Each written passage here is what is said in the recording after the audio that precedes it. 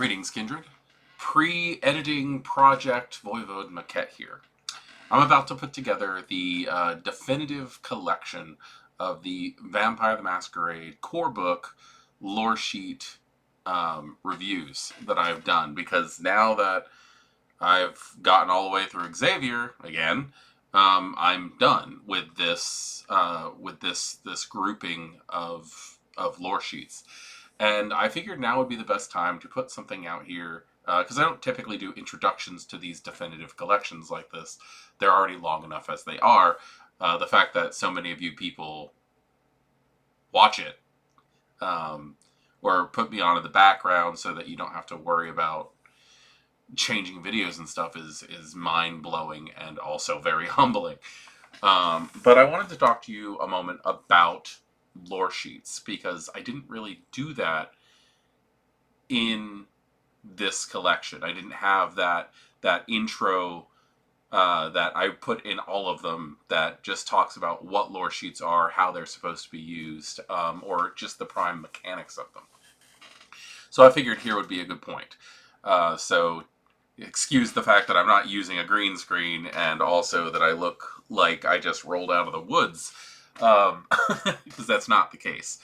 I just rolled out of bed. Anyway, so lore sheets are a mechanic that they added to 5th edition Vampire the Masquerade, and they have changed the game, in my opinion. They add special features to your sheet. They give you extra points to put in if you're willing to invest at first. And they tie your character into the prime meta plot of what is happening in Vampire the Masquerade in the 5th edition storyline. You've got Descendants lore sheets, you've got Bloodlines, you've got plotline anchors. That's really the best way I can put it. And for the most part, unless they're specifically noted to not follow this rule, a character being created in Vampire the Masquerade 5th edition, or even in Werewolf the Apocalypse, which also has lore sheets, can have one lore sheet, and that is it. The special exception to this are Bloodline lore sheets, not Descendant lore sheets. Bloodline lore sheets, which you will find in Cult of the Blood Gods as well as in the Player's Guide, which primarily cover what's going on with the Hecata, due to the fact that the Hecata in general are a special case of multiple bloodlines that have come together to form a new clan. That being said, one lore sheet. You can also buy these lore sheets in any order that you want to. You can buy 1 through 5 in order. You can start the game with just 5. You can start the game with just 3. It doesn't really matter. It's not about a progression step. It's just how much these cost, and these count as backgrounds. So if you're buying your character lore sheet at the beginning of game with character creation, what you're talking about is spending 1 point per dot. So it's going to be 1 point for the first one. It's going to be 3 points for the third one. It's going to be 5 points for the 5th one. However, once you get into after creation, or when you're talking about you're spending your character creation experience traits that are given to you to flesh out your character, those are going to cost 3 points per dot. So if you buy the first one, it's going to be 3. If you buy the second one, it's going to be 6. And so on. And that's progression. If you buy the third one, that does not mean you get everything from the first and second. You get just what's on that third dot. And when you buy the 5th one, you get just what's on that 5th dot. So you do have to purchase every single one of them individually. Okay, I think that's really all I have to go on, except for the fact that just stating that the lore sheets are seriously one of my absolute favorite aspects of this game now, and I'm going to say the same thing to end this that I say in most of these lore sheet reviews, so get ready to hear this a lot. When you put a lore sheet on your character sheet, you are telling the storyteller what aspects of the world of darkness you want to play in the game. So, If you take the Second Inquisition lore sheet and you start wondering why hunters are after you all the time, you're the one who opened that door. On the reverse side, storytellers, when a player puts a lore sheet on their character, they are communicating with you that is an aspect they want in the game. So if you ever find yourself wondering, what am I going to do with my players this night? Check to see who has a lore sheet and how you can take advantage of that lore sheet to throw something special at them. On that, we go on to the definitive collection of the core book for Vampire the Masquerade lore sheet reviews. You guys are insane who leave these things on. I love you very much. Thank you for the view times. And enjoy the video.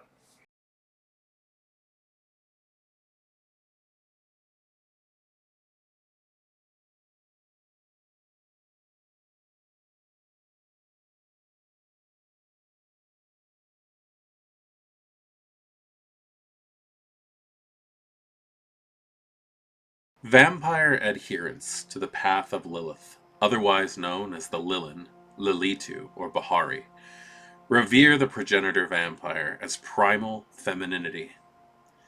They believe Lilith is the first usurped vampire, the mother who births the Vitae, and that all kindred are her children. Stagnant patriarchal vampire society perpetuates the lie of Cain as progenitor.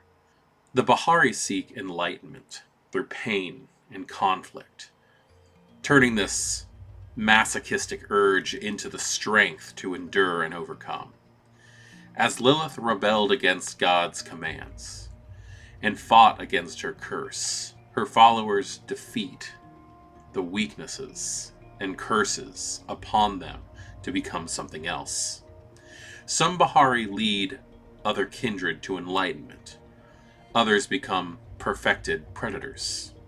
Bahari deprecate compassion in favor for fleshy pleasure, transient love, and strict parenthood over lesser kindred. As a Bahari, you fulfill the role of torturer, student, teacher, or lover to other kindred. All evidence you have seen points to Lilith as the first usurped vampire. Or perhaps you secretly adhere to the Church of Cain and gnaw at the Bahari from inside out.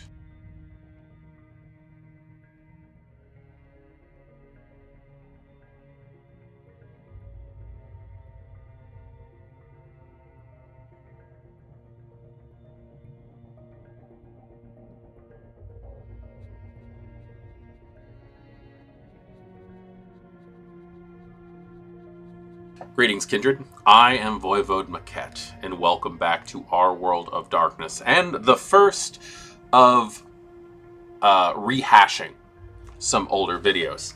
The older stuff that I did was a lot worse in quality, and I'm not saying that what I do now is amazing or anything like that, but sound quality sucked. Lighting was just god awful. Not that, like, again, that it's any like that much better now, but I do feel that given my experience in making stuff and also my experience in playing Vampire the Masquerade 5th Edition, that I might be able to give a higher insight on the way that these lore sheets work. So today we are going to start at the first lore sheet that's inside the core book for Vampire the Masquerade 5th Edition, the Bahari. The Bahari are followers of Lilith. They were once a secret sect within the Sabbat, but Sabbat being a very patriarchal society, putting Cain above all else, they were there to learn. And that's pretty much that. They used the rituals to help flesh out their own practices. But again, for the most part, they were just there studying the other kindred. In the modern nights, in what we have for 5th edition, the Bahari can just pop up anywhere due to the fact that the Sabbat, for the most part, not completely, but for the most part, have disbanded in their ways of practice. So, this lore sheet allows you to have insight into the cult of Lilith, into the Bahari themselves. You don't necessarily have to be part of the cult to have this lore sheet, but you do have to be ingrained into them in some fashion. Now, that being said, I do want to put a little bit of more emphasis into things that this says. This lore sheet specifically says that you may very well be a member of that cult and therefore are following the path of Lilith. This is the first indication in V5 of a path of enlightenment outside of standard humanity. And where when you do have to follow humanity and maintain that track and utilize the tenets of your chronicle to keep your humanity where it should be for survival, that does not mean that your independent convictions can't be all your own and wrap around the convictions that would be for the Lilitu. In this case, I suggest a few different options. You could pick up one of the various other tomes of information for World of Darkness that is going to have information on the path of Lilith. The various other editions, Sabbat guides, and such, are going to allow you to find ethics of the faith for playing a Bahari. However, there are two prime examples of books that I personally would go to when trying to build a 5th edition character for Lilith. The first one is not a 5th edition book, but Revelations of the Dark Mother. Revelations of the Dark Mother is effectively the same thing as the Book of Nod, but instead of for Nodist scholars, it's for the Bahari. This book came out around the exact same time. It has some beautiful art, and it's set up very much like a biblical edition. So this is something that would be very good if you are playing a Bahari. Searching online is probably going to be a lot of fun for this. If I can find one, I will put a link in the description where you might be able to find a copy of this. It's a great read. It's a lot of fun. The other thing that is technically 5th edition is this book right here.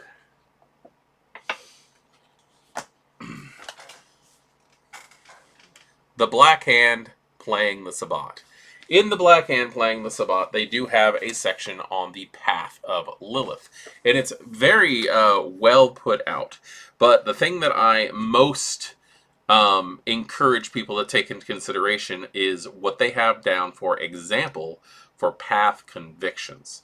And that is, follow Lilith's example in all things. Never give up your freedom. Pain is the greatest teacher.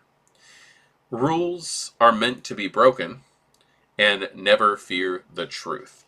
There are other things in here, such as the various ways the priesthood acts, some merits and flaws, compulsions for the path, and all that are in here.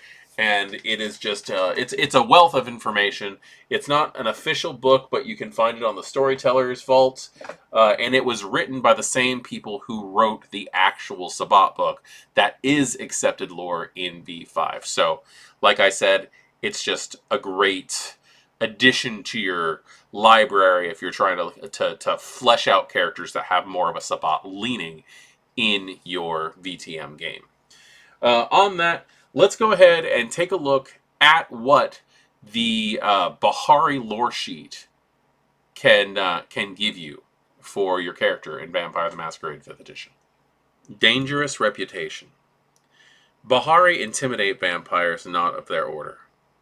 Vampire believers in the Cainite mythos feel uncomfortable in your presence. Once per story, you may add 2 dice to intimidation pools in tests against Cain worshippers, assuming they know of your allegiance. So, this one is outright basic. If you are a known Bahari, which is an interesting way of doing this. I would actually say that you would be able to insinuate without incriminating yourself, depending on what the political views in your city are. If you run into somebody who is like, oh, Cain this and Cain that, regardless of whether or not they are a member of the Church of Cain or a practicing member of the Sabbat, there's a lot of vampires out there within the Camarilla and the Anarchs who still see Cain as the father. They still see Cain as as the first kindred who was fighting for freedom, or however you want to look at it and justify it. It's the Lucifer story all over again. It's betrayal for freedom. You could also see it as the Osiris and Set story. Like there's so many different ways of looking at the Cain and Abel story, the Cain story in general. But those vampires who have any kind of reverence to that mythos of Cainite mythology, most of the time they're not too quiet about it. And when they come at you for any reason whatsoever, you have the ability to utilize the Bahari essence, exactly who you are, the thing that makes other vampires uncomfortable, and add 2 traits to intimidation rolls. That's pretty useful if you're trying to outright avoid a conflict, or try to make the conflict more social than physical. Ritual scarification. You know pain leads to enlightenment. Specifically, the Lalitu preach that bringing one's physical shell to the extremes of sensation grants greater insight. Once per session, you may scar yourself with 1 point of aggravated damage to recover a level of willpower damage, superficial or aggravated. Ritual scarification is an interesting practice because there are cultures and religions that do have this type of practice. I think one of the better fictional examples of this is actually in the old X-Men franchise from Fox, where they introduced Nightcrawler, and they showed that he had these almost tribal tattoo-looking scars all over his body that identified the angels, and that he gave himself those every time he sinned. The idea of being able to grant yourself an aggravated damage to increase your willpower, to mend the damage, either superficial or aggravated to your willpower, is incredibly Bahari. For me to say it like that, it's because the Bahari are all about free will. Damn the physical consequences, and just being able to swap those things. I will take a physical aggravated damage to attain some of my own personal will back is something that I think you would see in this path of enlightenment. Sacrifice the children. The Bahari believe both in siring childer and sacrifice. Faithful Bahari know the ultimate sacrifice is the murder of their own child. If you diablerize your child, you gain 3 extra dice in your humanity plus blood potency dice pool to absorb disciplines. This is actually a pretty dark subject matter. The idea that you would spend time teaching, grooming, and perfecting a child. It needs to be somebody that you truly do care about in a way, but also the idea is not being bound by your emotional shackles. So, prepping a child just for diablerie so that you have a better chance of gaining more disciplines for self-improvement. There's a lot about the Bahari, about the path of Lilith, that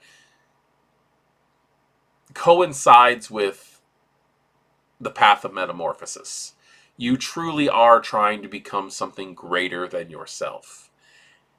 And there are ways of handling this specific advantage for this Loresheet that come to mind. First off, there's got to be people who are like, oh yeah, I'll keep a child NPC on the back burner so I can Diablerize whenever I want to.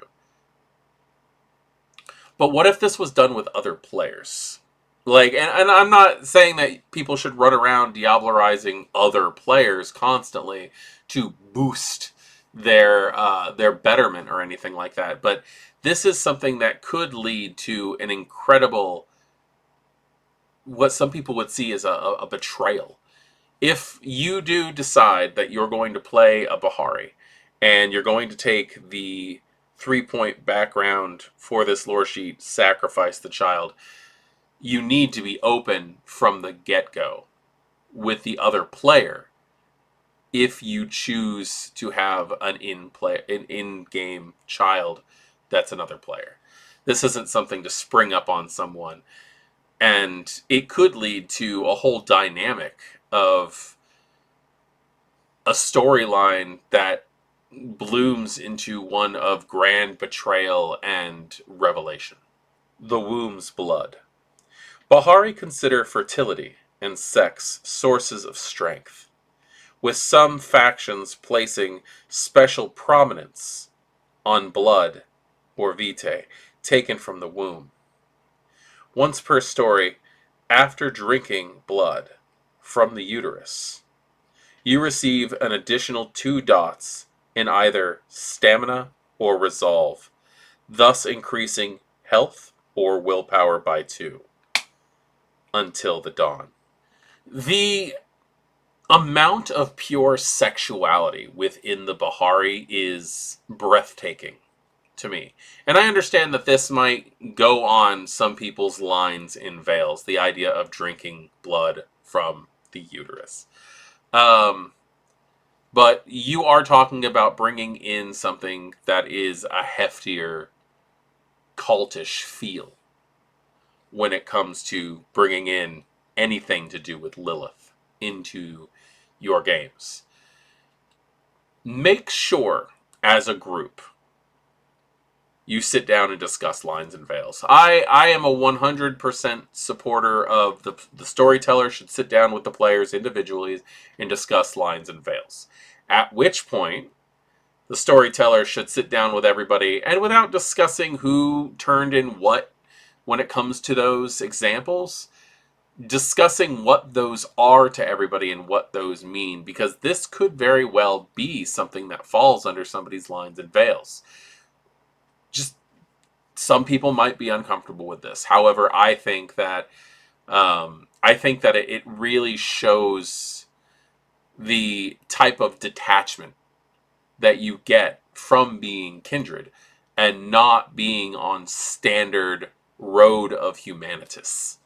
This is something that really steps out into its own thing, and whether you whether or not you describe it as disgusting or beautiful is 100% going to be on the way that the storyteller decides to describe it, and also in which ways the players decide to take it in. First cursed. Lilith's worshippers maintain that she was the first living being, cursed by God, before Adam and Eve or Cain. The Bahari strive to emulate Lilith's curse, and in so doing, find their Cainite weaknesses lessened. You retain your clan's bane, but you can now walk in the first hours of daylight and the final hour of dusk. You can also engage in intercourse without rousing the blood. However, you radiate danger, the equivalent of the obvious predator flaw. All social tests to ostracize or slander you have their difficulty reduced by 1. Finally, any vampire assessing you with auspex immediately suffers migraine-like headaches. Their resolve and willpower drop by half your resolve, rounded up, for 1 scene. First Cursed is one of those things that really should be built up. You are able to start with any point on a lore sheet. There's no direct order. The dots associated are cost. If you are buying a character at character creation, if you decide to spend 5 points on your lore sheet in the Bahari, you could very well start with First Cursed, in which case the hour before sunset and the hour before dawn, you can walk around in the sun and interact with people. However, you do seem more predatorial. You do seem more intimidating to people. And I just got to point out, I really love the fact that if anybody tries to use Auspex on you in any capacity, like using it for like scrying the soul or something, they end up getting horrific migraines, and they end up having their resolve and willpower drop down by half of your resolve. That's fun. Um, but this really does seem to be something that would be wonderful for story fodder. This is something where your practices have increased to the point where you are now able to overcome some of the curses of Cain. And I think it's a very interesting way of doing things. Um, and this pointage, this first cursed thing, really does make the differences between the Bahari and other kindred quite evident. If you are interested in playing a Bahari, this lore sheet is a wonderful starting point in it. Playing a completely Bahari game, or just being that secret worshipper of Lilith within an Anarch coterie, or within the halls of the Camarilla salons. This can lead to some very interesting, fun, and personal roleplay. But it doesn't stop here. I highly recommend checking out the information on the Bahari and the Cult of Lilith in Cult of the Blood Gods, where not only is there a more drawn out description and plentiful knowledge to be able to flesh out a character, but there's also blood sorcery rituals that are more common within the Bahari than within, say, the Tremere or the Banu Hakim. The idea also of being able to expound on the way that Lilith has affected your character's existence can bring out some pretty amazing roleplay opportunities. Long seen as the Camarilla's loyal lapdog, Theo's recent defection to the Anarch movement triggered shockwaves still felt throughout Camarilla domains. It was Theo Bell who served at the whims of the Ventru Hardestadt and Jan Peterzoon for years, even begrudgingly taking up arms for the Lasombra Marcus Vitel in recent years. It was also Theo Bell who fired the first shot at the Convention of Prague, ultimately causing Hardestadt's and Peterzoon's deaths. Kindred gossip these nights positions Theo Bell as an unwilling messiah among the Anarchs. He just got sick of bending over for the Blue Bloods and snapped. His actions compelled hundreds of Brujah to follow suit, taking out the princes who long lorded over them and forming Anarch bastions alongside the Gangrel.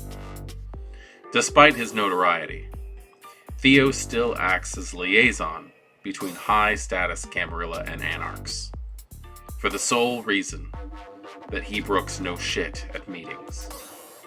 He short-circuits Sabbat ambushes, quells any Anarch riots, and shuts down Camarilla extortion and coercion. As a mediator, Theo's judgment cannot be faulted.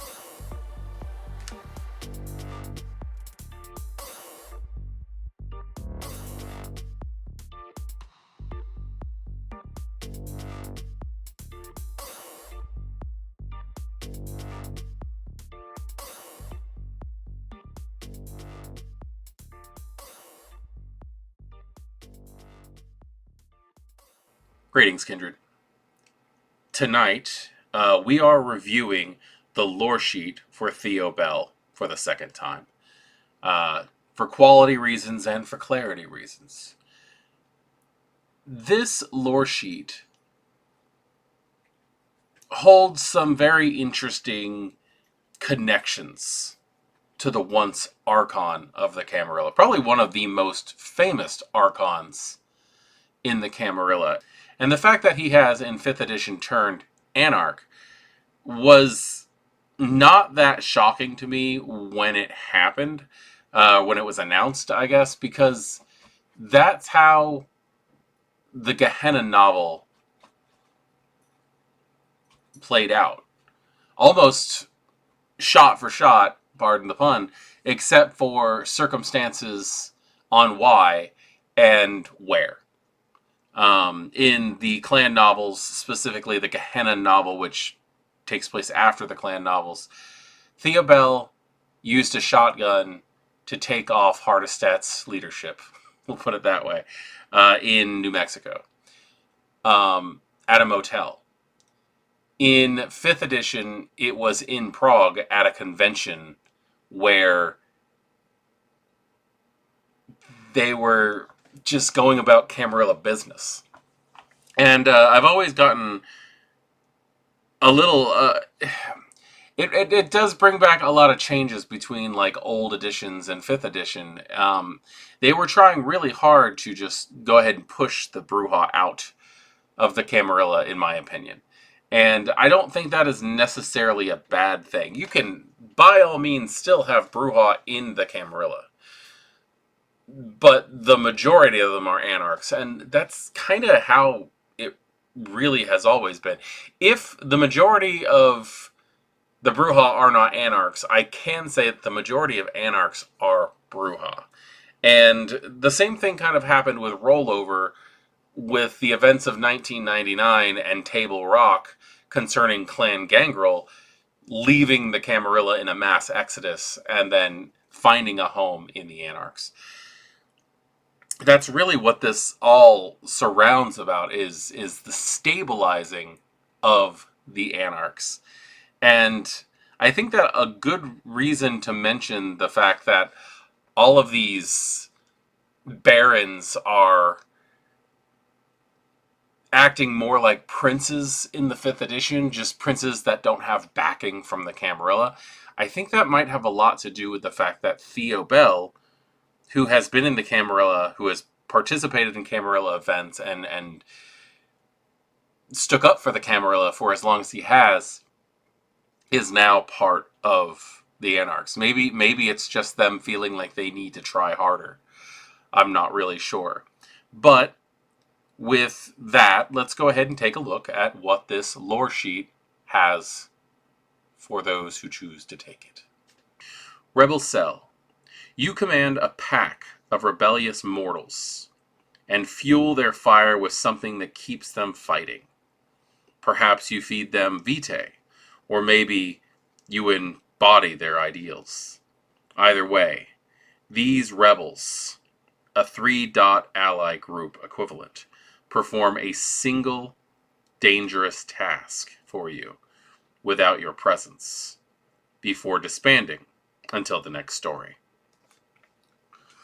So you have a 3-dot ally group who will go in, cause problems without your involvement of direct influence. You tell them what to do, they go and do it, but you don't have to be there. I think this could really cause some fun confusion in a game, especially if they can get in and get out without being caught at all. If you can have an event maybe at an Elysium happening over here, but the rebel cell is attacking some Ventrus holdings on the other side of town or something like that. And I'm just using the example of the Brujah and the Ventru constantly fighting as just a stereotypical thing that could very well occur. That is very useful, obviously, having a small gang of individuals, mortals, who could very well be ghouled to help do this. This really much is the Vampire the Masquerade and equivalent of Eat the Rich, you know. The idea that these people are so riled up, and with the way that the world is right now, I mean, it's not that hard to believe that kind of thing could happen. But the Brujah have always been able to direct the humans in the way they see fit. Not that this is Brujah specific. It's not. This just throws in your connections with the idea of who Theo Bell is and what character you're trying to portray. True Anarch. You were an Anarch before Theo Bell led an army of Camarilla Brujah into the Anarch movement, and you resent these tag-alongs, joining the Anarchs just as they grow popular. You have records, names, places, and dates about who the rebels were and are, fed to you by the man, or gathered personally.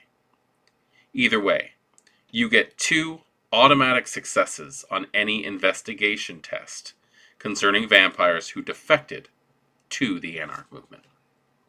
I like the fact that everything in this lore sheet isn't all, hey, we're Anarchs, let's both blow stuff up. You know, this has a lot to do with the idea of the story and what you could do with it. Playing an Anarch character set during the time of the Convention of Prague, where suddenly all of these kindred from the Camarilla have decided to come pouring in. One of the first things that you're going to do as a kindred is suspect. It's a game of paranoia and political intrigue. You're going to suspect. And this might actually allow you to find any actual spies. How many kindred could actually have joined the Anarchs due to the fact that they were trying to figure out the Anarchs? They're trying to understand things a little bit better and be able to give more in-depth information to the Ivory Tower about the Anarch movement. That's really where this lies, is being able to ferret out those potential traitors. I like that. I like the fact that it's not just, oh, we're here to break stuff, because the Anarch movement really does have that reputation. I personally, as a storyteller, I don't like the Anarchs. I do not like the Anarchs, which is funny because I'm probably well known at this point for running Anarch games. I just don't see an end goal to the Anarchs.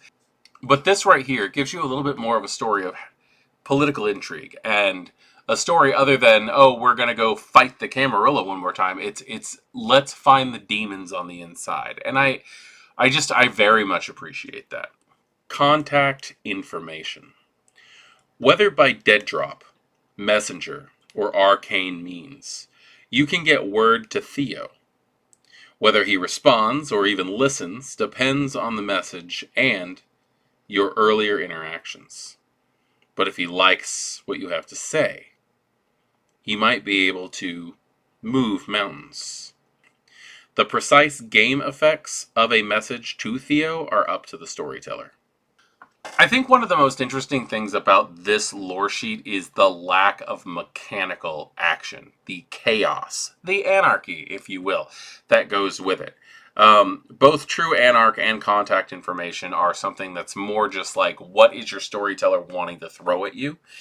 I can definitely see how this would be worth it, and how interactions with a character like Theo Bell could very much cause an upheaval in the status quo, in the way that the Camarilla is acting, in the way that the Anarchs are acting.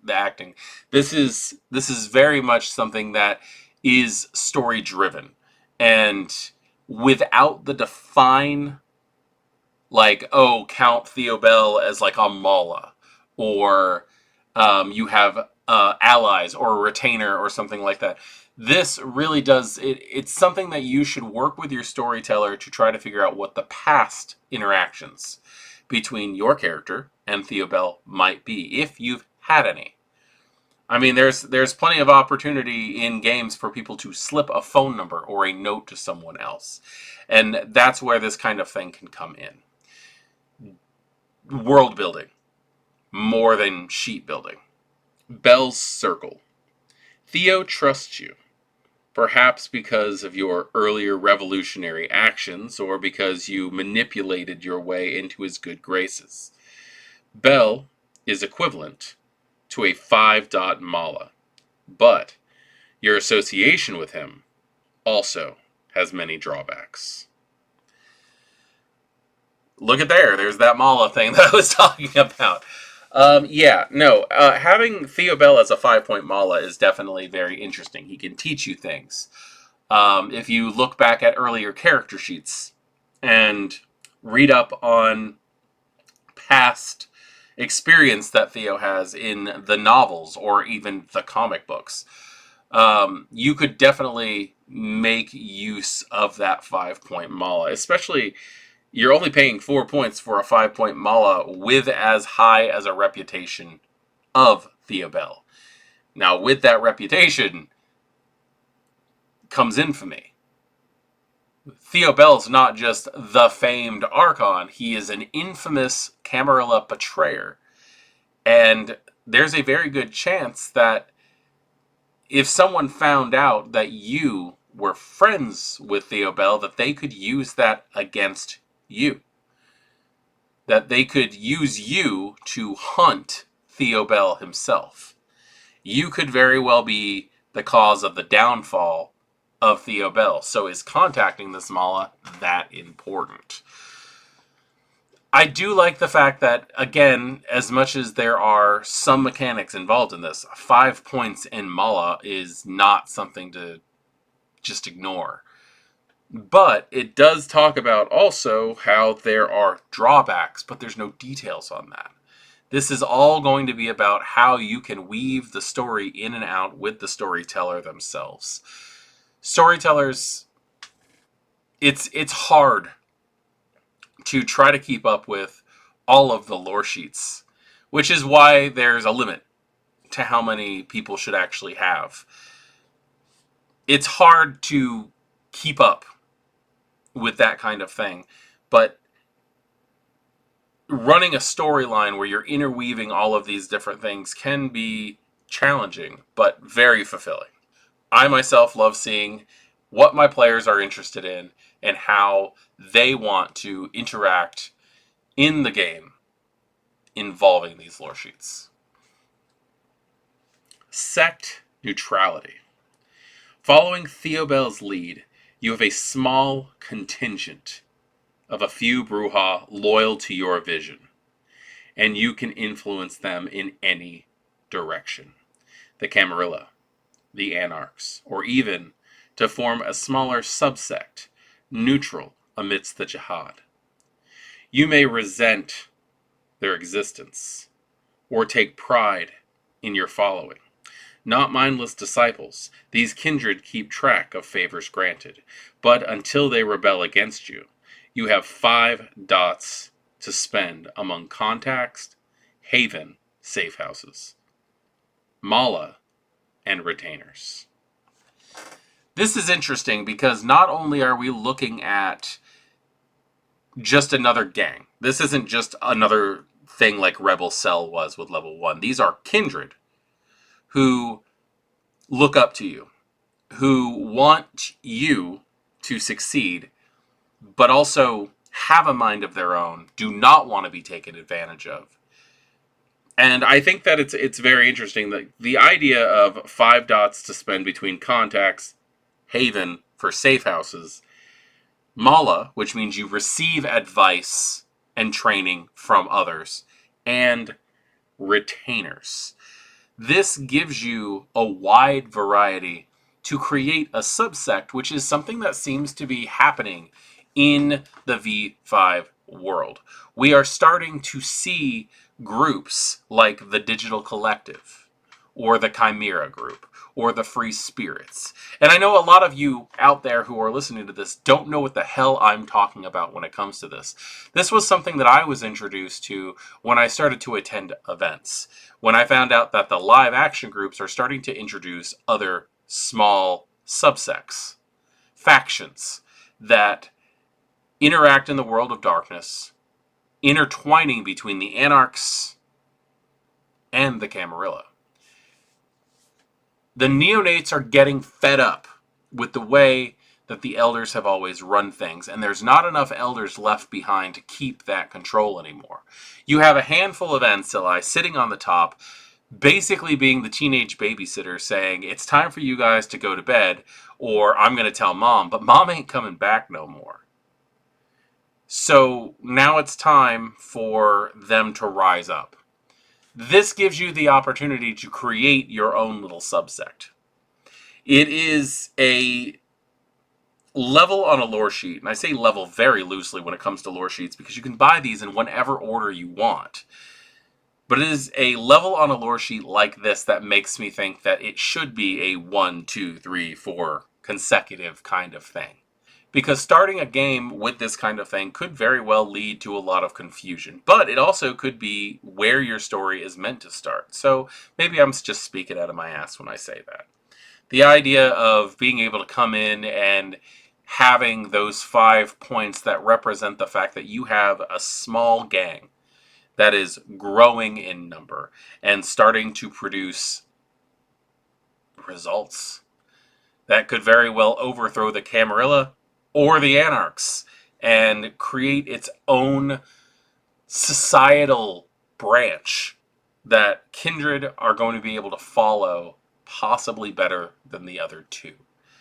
This isn't the Camarilla, this isn't the Anarchs, this isn't the Sabbat, this isn't a standard cult like the Church of Cain or the Ministry or anything like that. This is something that can build up and become something better than what the examples of Kindred Enlightenment have been. I think that's pretty interesting. And having that in a game could very well lead to some pretty promising storylines. Going through the Theo Bell lore sheet has opened up my eyes on a few different things. First off, I have a lot more understanding than I did when I first started this channel when it comes to the way things are interacting. I like to run my games in a way where the world is constantly moving around them. And this lore sheet, Theo Bell, it's not a Brujah specific. It's not an Anarch specific. This is a open to all groups lore sheet because Theo Bell is not someone who is the progenitor of a bloodline or anything like that. He is the example of where Kindred Society could be going.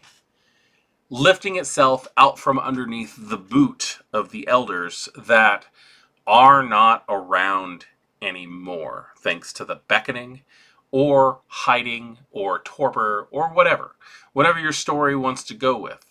Theo Bell is the example of standing on your own 2 feet and saying no. And I kind of wish there was more of that in my game. When I stop and think about it, like I have set up this Anarch game where the Camarilla is a pain in the ass, but you have to deal with the Anarchs more than anything, and the Anarchs can be just as bad. I want to hear from you guys. This isn't just a ploy for comments. I want to know what you guys think about the predicament of Theo Bell. Where he stands right now. What he is doing. How that affects the world of darkness. Both the Anarchs and the Camarilla. The Brujah in general.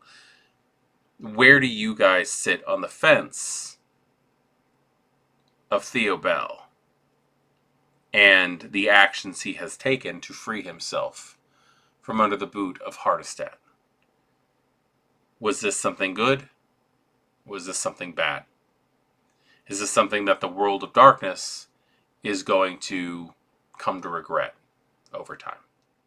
At the beginning of Christianity, Gnostic heretics and kindred exchanged information and blood, creating the Cainite Heresy, the belief that Cain was the true Messiah.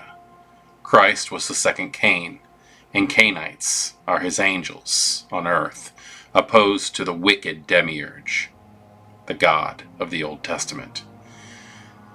The Inquisition burned the heresy to its roots in the 15th century, but roots can grow back if watered. The antinomianism of the Anarch Revolt and the millenarianism of the Gehenna's Rising fertilized the heresy in the last century. Vampires who use heresy to subvert human faiths, and Cainites who truly believe in their divine mission evangelize the heresy throughout Anarch circles.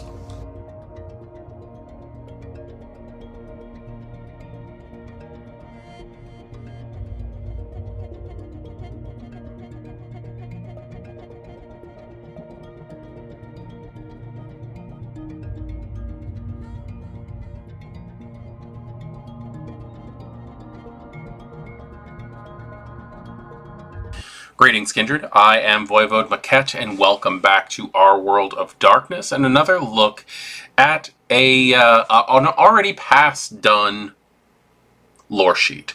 I'm doing these for a couple of reasons, which I've stated already.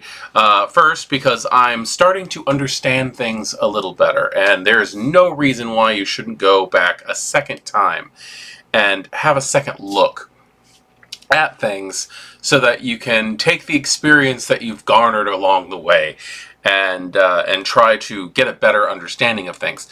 And also, just for better damn quality, because some of my older videos, I didn't have the same style, and looking back at these, I just think they're better suited. Not to mention, these all fit perfectly in the playlist for the Corebook. So, Cainite Heresy. It's something that has been thrown around from time to time, the Cainite Heresy. The first time I ever heard of the Cainite Heresy was when playing Vampire the Masquerade Redemption, as you attack the Cappadocians on Petrin Hill for the very first time in the monastery, and you find out that Garanol the Wise, the elder Cappadocian, the primogen of the clan, believes in the Cainite Heresy.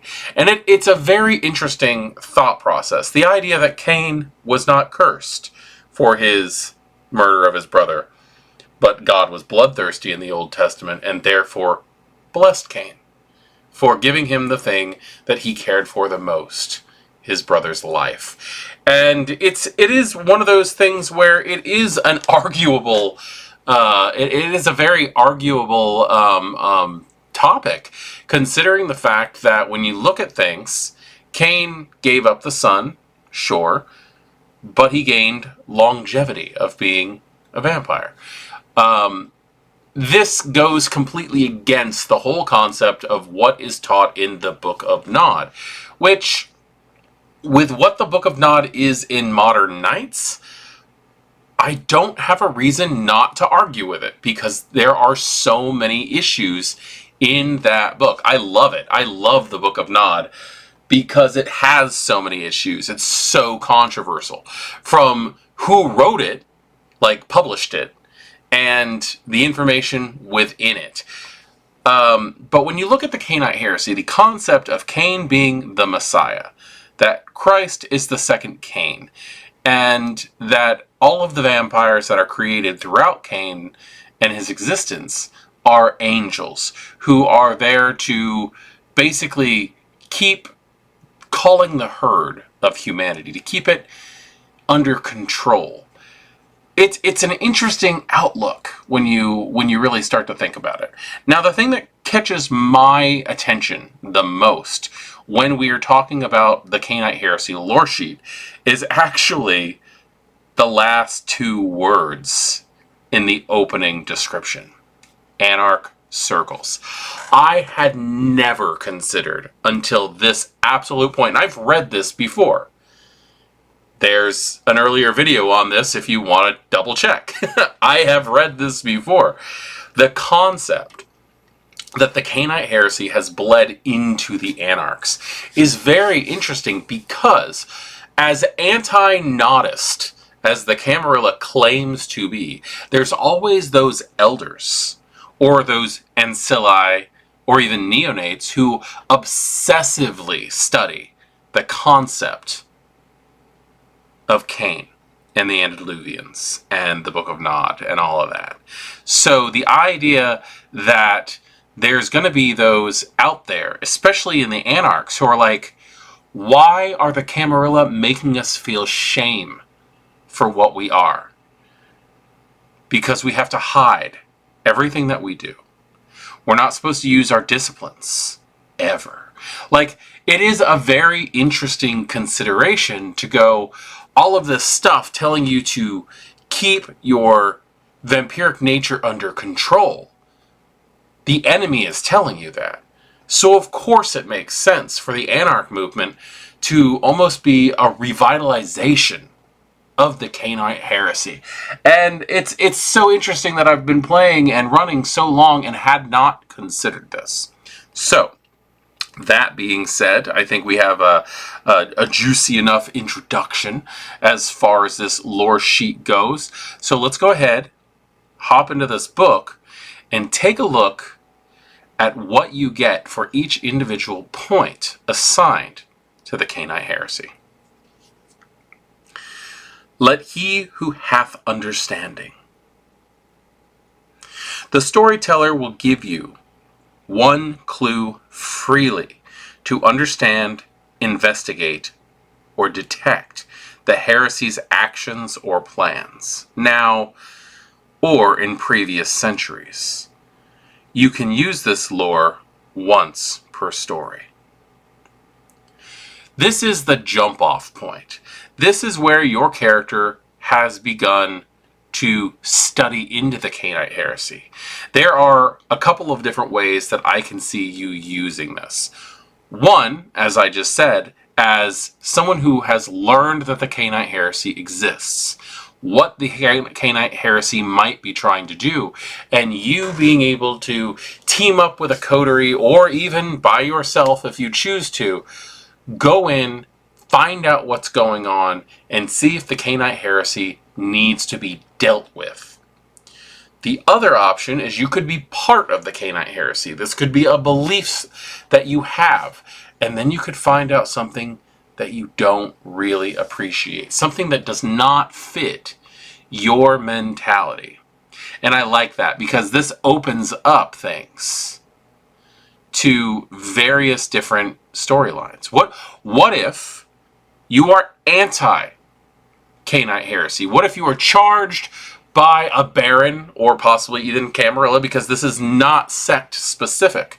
What if you are charged by leadership to study into, to investigate the Cainite Heresy, to find out what's going on, and then you find out something you do appreciate, and you end up getting brought into this cult? Because that's exactly what the Cainite Heresy is. It's an off-brand ideal of what Kindred could very well consider to be a faith. Hand of the Heresy. Take a total of 3 dots among allies, herd, mala, or retainers to represent your role in the city's heretical deaconate. For example, if you took herd of 1 and mala of 2, you might bless a small cult of human worshippers and have a renowned scholar of the heresy as your teacher. You also have the dark secret flaw, heresy, in some domains.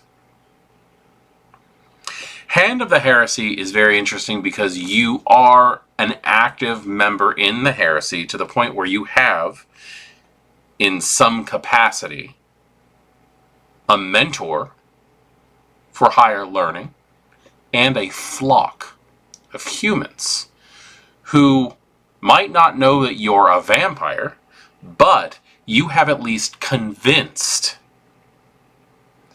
that the Cain and Abel story might have a little bit more substance to it. I like this one because it gives creativity, not only to the storyteller, but also to the player. Because you get to decide exactly where those 3 points are going to fall in those 3 areas. Are you going to take a point of herd, a point of mala, and a point of retainers? Are you going to mix them up in various different ways? There's a limited amount of options. I'm not saying there's not, but there's so many ways to have creativity in this. You could have a spy network of retainers. You can have a boss or a mentor situation through Mala. You have your herd. There are ways of playing through this that give you more control of a situation than if you were just wandering into this and taking what the storyteller gave you. Counter-Inquisition. You can smell true faith on a human. If you need to test to do so, your pool is Resolve plus your highest rating in Cainite Heresy. You might also oppose the heresy, and instead use this gift to know who to trust. Counter-Inquisition is the first lore sheet I've ever seen where you actually use the points in the lore sheet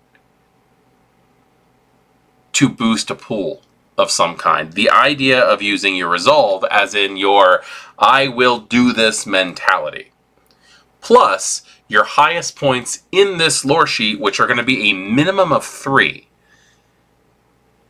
gives you quite a bit of an oomph, especially if you're looking for something as rare as true faith. True faith should not be something that pops up all the time.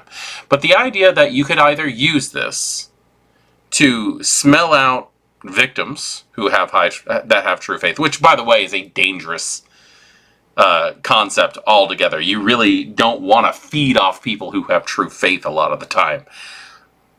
But also the flip side of that, where you are against the Cainite Heresy, and you want to find those who have true faith to help you fight against it. This insinuates that you yourself are trying to find a way to weaponize true faith. You're a vampire who wants to train vampire hunters. Just think about that. Red Celebrant. You know the rituals and the specific dosage to induce the Red Pentecost in a human congregation. A kind of ecstatic religious vision of the frenzy. During the Red Pentecost, humans act according to their worst natures. You can produce enough herbs and fungi for 1 ceremony per story. A red ceremony requires a hunger check and may trigger frenzy in kindred participants. So you're growing a garden of herbs and shrooms to mix with the blood to create this ritual called the Red Pentecost. You are creating the concept of the communion for the heresy.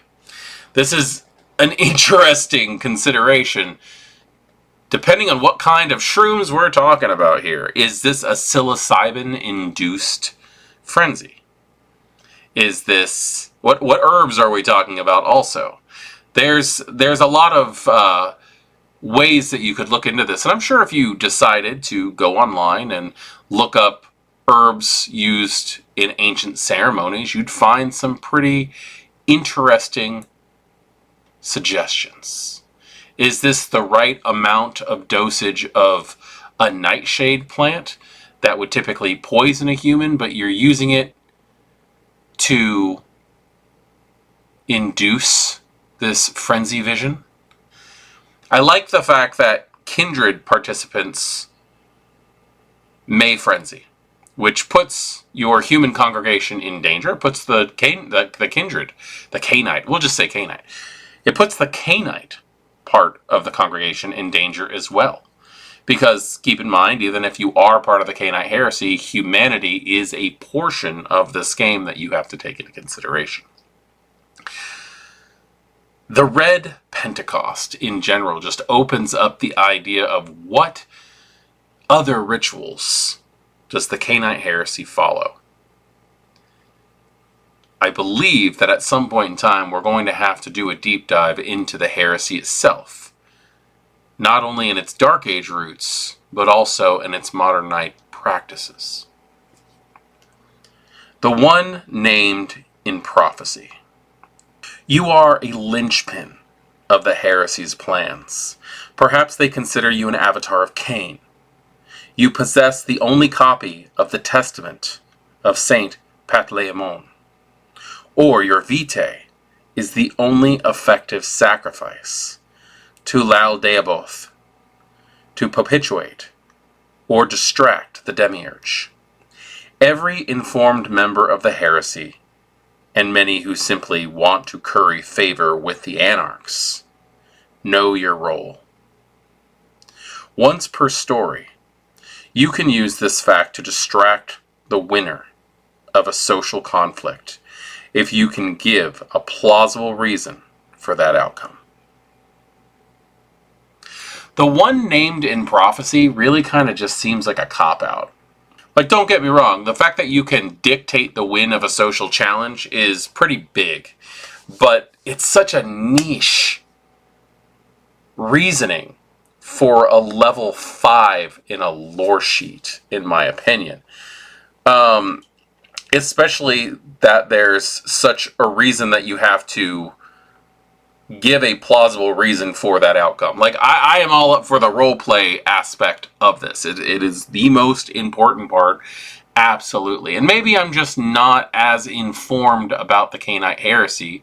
Like, I don't know who this saint is, and I'm not exactly sure what any of this could actually do. And again, it enforces the fact that we need to do more of a deep dive into the Cainite Heresy when we get the chance. But still, it's one of those things, like, there should be other role-playing aspects to this. The idea that every informed member of the heresy and many who simply want to curry favor with the anarchs know your role. That means that there's going to be individuals who would want to keep you safe. In my opinion, this is as good as a guardian angel merit. The Cainite Heresy, those kindred who are in your city who follow the teachings of the heresy, are going to be more likely to want to see you survive in things. So maybe I'm just reading a little bit into this, but that is the way that I would run this, personally. I do like the idea of you get to dictate a social role if you can dictate why. If you can give a reason why. It makes a lot of sense. But, I don't know, I just feel like perhaps as the 5-pointer, you should be able to do more than just sway someone's decision once a story. So that is the lore sheet for the Cainite Heresy found in the Corebook for Vampire the Masquerade 5th edition. I really enjoy the ins and outs of this group in particular. It's such a, I don't know, it's such a dark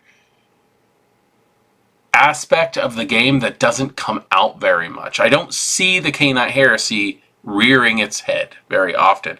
And the fact that, as per this lore sheet, they're so ingrained into the Anarch community, I really think that's a shame. Especially since you have competing cults within the Anarchs. You've got the Cainite Heresy, you've got the Ministry. They're both trying to get different things accomplished. What happens if you have a Cainite Heresy ingrained minister? Like, there's so many different ways you could take this, and I'd love to hear your opinion on this. Like, do you use the Cainite Heresy in your game often? Is this the kind of thing where you wait for a player to take the lore sheet before you even start to integrate it into your games? Or is it something that's just brewing in the background, waiting for someone to latch on to the plot threads that you've left? as a player or as a storyteller. Because it's our jobs as players also to tell the story that we feel needs to be told. So yes, please, comment down below your thoughts on the Cainite Heresy. I am very interested to hear what the community's greater thoughts are on an organization that has been around since the Dark Ages and still seems to permeate into the modern nights. Once Prince of Marseille and Primogen of Milwaukee, Carna ultimately formed her own splinter cell from Clan Tremere. House Carna, as other Tremere dub it, speaks for freedom from the blood bond and against the tyranny of the pyramid and the hard-coded misogyny present in the Tremere. Around the time the pyramid's head in Vienna intended to drop the axe on Carna and her band of rebels, the Second Inquisition paid a visit to the Grand Chantry. Without the shadow of the pyramid, House Carna draws increasing numbers of anarchs and disenfranchised Camarilla. Carna seeks no followers, but she recognizes them for their value. Carna didn't survive 600 years by ignoring possible danger. She believes it's only a matter of time before Tremere himself appears to curse her to ash. Until then, she pushes as hard as possible for a modernization and feminization of Clan Tremere.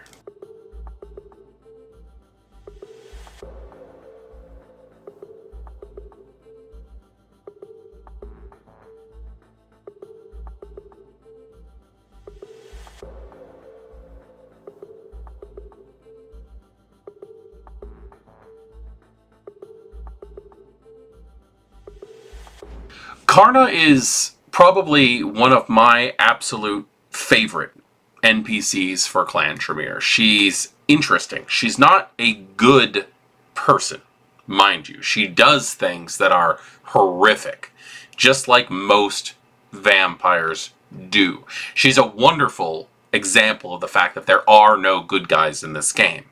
There are bad guys, and there are worse. Carna fights for freedom, for kindred. Carna fights for feminine acknowledgement within Clan Tremere, which has historically been incredibly masculine dominated. Carna fights for the idea that anyone can practice blood sorcery. She's the Ratatouille of Clan Tremere. Anyone can cook. No, in all seriousness though, she believes that they shouldn't look for people specifically because they can heighten the clan's chances for world domination or anything like that. Carna believes that if someone has an internal desire or an aptitude for magic, be that reading tarot cards on the side of the street for money or actually having an avatar awakening within them to bring them into being a mage. She believes that the idea of auditing them to the point where they're not useful, just looking for what can the clan use that individual for, she thinks that that's just bullshit. And 100% agree. I think that's one of the reasons why Clan Tremere was not one of my favorite clans to play before. I do believe that there is a place for the traditionalist pyramid clan. I really do. But I do believe also that Clan Tremere, in 5th edition especially, has become so much more approachable for those people who might be interested in playing it. Carna truly is a freedom speaker and is working on the Tremere suffrage movement. I can't believe I actually just said that in all seriousness in a video. But that is what she is doing. She is trying to push forward to become a beacon of light as far as magical practitioners go. And I think it's just a very interesting thing because the idea of feminism being popped up into this kind of thing really does kind of push back to like the 1950s and 60s when the Wiccan movement was going around and how it went from being a boys' club to more of a feminist movement and an escape from patriarchal religion.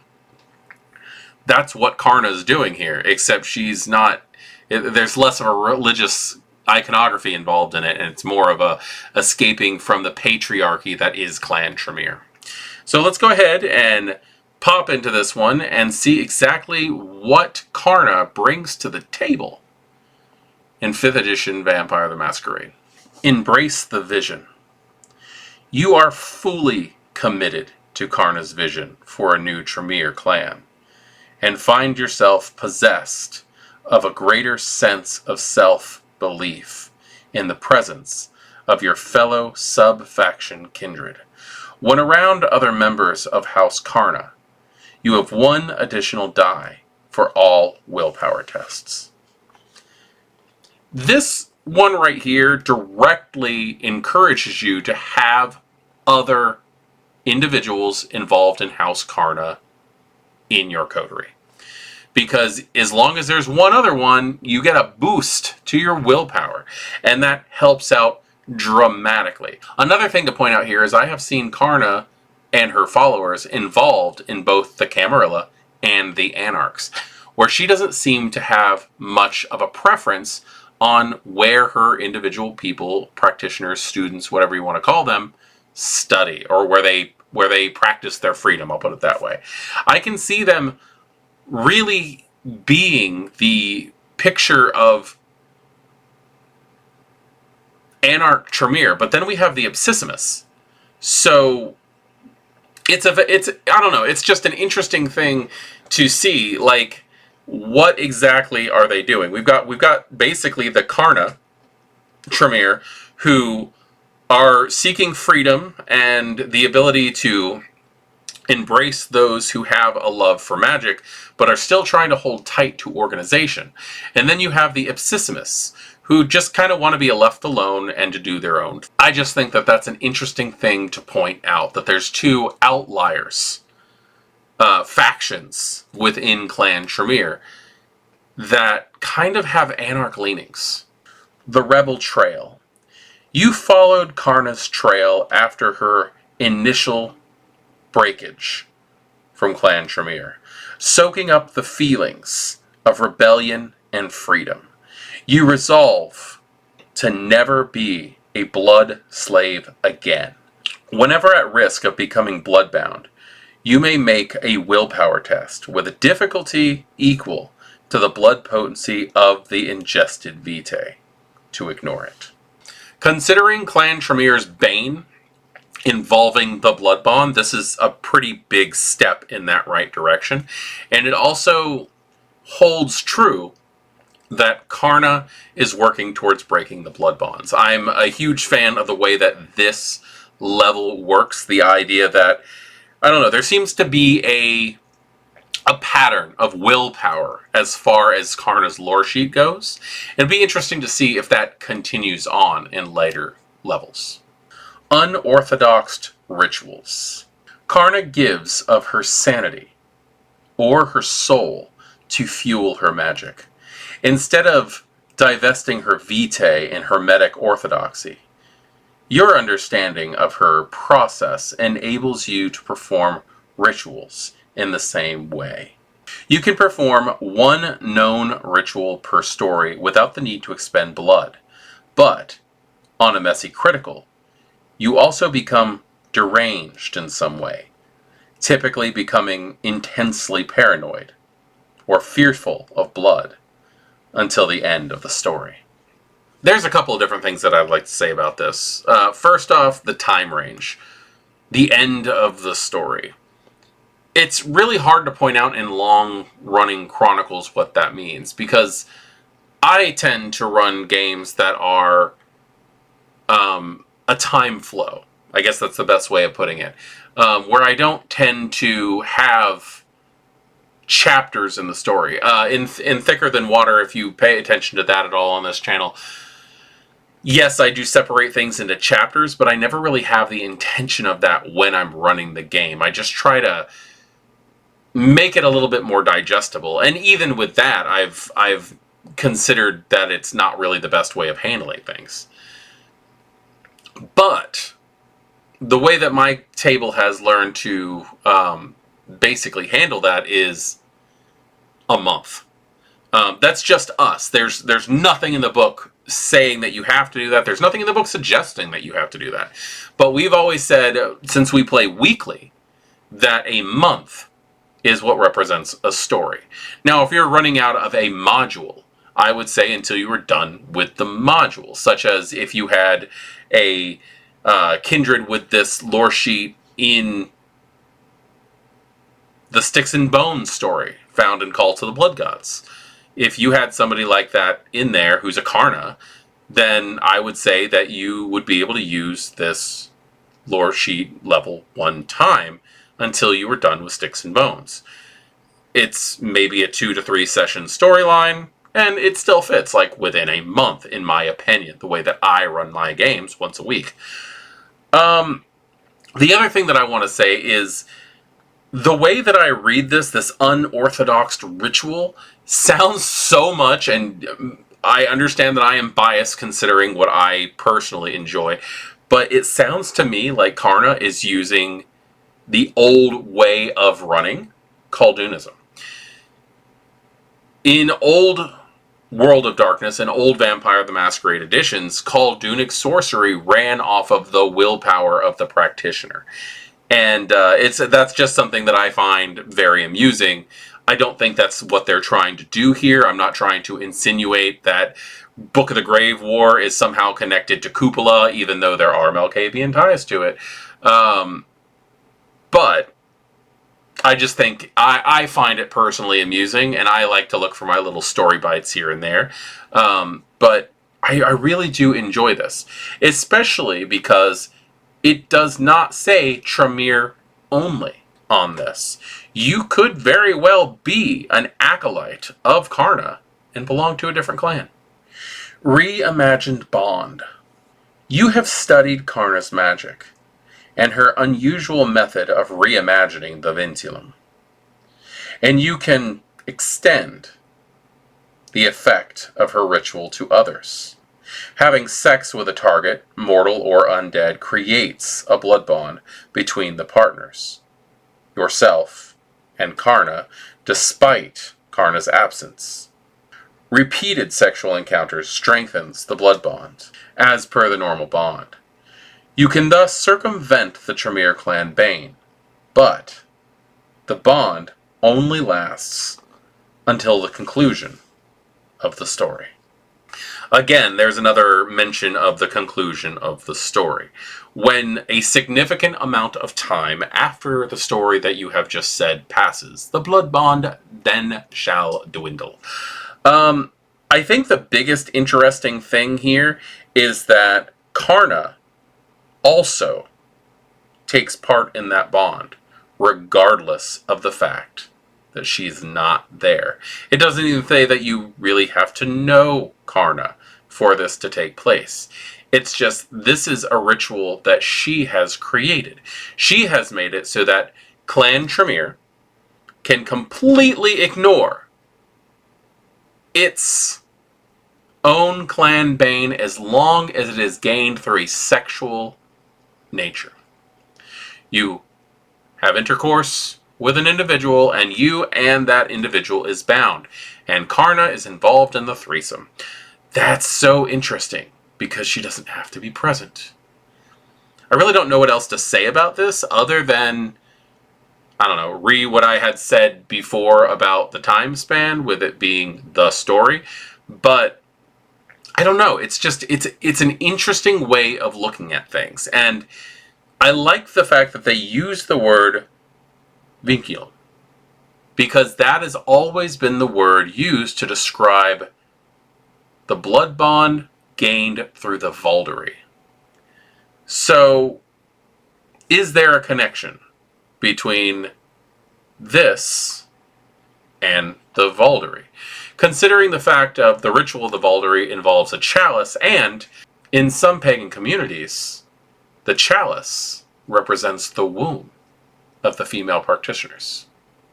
Book of the Grave War. According to rumor, the tome known as Book of the Grave War allowed Carna to break her bond to Clan Tremere. You own a copy, granting you 1 automatic success on all occult tests pertaining to Gehenna, its prevention, and breaking the shackles binding vampires to their elders. The book makes you unbondable, as long as you retain it and follow its arcane teachings. However, Tremere seek to destroy you and the book. The storyteller can also penalize you, 1 die on any social or mental test affected by your ongoing paranoia. The Book of the Grave War is one of the most back and forth decisive items in the World of Darkness to me, because they don't have a copy of it for sale. It's not like the Book of Nod where you can get a copy of it, or the Euphrates fragments, or the Silver Record, or whatever you want from World of Darkness. This book does not exist, and it infuriates me so much because there's so much lore behind it, and the idea of you have to follow its practices and stuff like that, and there is no reference to its practices anywhere.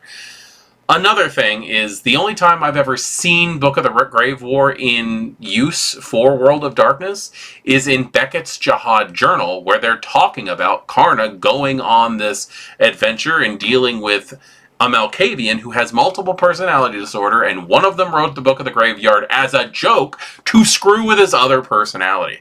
It's a book, at least as far as the lore goes that I know, that doesn't actually have any true meaning behind it, and it sucks, which means it's actually Karna's true faith that's powering all this stuff, which is absolutely fine, but I still want a copy of it. I still want to read it. Another thing is, Beckett's Jihad Journal, as much as I use it in my V5 game, is a V20 supplement. It's a 20th anniversary supplement, and it's one of those very few things that carries over very, very well between V20 and V5. It's one of those things that, like, would make you go, is this a continuation of the same story? Except for the fact that there are some story elements from V5 and V20 that don't exactly mesh well. And I've actually used them anyway, just because so much time has passed. There's no reason why some things could have happened. In example, I have referenced a failed independent alliance in my V5 games, where the Hecata are now the Hecata, Giovanni involved, wrapped into it, and the Ministry, previously the followers of Set, are part of the Anarchs. I had said that a couple of years prior to all of this happening, they had tried teaming up as his own safety, but due to the fact of the Sabbat having run off for the Gehenna War, it kind of fell apart because it wasn't needed as much anymore. So I've been able to justify things in my games for that purpose. But in this case, it aggravates me. I want a copy of Book of the Grave War. If there is anybody out there who writes for Vampire the Masquerade, World of Darkness, Paradox, Renegade, By Night Studios, whatever, if there is somebody out there who actually writes for, on the regular, for these groups, and can, like, jot down a couple dozen pages to just make me feel better about this situation, I would be so damn happy. Anyway, that's really all I have to say about it, is the Book of the Grave War is just such a tempting thing for me. Now, sorry, I've completely bypassed the thought process of this, but the idea that you gain an automatic success to all occult tests pertaining Gehenna, that's interesting, because most of the time, if you're doing anything that's an occult test involving Gehenna, it's most likely a lore roll more than anything else. There's really not going to be much in the ways of blood sorcery or even Oblivion that deals with the concept of Gehenna itself. Rituals, ceremonies, and the like don't really mesh well with concepts. They are, this needs to happen, and therefore it will. So the idea that the concept of Gehenna can come up into an occult role means that you are studying something and trying to figure out things. This puts you smack dab in the legend of those who are studying Gehenna and trying to put an end to it, trying to figure out what's causing it, looking into its history, things like that. It's a fairly interesting additive, especially for a level 5. I'm not at all complaining, because I think Gehenna should be one of those things where it takes you a while to get to it. Now, you don't have to start with level 1 and buy up to 5 on any of these lore sheets. You can start with level 5 and ignore the rest if you want to. But it is one of those things that, I don't know, it gives you an interesting field of study as a kindred. Now, also, the idea that you are being hunted down by Clan Tremere and they want to destroy you and that book adds so much of an idea, because I'm assuming that these are Pyramid Tremere. These are loyalists to the old guard, and that sucks, because they're going to have tricks up their sleeve that most characters are not going to have. They're going to have rituals that they don't share with the younger. And this is going to open up a whole world of possibilities when it comes to what the storyteller wants to put the player through. So if you want to take this lore sheet, consider this. You could very well have terrifying enemies coming after you. The exploration of blood and its resonance has spawned rings of kindred eager for knowledge, power, and profit. The international human trafficking network known as the Circulatory System smuggle important vessels between domain and chronicle the powers of the blood vintages they move. The Circulatory System care little for the long-term well-being of their vessels, beyond the dip in profit they suffer when such kind die prematurely.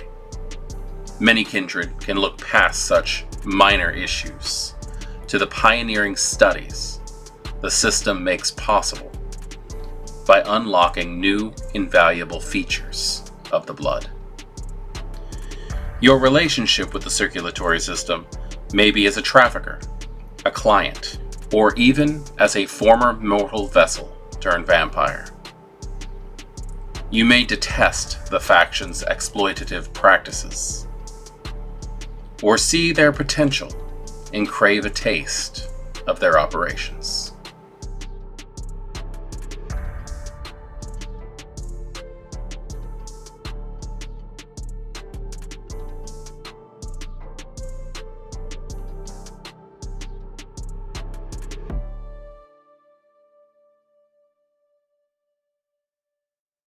Greetings, kindred. I am voivodemekhet, and we are continuing along our look into the lore sheets found within the Corebook of Vampire the Masquerade 5th edition.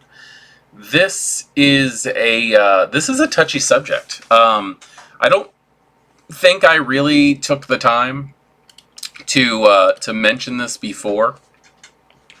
When I went over the Circulatory System before, but the fact is we're dealing with a very, very dark subject matter here, and this is Vampire the Masquerade. This is in fact the world of darkness. So when you are playing this game, you are going to come across things that are not pleasant, and right now we're dealing with human trafficking in game. You could be part of it. You could be profiting from it. I've seen plot lines completely built around the concept of dismantling human trafficking. I've participated in a plotline completely wrapped around the idea of dismantling the circulatory system in general, because these are the vampires who have thrown off what humanity actually is and are now treating humans like cattle. But it is a part of the game, and it also makes a lot of sense if you're playing characters that live off of the blood of humans, that they are going to try to systematically make it easier to feed.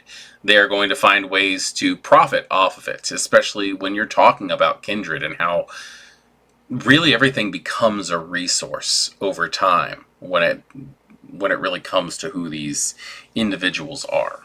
So, just like every other lore sheet, we're just going to go ahead and look at the numbers and see exactly what you get when you invest in levels or points of the circulatory system. Investing 1 point into this lore sheet gets you tapping into the system. Once per story, you can request specific blood vessels from the circulatory system to convey certain abilities, or to provide for a Ventru who finds their feeding preferences neglected in the domain. So this is the basics of what the circulatory system does. It basically marinates the food and gets them ready for specific types of needs. The Ventru here being a perfect example of sometimes you need to have specific types of food. Sometimes you're trying to get a specific resonance. But the idea that this could be used to help you to like learn new disciplines and things like that, with the way that the resonance aspect of vampire works. Now, I can also see a lot of people just ignoring resonance altogether, but I tend to enjoy using it a lot.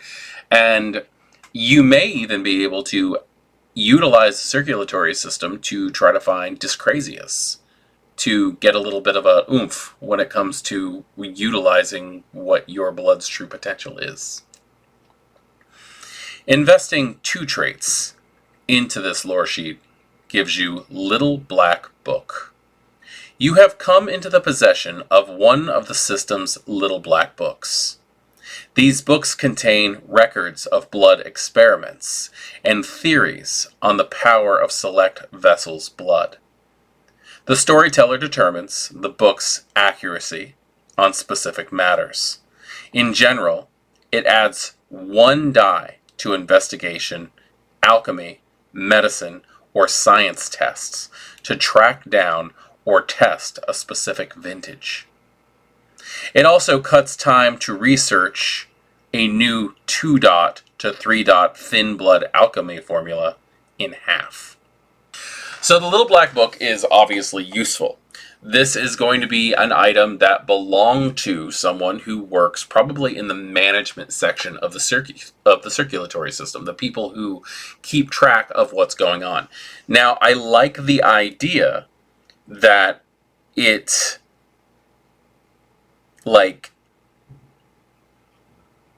adds a die to investigation involving those different skills. Now, those skills are investigation, alchemy, medicine, and science tests. The idea of being able to study better with more source material is really the whole idea on this. But the idea that it cuts the time in half to research 2 or 3-dot level alchemy for thin bloods. That's a lot. This is a very big advantage when it comes to like with the way that thin bloods work, because blood alchemy it's a terrifying new power, but it's also not very well understood, and any character who's coming in with it really should be fumbling along.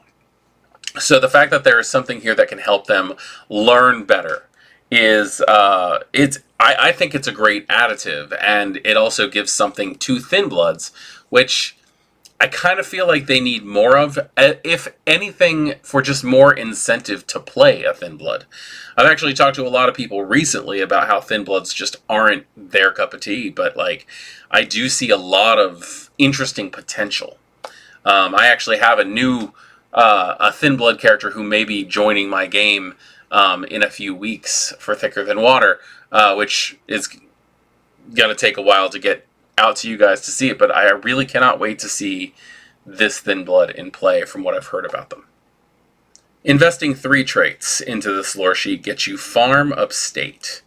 You know where the system keeps a farm of valuable vessels, mortals with blood potent enough to convey benefits to kindred drinkers. You can raid this farm, lease specific vessels at cost, or try to muscle your way in. These vessels are equivalent to 4 dots of herd, but you can only feed from them once per week, unless you overtly take over the farm.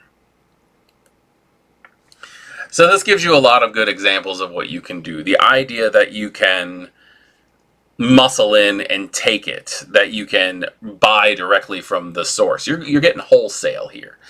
The idea that it's a 4-level herd also, but you can only feed from it once a week is, I mean, I guess you could try slipping your friends in. There's a few different ways that you could probably handle this. This gives me just eerie feelings also when you stop and think about like how these people might be kept. It brings me back to I think it was like one of the Blade movies where like they were just picking up the people who would not be missed in cities and like shrink wrapping them, keeping them fed and like comatose so that they could just drain them. It brings me into that kind of thing. It's a very interesting concept, and you get into some pretty dark areas of the world of darkness when you consider the circulatory system in general. Investing 4 traits into this lore sheet gets you secure transit. The circulatory system uses armored vans and armed Gould drivers to transport vessels from A to B. These protected modes of transit are more than simple security vans. They bristle with weapons and sometimes contain incredibly valuable vessels destined for important buyers. You have access to one of these vans. Whether you're riding up front as a legitimate driver or have successfully hijacked one of these vans, you may arrange secure travel for one or more kindred with little effort. This gets you one hell of an armored truck. That's basically how this works, is you have something that most people would not be able to contend with if you're driving through areas, hostile territory. The one thing that bothers me is I think that secure transit should probably come with the threat that the circulatory system is now after you. That they should be able to track their vans. Some kind of GPS system or something like that. And I'm sure like that's taken in consideration. With a lot of storytellers, you could probably just go, yes, they did, but you disabled it, or something like that. But I do feel like if you're stealing a truck from the circulatory system, there does come risk with being basically put on a list for some very powerful and terrifying kindred. Investing 5 points into this lore sheet gets you Blood Sommelier. You know the circulatory system's secret methods for taste, analysis, and refinement, and you can replicate them. Perhaps you own a blood laboratory, have an alchemist or blood sorcerer on call, or you just stay au courant on aficionado gossip. You can add 2 dice to any test to discover the resonance of blood, and you can select 3 dots of contacts, allies, or the Haven merits to explain your knowledge. Once per story, you can ask the storyteller the properties of the most valuable vessel's blood. Blood Sommelier makes you basically like the gourmand of vitae, or of blood. I like the concept of this one a lot because it means that you're so far into the system that you know exactly how they're testing the stuff. The idea of having a blood alchemist or a blood sorcerer who helps you with these things does make a lot of sense, considering the idea of the first level of blood sorcery sometimes is taste for blood, which will help you to figure that kind of thing out. The idea that blood alchemy, there's so much science involved in it. It's always depicted as this dirty Breaking Bad meth cooking kind of thing. And when you watch, I'm gonna throw Breaking Bad in here. Like, you've got like the dirty meth lab on, like, in the Winnebago out in the desert, or you have the amazing, like, sterile lab that's underneath the laundry in the later seasons. Like, the idea that it's just one style is thrown out the window on this one. And I also like the idea that once per story, you can ask the storyteller for the properties of the most valuable vessel's blood. This opens up the opportunity to throw some kind of strange stuff in the mix when it comes to your stories. This sounds like it could be a very boring, like, plot thread that's just sitting there. Whoa, once per story, I can ask, what's up with this person's blood. No. What if that person has some strange immunity to dominate or presence, or they're not fully human?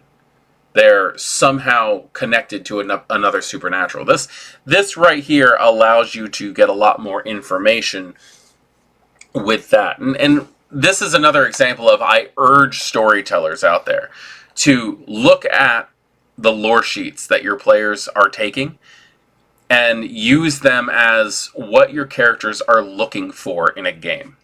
You are a scholar of the Convention of Thorns, at which vampires of all clans arrange the formation of the Camarilla. Perhaps you descend from one of the most important participants who spoke up at the convention, voicing their proposals for new traditions. Maybe you study this historical period avidly in search of higher meaning or understanding of the laws that govern kindred society today.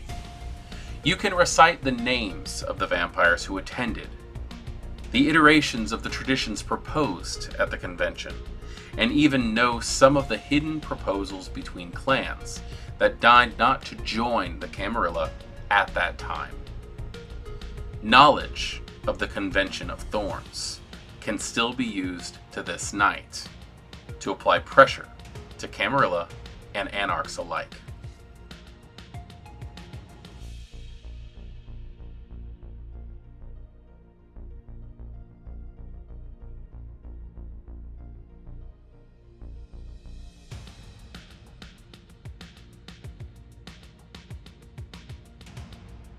Greetings, Kindred. I am voivodemekhet, and welcome back to our World of Darkness and another lore sheet video digging into the details of the tabletop versions of Vampire the Masquerade and the way that these lore sheets can be utilized in-game. Tonight we're going over the Convention of Thorns, which is a massive event that happened in Kindred history. It was the formation of the Camarilla, the official codifying of the Anarch Party as a political movement, and even the birth of the Sabbat itself.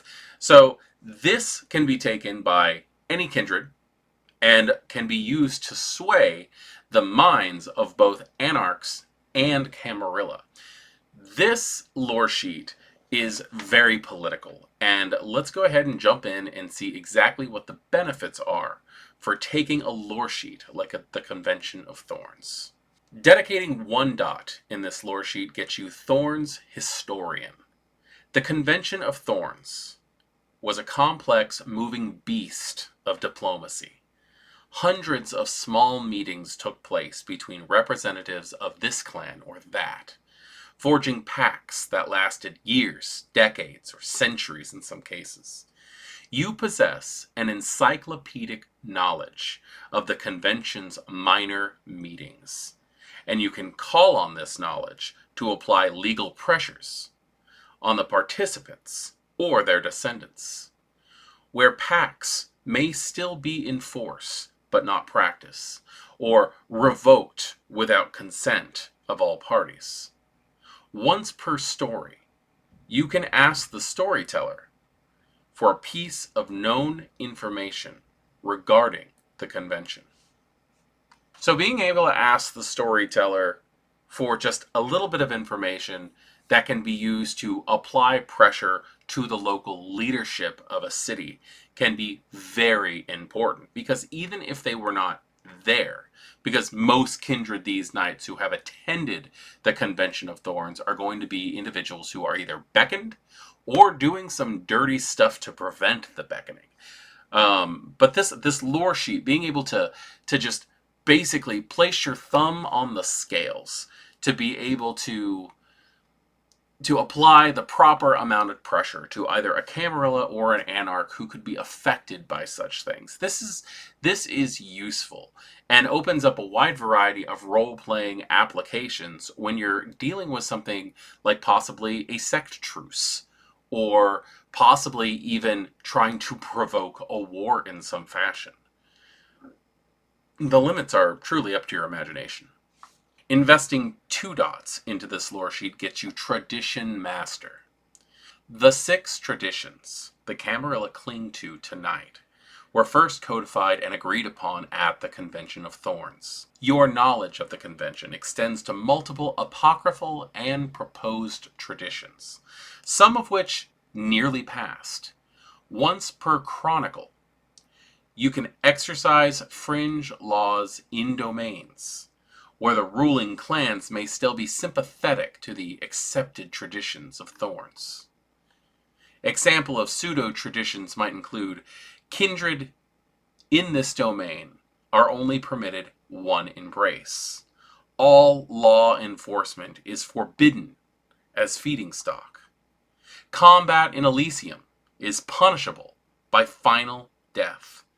Diablerie is permitted against any caitiff discovered in this domain. So this one right here is one of those things where you can basically bend the laws to your desire by basically working with your storyteller to come up with laws of the night, effectively. Coming up with traditions that were proposed at the Convention of Thorns but didn't actually get pushed through.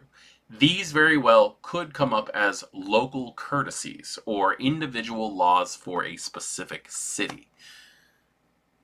People could probably get away with some dirty stuff on this one, and this is really this is an example of some of the dirty backbiting politics that could very well happen in the salons of Elysiums, or even the dive bars that anarchs call their safe houses. Dedicating 3 dots to this lore sheet gets you Convention Secrets. The Ministry declined an invitation to join as the 8th Pillar clan. The Lasombra rejected the Camarilla when it refused to acknowledge the existence of antediluvians. You have uncovered still more obscure secret proposals from the convention. The Capitotian petition to join, the Malkavians' symbol draft, and more. You can drop enough hints to always take a 1 die bonus to social tests involving kindred who were present at the convention. You also know a number of major secrets, each worth a major boon to some powerful Cainite. Once per story, you can ask the storyteller for the name of a kindred who needs your knowledge. This is an interesting one because it kind of pushes your weight against elder kindred who are at least 5 centuries old, who you can know secrets about or details that they might want that you can use to your advantage. I like this one, but it does also indicate that there are going to have to be some nearby elders that you can take advantage of. Investing 4 dots in this lore sheet gets you Prospective Justicar. The Camarilla Justicars first receive appointment during the Convention of Thorns. No matter your political allegiance, somehow you, or your sire, if you are far too young, have powerful support to become the next Justicar of your clan. If your clan is not one represented widely in the Camarilla, perhaps this appointment signals a sea of change among the sect's clans. The example that they give here about the concept of possibly not being part of the Camarilla pillar clans is something that, at the time of this recording, is something to take into consideration. The Camarilla, as far as I know, as I've seen in all available lore and information, and believe me, I do my digging, does not have a full set of Justicars at the moment. In fact, the last time they did was when the Paris attacks happened, for those of you who know what that is. Justicars died during that. And also, we're seeing new clans join the Camarilla. There is currently, to my knowledge, no Banu Hakim Justicar. There is currently, to my knowledge, no La Sombra Justicar. And at this point in time, this is a historic event in Kindred existence, where we very well could see a Magister as a Justicar, an Assassin as a Justicar. There are just a ridiculous number of possibilities, and since canon for 5th edition is not set in stone, your game could wildly differ from other games. And this one right here is one of the things that could very well bring those types of differences to fruition. Investing 5 dots in this lore sheet gets you new traditions. Your knowledge of the Convention of Thorns is such that you can compile enough evidence and support to propose a new tradition, or an amendment to an existing one to the Camarilla's inner circle. This tradition may be accepted if it sounds sensible and helps the increasingly strict Camarilla in the world tonight, or it may mark you as a firebrand and danger to the sect. Importantly, your voice will be heard without prior judgment. This is pretty big, and I want to also point out that this is going to happen either at Conclave or through correspondence. You may not speak directly with someone in the inner circle. In fact, it's highly doubtful you will. The closest that you're going to get to is a Justicar, and no one knows who sits in the seats higher above that. I have my suspicions, but I'm not going to sway the lore flow, so I'm going to keep that to myself. But the idea that you very well have enough pull when it comes to evidence, whether you're Camarilla or Anarch or whatever, to be able to propose a new law to be added to the 6. That's very interesting. You could make an amendment, a just in case, possibly, that would be worldwide recognized throughout the Ivory Tower. That's some big boots to fill, truthfully. Now, the Convention of Thorns is going to always be, in my opinion, one of the first big social upheavals within Kindred society. It was, at the time, considered the largest event, the largest convention of gathering of Kindred the world had ever seen. And in that's kind of insane, considering the fact that you can, if you look, find names of the individuals who attended, and there was only like 50. It's very small. Consider that to the conventions that we attend to tonight, but back then it was really something. And it really did shape the world of the Kindred in the modern Knights. It was the first step of leaving the Dark Ages for the Kindred and coming into what they are now. Though the idea of the Camarilla in the Dark Ages is something to think about, it is also something that truly did exist back then. 500 years ago was a long time, and towards the beginning of the Camarilla's existence, humans still believed that they existed. You know what lit the fires of the First Inquisition that raged from the Middle Ages through to the Renaissance. Perhaps an ancestor spoke in fear of those nights. Maybe you own texts chronicling those horrible times, or you have designs on recreating them by turning the church against your enemies. Your knowledge of the Inquisition is such that you may have capacity to manipulate the Second Inquisition of tonight. Though their methods and some beliefs have changed, you know the best way to evade the group and how to turn them against your foes. Such actions do not come without risk, just as your ancestors who attempted the same feat discovered.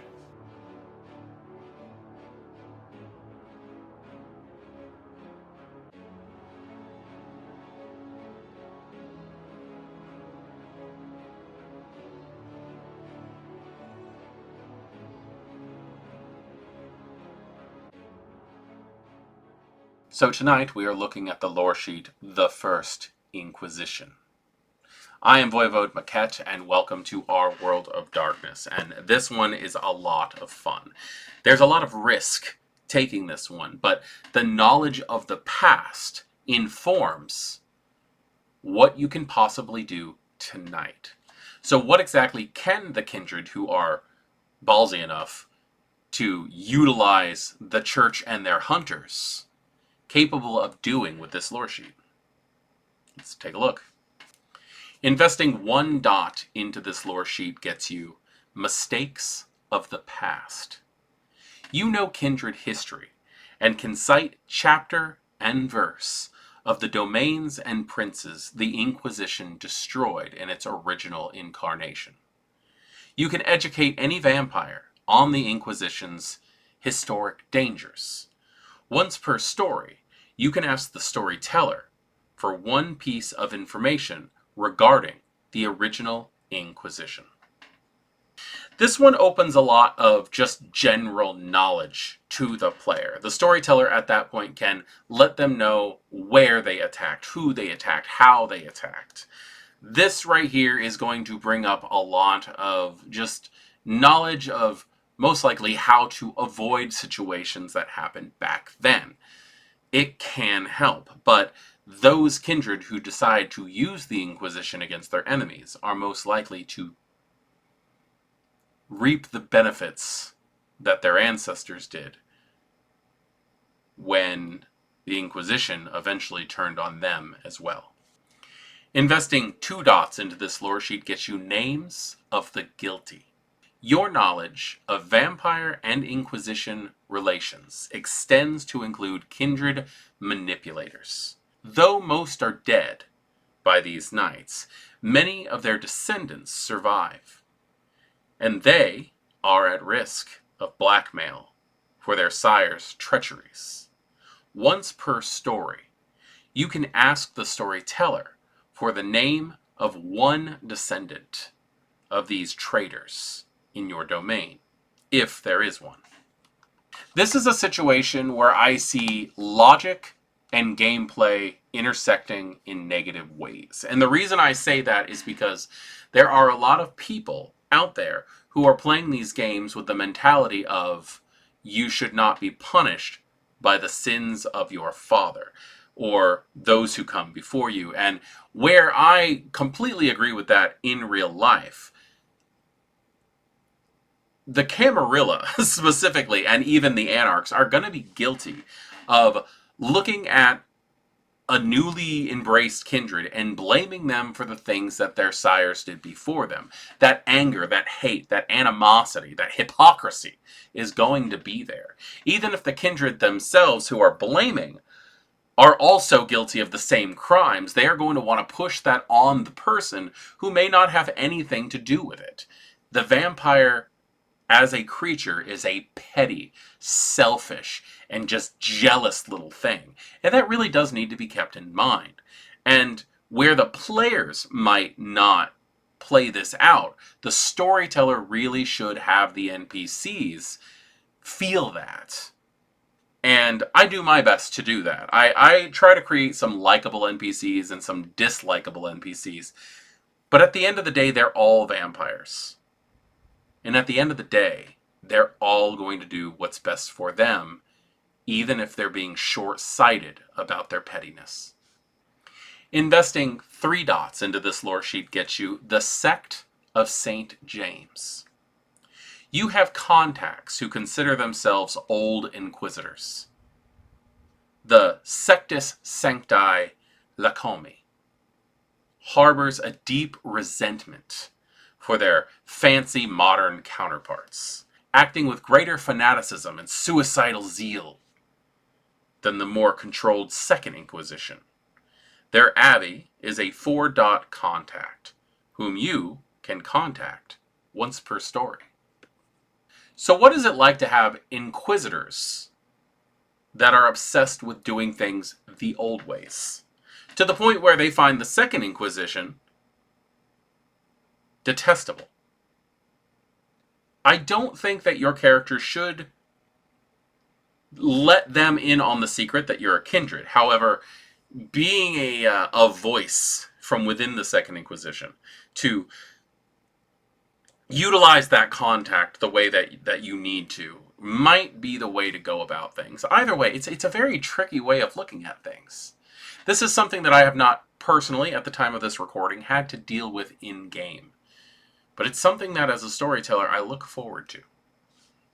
Investing 4 dots into this lore sheet gets you the second act.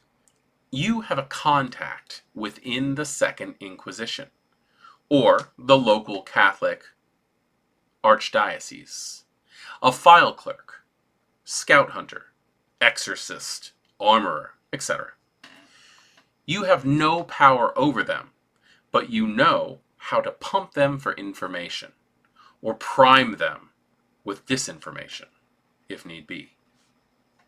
This is a dangerous thing to have on your sheet. I'm just going to go ahead and say that. You know somebody in the Second Inquisition, you know a church hunter, or somebody who works for the church hunters, that you can either feed information to or get information from.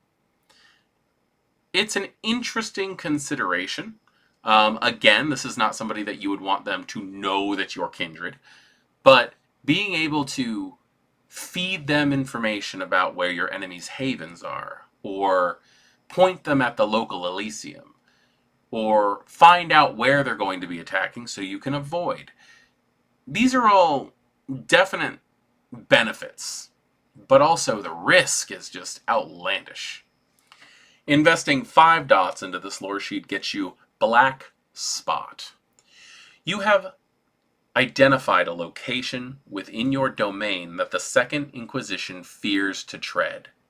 Once per story, you or anyone targeted by the Once per story, if you or anyone targeted by the Inquisition hides out at this location, the hunters call off the search. This anomaly seems to be a blessing, but it does throw up the question, what is so holy or unholy about this place that it deters the greatest threat to kindred tonight? The Black Spot is one of those lore sheet points that actually carries over into the LARP, and I do remember going over this one very recently, and it does bring up a lot of thought. Like, it's great that you have a location that you can go to once per story that will keep the Inquisition away from you or others that you choose to let utilize this place. But what the hell keeps the church hunters out of that location? Is it exceptionally holy that they think no one should go there? The holy of holies, as it were? Or is this a place of such unimaginable unholiness that the church hunters feel powerless to go there? Is this a place that the church hunters have already cleared and figured there's no way that they're gonna go? Maybe they put a ring of holy ground around the place, but screwed up the ritual and they think they succeeded. Who the hell knows? But for some reason, they don't go back. And I'm gonna go ahead and ask this. As a storyteller or a player, what would be the excuse you would come up with for doing this type of storyline? Why would they not want to go there? So overall, I quite enjoy the First Inquisition lore sheet. I think there's a lot of fun roleplay opportunities. The hunter vampire aspect that has come up and really overshadowed a lot of 5th edition Vampire the Masquerade World of Darkness in general is a lot of fun. Although I don't tend to use it as often as some others that I've seen. I tend to basically roll a die whenever my players do something that the hunters may find out about, and I build up a here comes trouble counter when it comes to like how the players play. Most vampires claim it's a mythological state of enlightenment, but some few claim to have reached the fabled state of Golconda, or know others who managed it. Supposedly discovered by an ancient vampire named Salat, Golconda is a state of perfect equilibrium between humanity and the beast. A vampire walking Golconda's path can temper their beast's outrage, subdue their hunger, and even stand in the daylight. Or so it is said. The gifts accompanying Golconda achievements are great, and so many vampires make the pilgrimage. Few succeed on the journey. The route to reaching a state of Golconda has never been accurately recorded. Indeed, Salat's followers claim the journey is different for every vampire, dependent on their sins. What Golconda does to a vampire when they reach it is also disputed. Some claim it leads to a state of perfect serenity, while others say it makes a vampire into a cold-blooded shark of a predator, no longer susceptible to mindless rage, but just as hungry for blood. You may be a disciple of Golconda, a follower of Salat's words, or a kindred who wishes to remove the misleading veil of Golconda from other kindred's eyes. An elusive vampire named the Master of Ravens seeks to quash the myth of Golconda once and for all, and you may serve him in this task.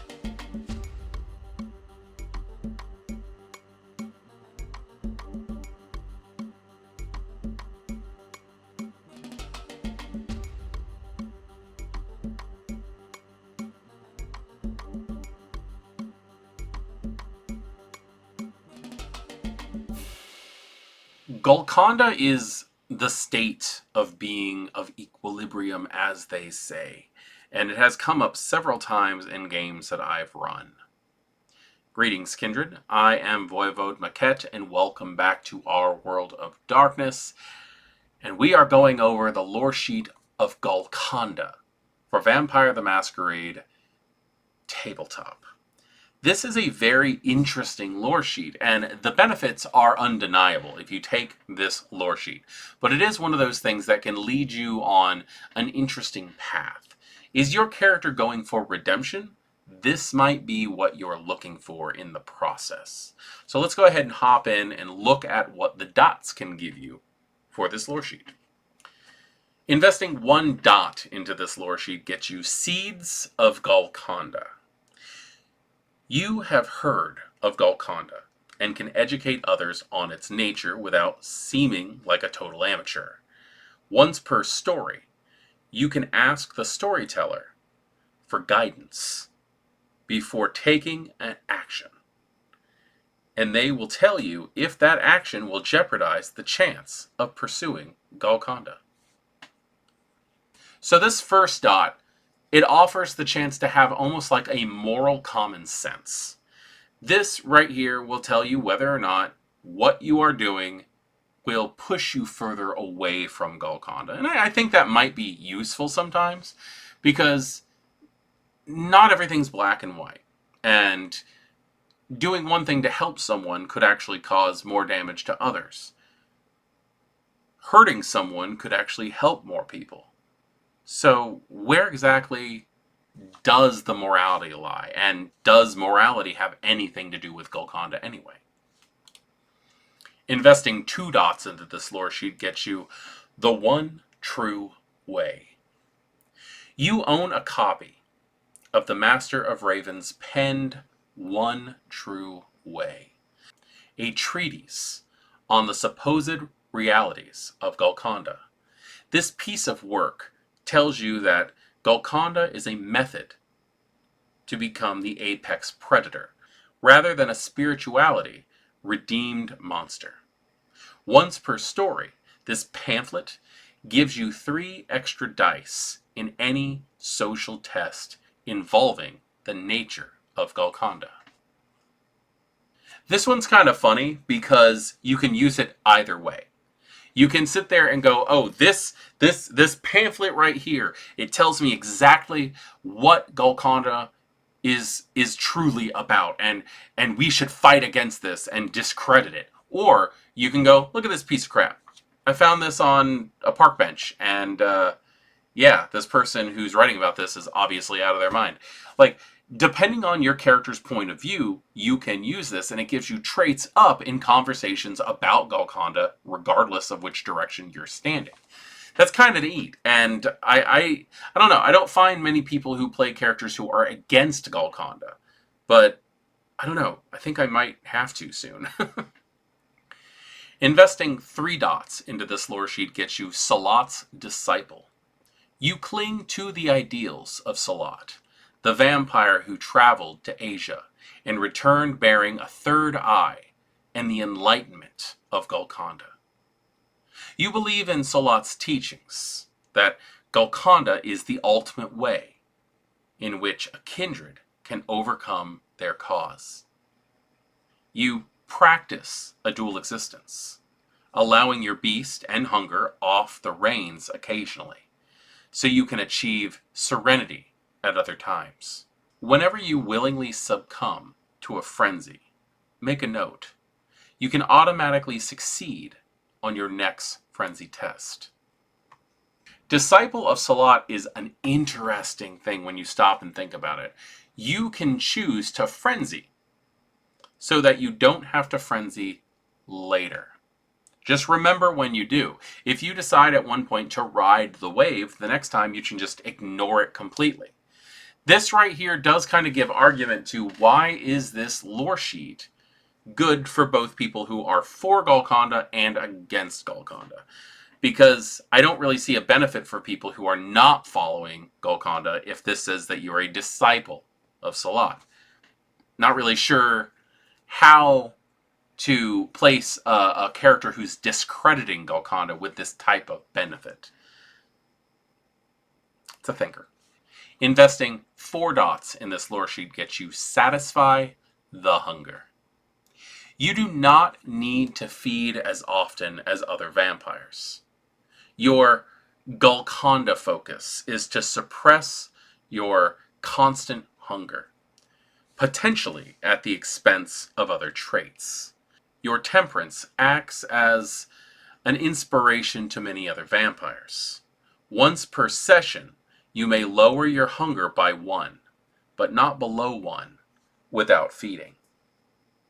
This one right here gives you a chance to basically say, serenity now, in a way. The idea that, like, when you're hungry, you just get rid of that last point. And sometimes, and as a storyteller, I've noticed that one extra point of hunger that you can just decide to ignore. Like, you can just, I'm at a 5 now, I need to be at a 4.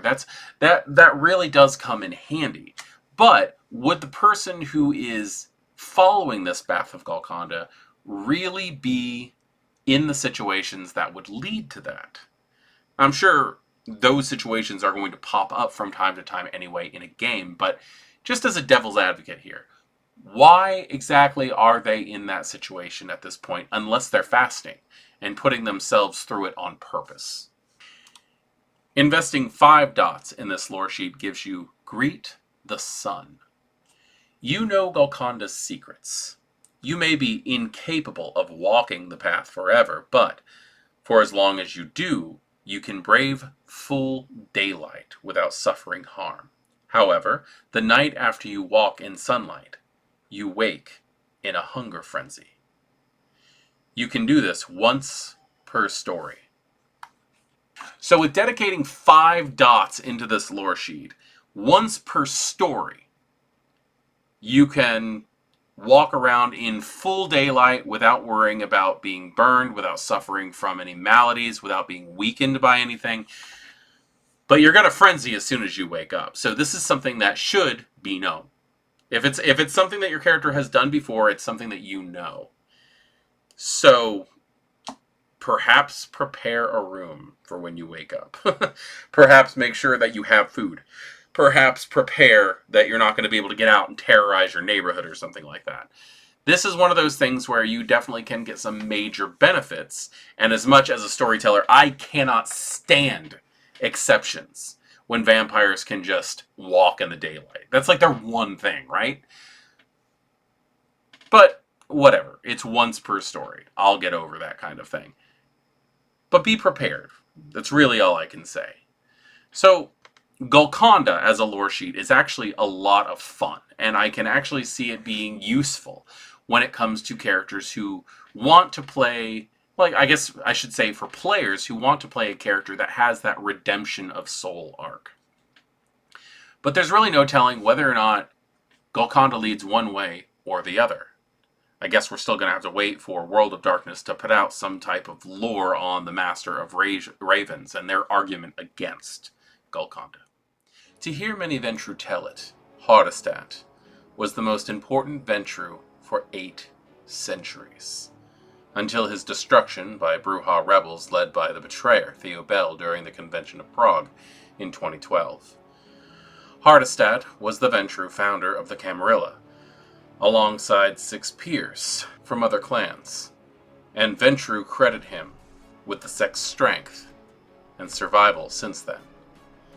Hardestadt did not embrace many mortals, and oddly, for a Ventru, he never confirmed his lineage back to a 4th generation Methuselah. As far as Hardestadt was concerned, he was the be-all and end-all of the Ventru. None who came before or after could hold a candle to his achievements.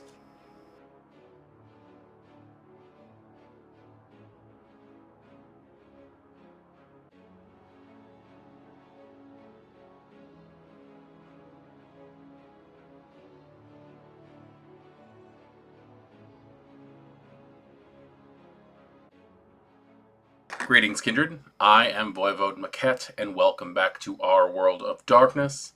And tonight we're going to go over the Descendant of Hardestadt lore sheet for Vampire the Masquerade tabletop. Hardestadt is a very, very integral figure when it comes to the Ivory Tower. He was the founder, at least on the Ventru side. That's at least what we've been led to believe. There's some shady concerns when it comes to who Hardestadt really was, why Hardestadt really was, when he was embraced, who embraced him. I know a Malkavian, actually, who has gone out of his way to say that Hardestadt is plural. Investing 1 dot into this lore sheet gets you Voice of Hardestadt. Hardestadt shouted often, punctuating his remarks with fist blows to tables, walls, and unfortunate ghouls. Your blood allows you to speak over any noise and draw attention, whether in a buzzing meeting room or at a rave. Something in your voice allows others to hear you. Whether they go on to pay attention depends on what you say. This one right here, this advantage for this lore sheet does not have a mechanical benefit. This right here basically just says that nothing can drown out your voice. You will be heard, which actually is a first step into the concept in this game of gaze and focus, which is how specific disciplines, dominate, tend to work. So while there are no traits up or this is how this works function. You cannot be drowned out. You will not be spoken over. And you have the blood of Hardestadt to thank for that. Investing 2 dots in this Loresheet gets you Supreme Leader. Hardestadt's self-confidence as a leader was in many ways his undoing, but until his final death, it saw him rise to greatness. You can convince others to follow you into deadly situations or command from the rear, and you can send subjects to their doom to better your position. Once per story, you suffer no penalty to your dice pools for sending people into danger. Again, this point of the lore sheet, there's not much to say in the line of mechanics. However, there is something to say about the concept of how danger works when using the discipline of dominate. And yes, I understand that nothing in that description said anything whatsoever about dominate. But unless you have the power Terminal Decree, which is a level 5 dominate power, people tend to be able to work their way around going into dangerous situations. This could possibly subvert that necessity, leaving you open to take other levels of dominate instead. I don't have any personal evidence or anything like that that states that this is what this means, but if you are going to be traits down on sending people into a dangerous situation while you're just sitting comfy in your overstuffed chair behind your cherrywood desk, well, this advantage is definitely going to come in handy.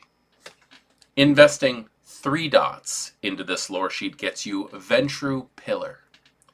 Due to your prestigious lineage, other Ventru look to you for guidance. Regardless of your status with other groups, you always have 3 dots of status with Ventru. The use of status in any situation is always going to be an important aspect of Vampire the Masquerade. Now, this lore sheet is Ventru only. It does not specifically say Camarilla only. You could very well be playing a Ventru that belongs to the Anarch or other groups, and in which case, whenever you're dealing with other Ventru, you have 3 dots of status at least with Clan Ventru. Always. And the Ventru are, in the World of Darkness, in Vampire the Masquerade, the movers and the shakers. The people who get things done. So, as a Ventru, status with the Ventru may very well be the only status that really matters. Investing 4 dots into this lore sheet gets you Line to the Founders. Hardestadt ensured his entire line could reach him when endangered. He rarely answered communications unless the situation was dire, and he punished misuse severely. But his method still holds despite his death. Once per chronicle, you can call, write to, or arrange a meeting with one of the Camarilla's founders in lieu of Hardestadt. Whether they deign to respond depends upon the importance of your request. So you might not be able to get a hold of Big Grandpappy Hardestadt anymore because, well, he's incommunicado, shall we say. But the founders, there are various founders of the Camarilla who are still around.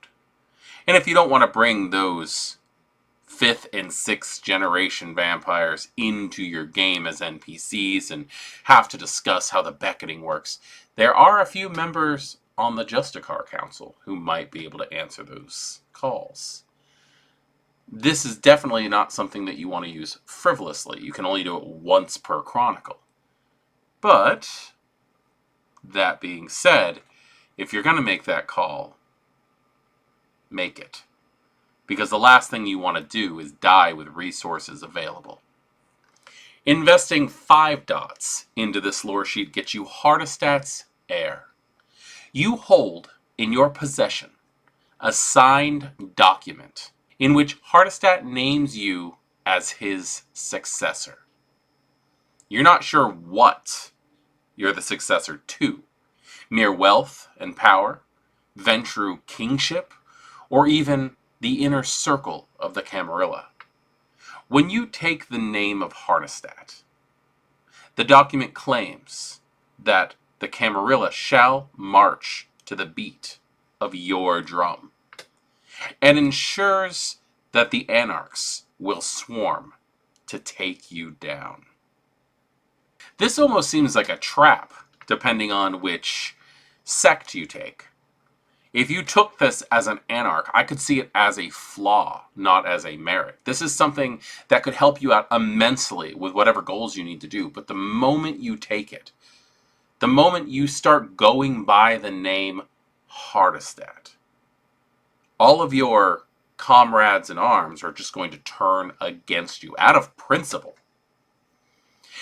Taking it as a Camarilla kindred who decides that they're going to lead the Camarilla into some bright, new, shining utopian empire of the Ivory Tower's magnificence. Now, basically takes you out of game, in my opinion. Unless you want to basically have a strange coterie game where you're an inner council member and they're your army of archons. In which case, eventually, I'm pretty sure the other players might get tired of listening to your voice that can't be silenced. Either way, this one right here seems like it might be a double-edged sword. So, this lore sheet, the Descendant of Hardestadt, is a very interesting, very powerful lore sheet, although there's very few mechanics attached to it, much like Hardestadt himself. Some claim she dwells in the Americas, constantly at war with a rival. Others say she runs the most popular vampire nightclub in the world. A few believe she is the clan founder's lover, and that she is in a process of waking the Toreador Antediluvian. Beautiful and gifted, it is said none can look away from Helena unless she wills it. Mortals have died to be the first to witness her artistic creations. Her descendants all display an immense level of talent, exemplifying the traditional Toreador role. It is a stereotype few Toreador resent. Helena is a clan icon.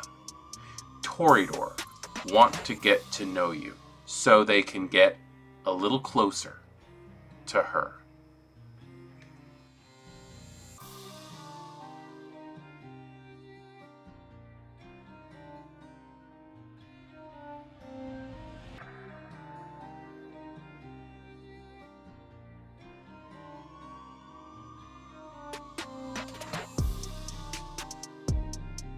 Greetings, kindred. I am voivodemekhet, and welcome back to our world of darkness, where we're reviewing a lore sheet tonight. Not just any lore sheet, a special lore sheet, a Descendant of Helena. Why is it special? Because it's Helena. She is amazing, she is beautiful, she is artistic, she is wise, she is eternal. She is Helena. Now, Helena is the Descendant of Helena is. It's really sad when you read that description, because it says people want to get to know you so they can just get a little closer to her.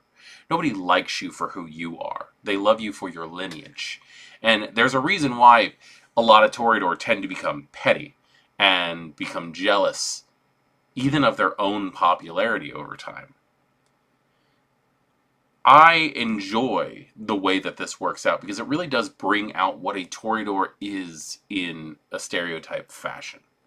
So let's go ahead and take a look into this lore sheet and see exactly what the benefits for being related to someone of such magnificence might be.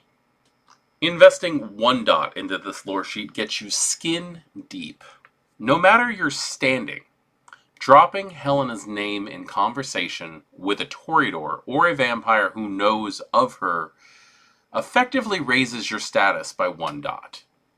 You can drop Helena's name once per story for this effect, or more often to make everyone sick of you.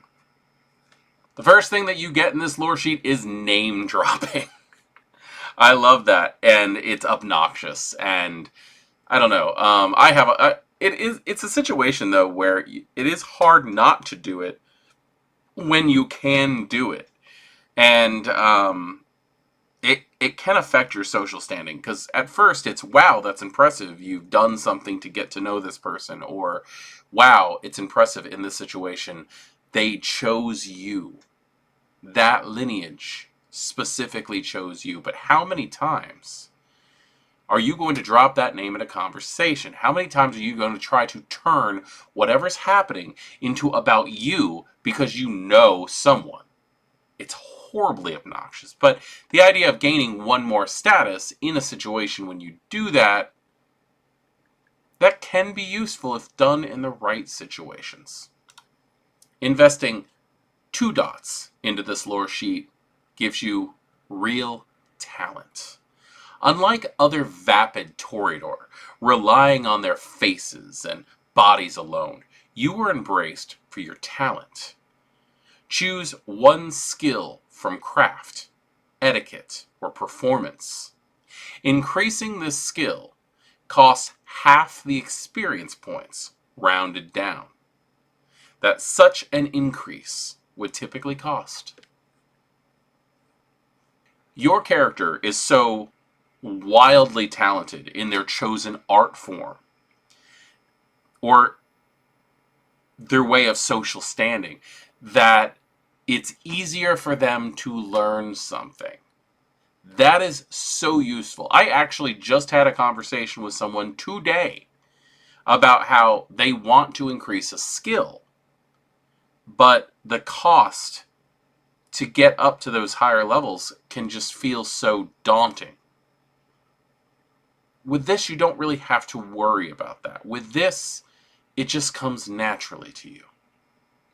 Investing 3 dots into this lore sheet gets you embrace the stereotype. When the time comes, you can play the role of a shallow Toreador. Surround yourself with an entourage of sycophants and throw a party that becomes legend.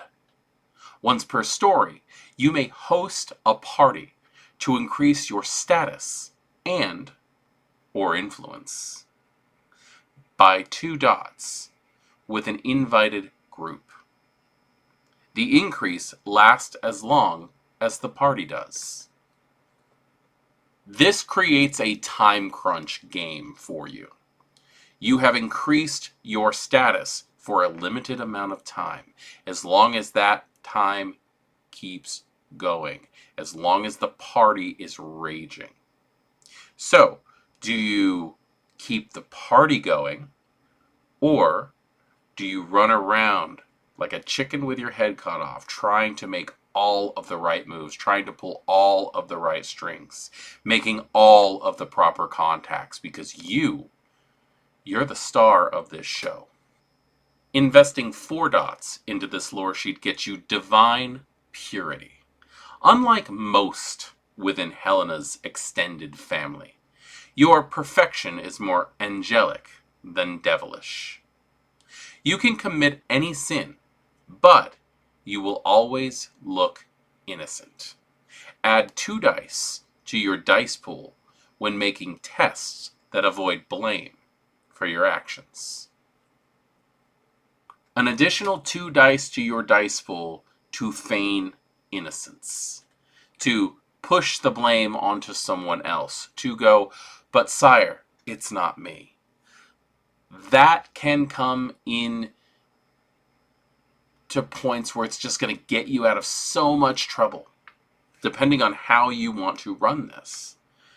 2 extra dice to convince someone of your innocence can make or break your position in a city. Investing 5 dots into this lore sheet gets you Succubus Club franchise. Helena succumbed to the beckoning in recent years, leaving the Succubus Club in Chicago to a manager once again. She bestowed a license upon you to establish a franchised Succubus Club in your domain. This rare honor guarantees the city's kindred respond to your call, as every vampire embraced in the last 200 years has heard of the Succubus Club. As long as the club remains open, the chassis rating of your coterie's domain increases by 2 dots. You also have 4 dots to select among resources, fame, and status among all kindred. Succubus Club franchise makes you a true celebrity of kindred existence. Everyone knows who you are. You own a Succubus Club franchise. You have put your city on the map. You have gained benefits from this as well, mostly making things in your life and your coterie's life easier. I do enjoy the way that this whole thing comes together to create a Succubus Club. The fact that it's not just located in Chicago anymore, it opens up opportunities to utilize the same type of benefits that you find in books such as Chicago by Night in any city that your game is set in. So, Descendant of Helena really branches out to how she, as a godlike kindred, has created a line of talented individuals who can get away with murder and become celebrity kindred. It's really it's terrifying, because these are your social monsters. These are the succubi and the incubi who are interweaving throughout society and placing themselves up on a pedestal of godhood to be worshipped by the kind and by kindred alike. The Sabbat and Camarilla have ever existed at odds, but the war for North America in the 1990s and early 2000s cemented the sects as eternal blood enemies. In a move to exterminate their foes and cement their rule over the continent, the Sabbat slaughtered their way through the Camarilla and Anarch domains, mercilessly slaying kindred and revealing their powers to the kind without hesitation. The Camarilla realized it needed to take action, and it formed a strong militant defense led by such icons as Theo Bell. Though more defensive than offensive, the Camarilla reclaimed several domains across the American South. Though pockets of Sabbat control remain in major cities to this night, every vampire participant has a story to tell of their involvement and the horrors they survived.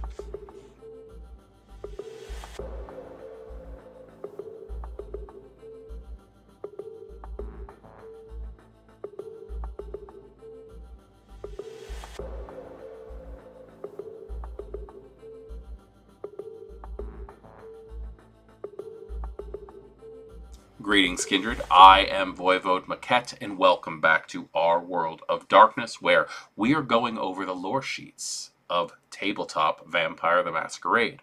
Tonight, specifically, we're going to be taking a look at Sect War Veteran, which goes all the way back to the vampire ascension of power in 1999, when the Sabbat decided that they were just going to rage war across the East Coast, going from the south to the north, collecting the severed heads of princes in duffel bags. The story is actually well written in the Clan Saga, or the Fall of Atlanta saga, which is just, it's amazing. If you can get a hold of it, it's depending on which way you read it, it's either 13 smaller books or it is 4 amazing, huge books that are just breathtaking to read, because if you get the 4, they're in chronological order and they're amazing. But what exactly does it mean to be a Sect War veteran in a tabletop setting such as this?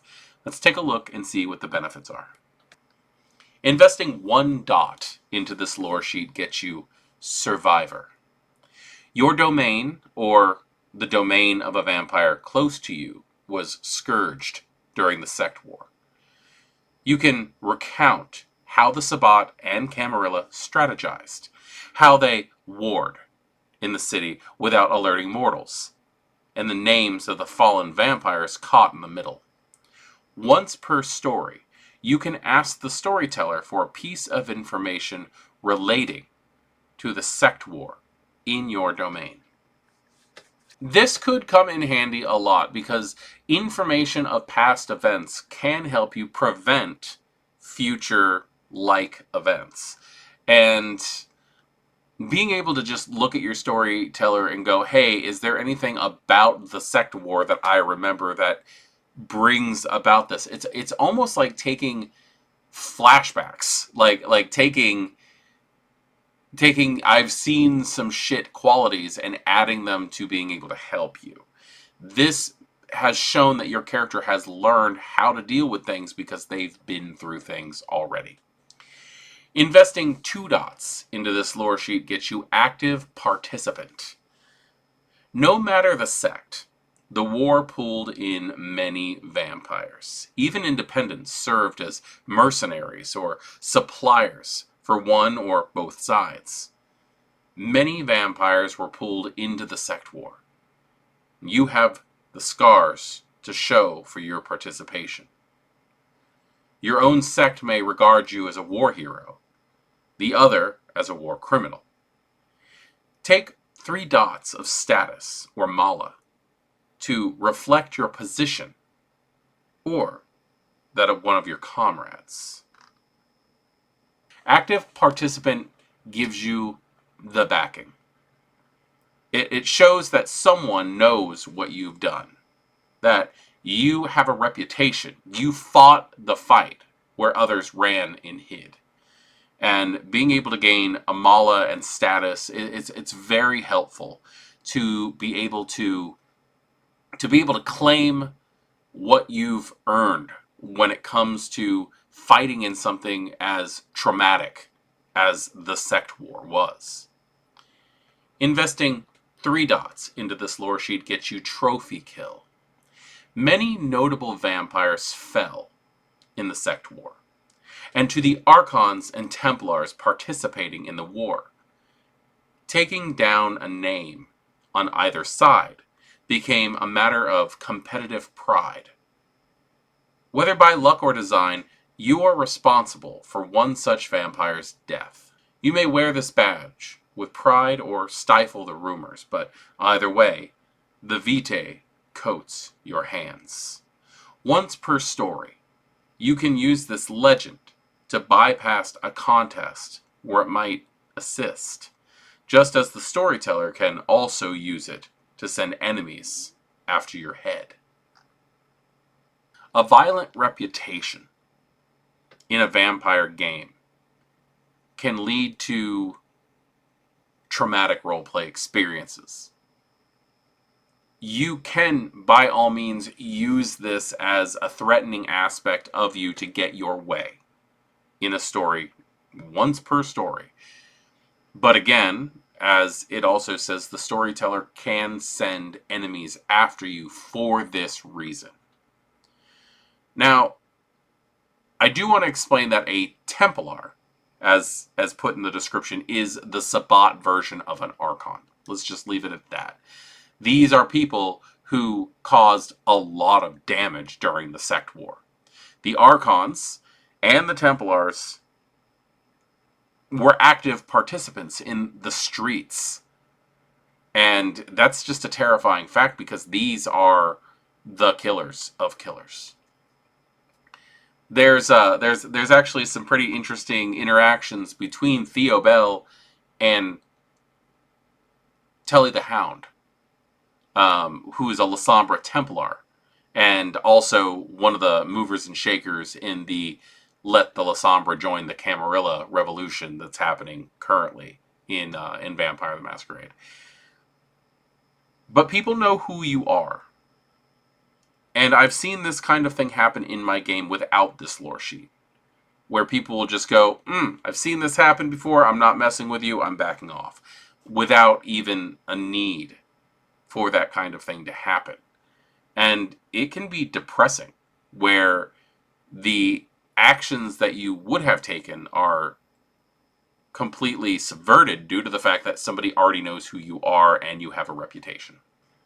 Investing 4 dots into this lore sheet gets you No Vampires Land. Kindred hit teams on either side of the Sect War raged from domain to domain and then back across the old ground as defenders rallied.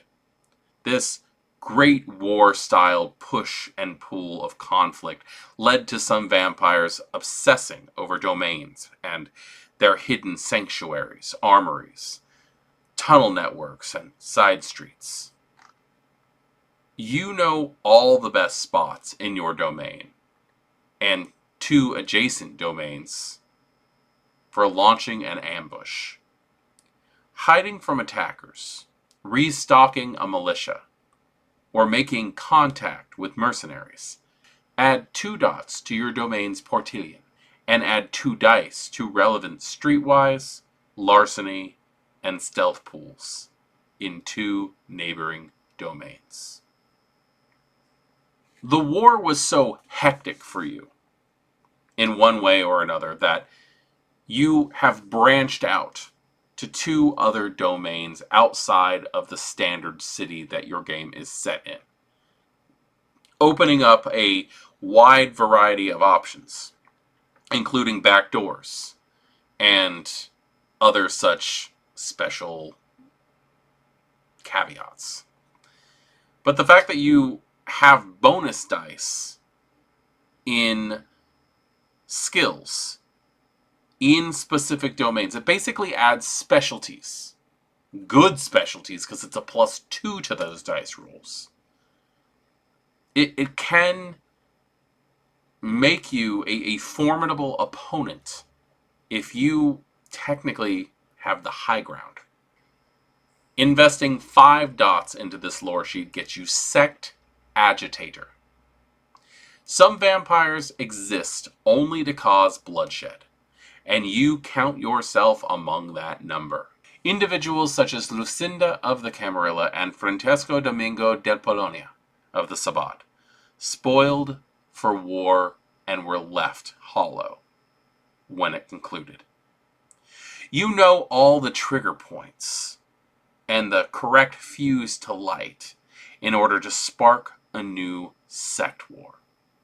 It may be localized to a single domain at first, but once the flames start, you can fan them to extend. Add 2 dice to all of your pools for social test to inflame sectarian tension. 2 dots added to all social pools to start a fight between the groups. 5 dots on your sheet gives you the advantage of being an asshole.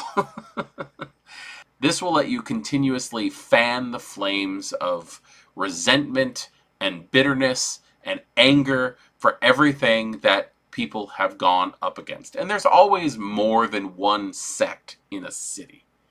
The Camarilla might hold dominion, might hold praxis over a city, but there's going to be a small Anarch faction or a group of Hecata who have gotten permission to stay here. And the Hecata, the Giovanni anyway, were dragged into the Sect War too, because a lot of stuff happened in Baltimore. One of their major figures, Benito Giovanni, was kidnapped in the exact same time all of this stuff was happening. It didn't have anything to do with the Sect War, but it definitely could be pushed to look that way.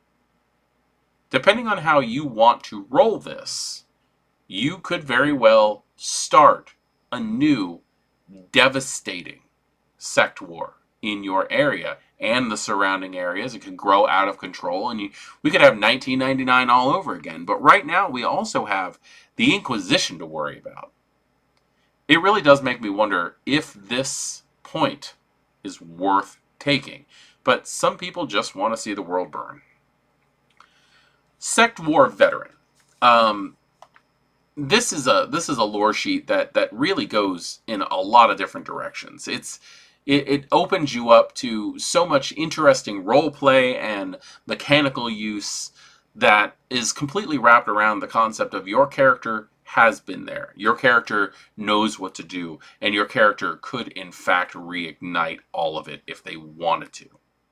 Vampires of a certain age remind their peers and descendants of the golden age of Constantinople, where the Trinity of Michael, the Drakon, and Antonius held sway. These philosophers, Autoridor, Zimitzi, and Ventru respectively, recognized and upheld the vampire utopia of Constantinople, a combination of crusades, a Methuselah's mania, and Setite corruption tore the coterie apart. Ultimately, the dream of Constantinople, in which all vampires of disparate beliefs and practices could exist in harmony, shattered. Some still cling to the dream of hope for the Trinity's resurrection in some form. You may still believe that the Drakon can be brought back to his former enlightenment, or that one of the new Trinities of Constantinople or Istanbul hold the key to the domain's growth and revitalization. Conversely, perhaps you study the disciples of the Trinity with wary eyes, preparing to take down a colossal threat to all traditions.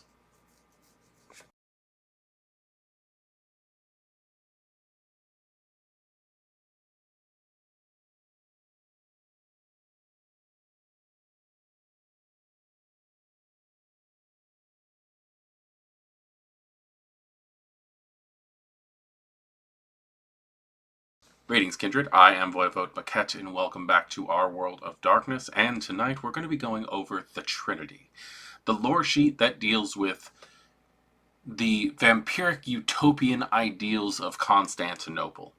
This is a very dark age topic, but the idea of this lore sheet is that it is brought back to the modern knights with new fervor, as Kindred of the modern knights attempt to recreate what was once upheld in the lost-fabled utopia of Constantinople. Investing one dot into this lore sheet gets you Constantinople. Outside the Ashira, vampire tradition refers to Istanbul as Constantinople. You are one of the few who know why. Constantinople represented everything possible in a city where vampires shared ideas and discussed philosophy without falling to carnage. Once per story, you can ask the storyteller a question about Constantinople's past and be given an accurate answer.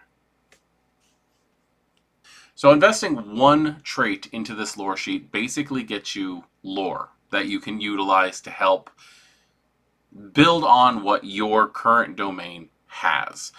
You can utilize information from the past to build a better tomorrow. In this lore sheet, storytellers are going to have an idea of what they are going to give to you in given situations. So, again, I say this a lot, I understand. When a player takes a lore sheet, they are telling the storyteller what kind of thing they want included in the game they're playing in. Investing 2 dots into this lore sheet gets you Antonius's architecture. Renowned for his architectural skill, both political and physical, the Ventru Antonius built the structure that held Constantinople together. To some, he fathered the Primogen ideal. You study Antonius's methods. You can add 2 dice to any politics dice pool when making a test involving domain government. Once per story, you can mediate and calm any court debate, quashing violence with action or prunvity. I like the fact that this one not only gives you a mechanic, but also a thought process. The idea that your character can stand up and go, stop. This is going in a way that we don't want it to go into. We are trying to handle things in a diplomatic sense. We are going to devolve into blathering beasts, and we need to not do that. That is always a benefit, to be able to stop the violence before it happens. And this is what this gives you. I like the idea that it also says that it embodies the Primogen ideal also. This is something that could possibly get you into a leadership position due to the fact that people see you.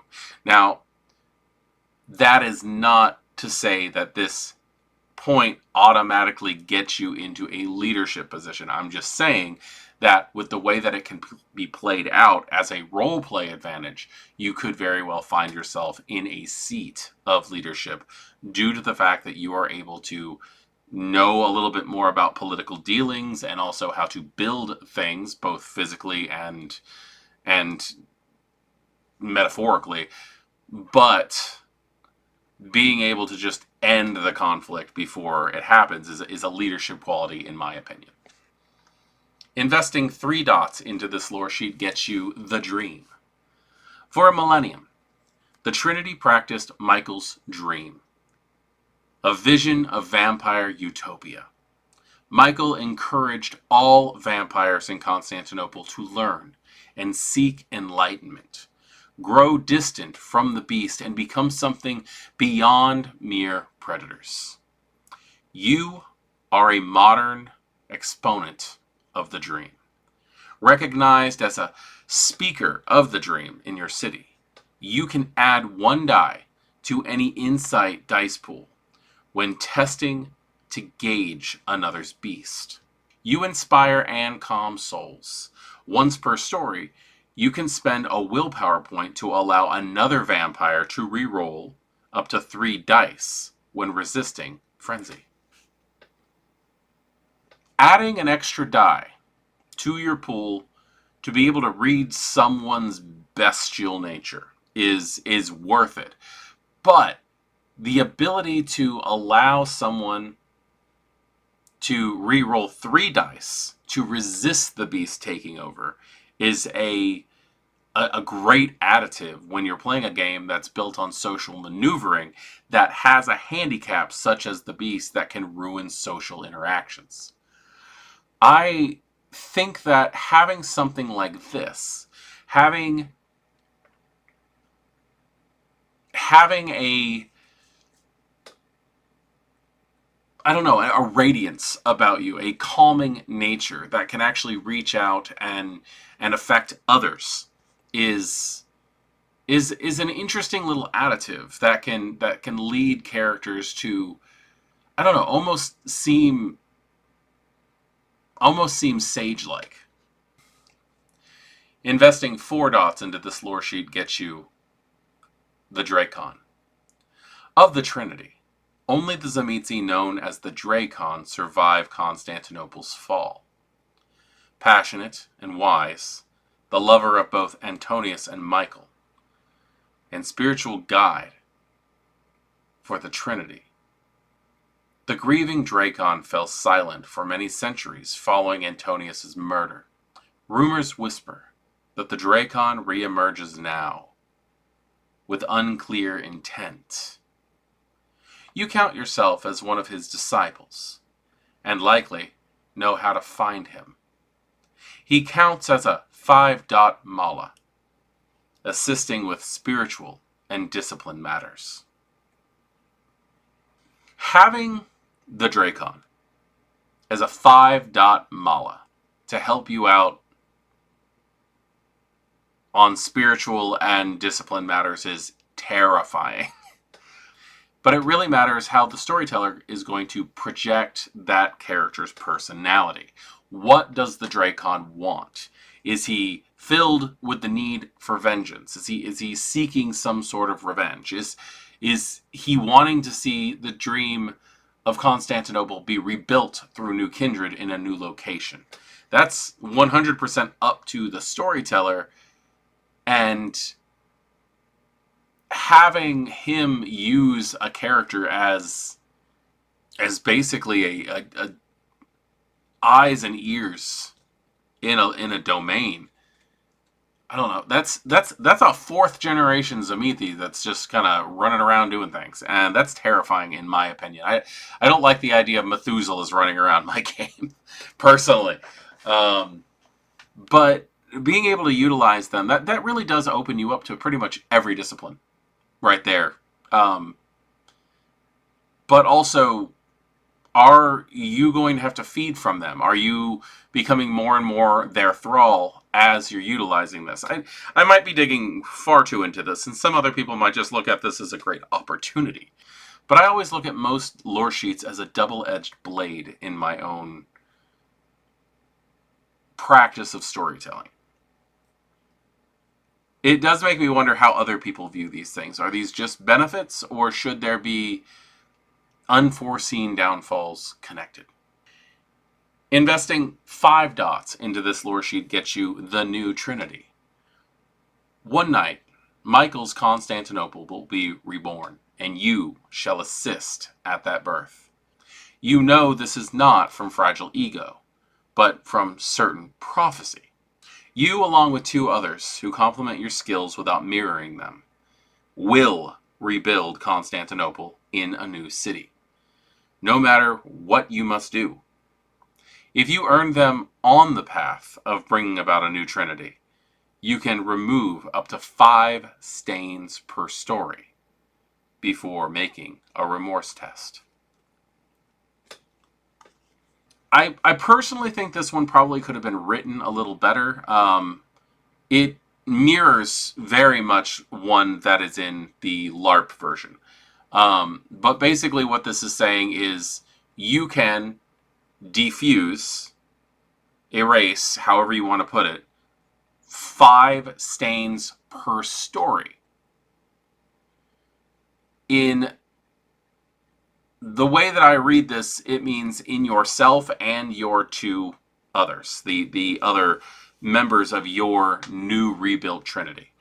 And that can be very, very big, because it has to deal with whether or not you can do things that are going to be considered immoral, or breaking of your chronicle tenets, or breaking of your personal convictions, but you're doing it for a good reason. This is really a end justifies the means kind of situation. I see this meaning that you can do that for your entire little Constantinople polycule you're building, your 3 individuals that you're working with. The way that the tabletop sheet has it written out, it kind of sounds like it's saying just for yourself. But they do put a lot of emphasis on the fact that you have 2 others. So this is going to be up to storyteller and player to decide how exactly this is going to work in your game. Much like a lot of these lore sheets, they are going to be something that needs to be a discussion when you take it. The lore sheet for the Trinity traces its roots back all the way past what we consider the Dark Ages most of the time. This isn't like European castles and stuff like this. This is way back. This is way back, and it opens up a lot of interesting role play that has to deal with the concept of cyclical time and how that can affect the world of darkness.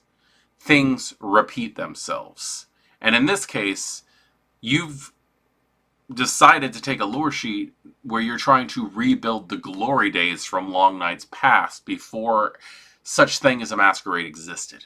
So how exactly is that going to be when you rebuild your utopian society? Since its revival, Chicago's Succubus Club has had only one rival for Nightclub of the Dead, the Asylum in Los Angeles.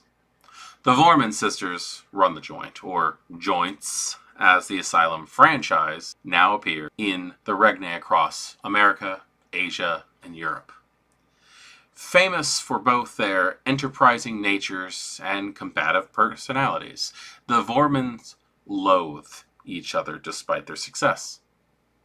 In LA, to do a Voerman is to make a member of your own coterie a sworn enemy. Therese and Jeanette now run separate asylums, one in Santa Monica, another in Hollywood. They never appear in the same club. Only the Malkavians closest to the Voermans know that Therese and Jeanette is the same vampire, two distinct personalities sharing the same body. Some say she bore this condition as a mortal, while others claim there were two sisters, but one killed the other. Other rumors whisper about another sister, who acts as a imprisoned thrall to the Malkavian. Highly volatile, the Voermans prove that Malkavians can be as inspired and prosperous as any Toreador or Ventrue. But many anarchs anticipate the moment that Therese and Jeanette go to war with each other.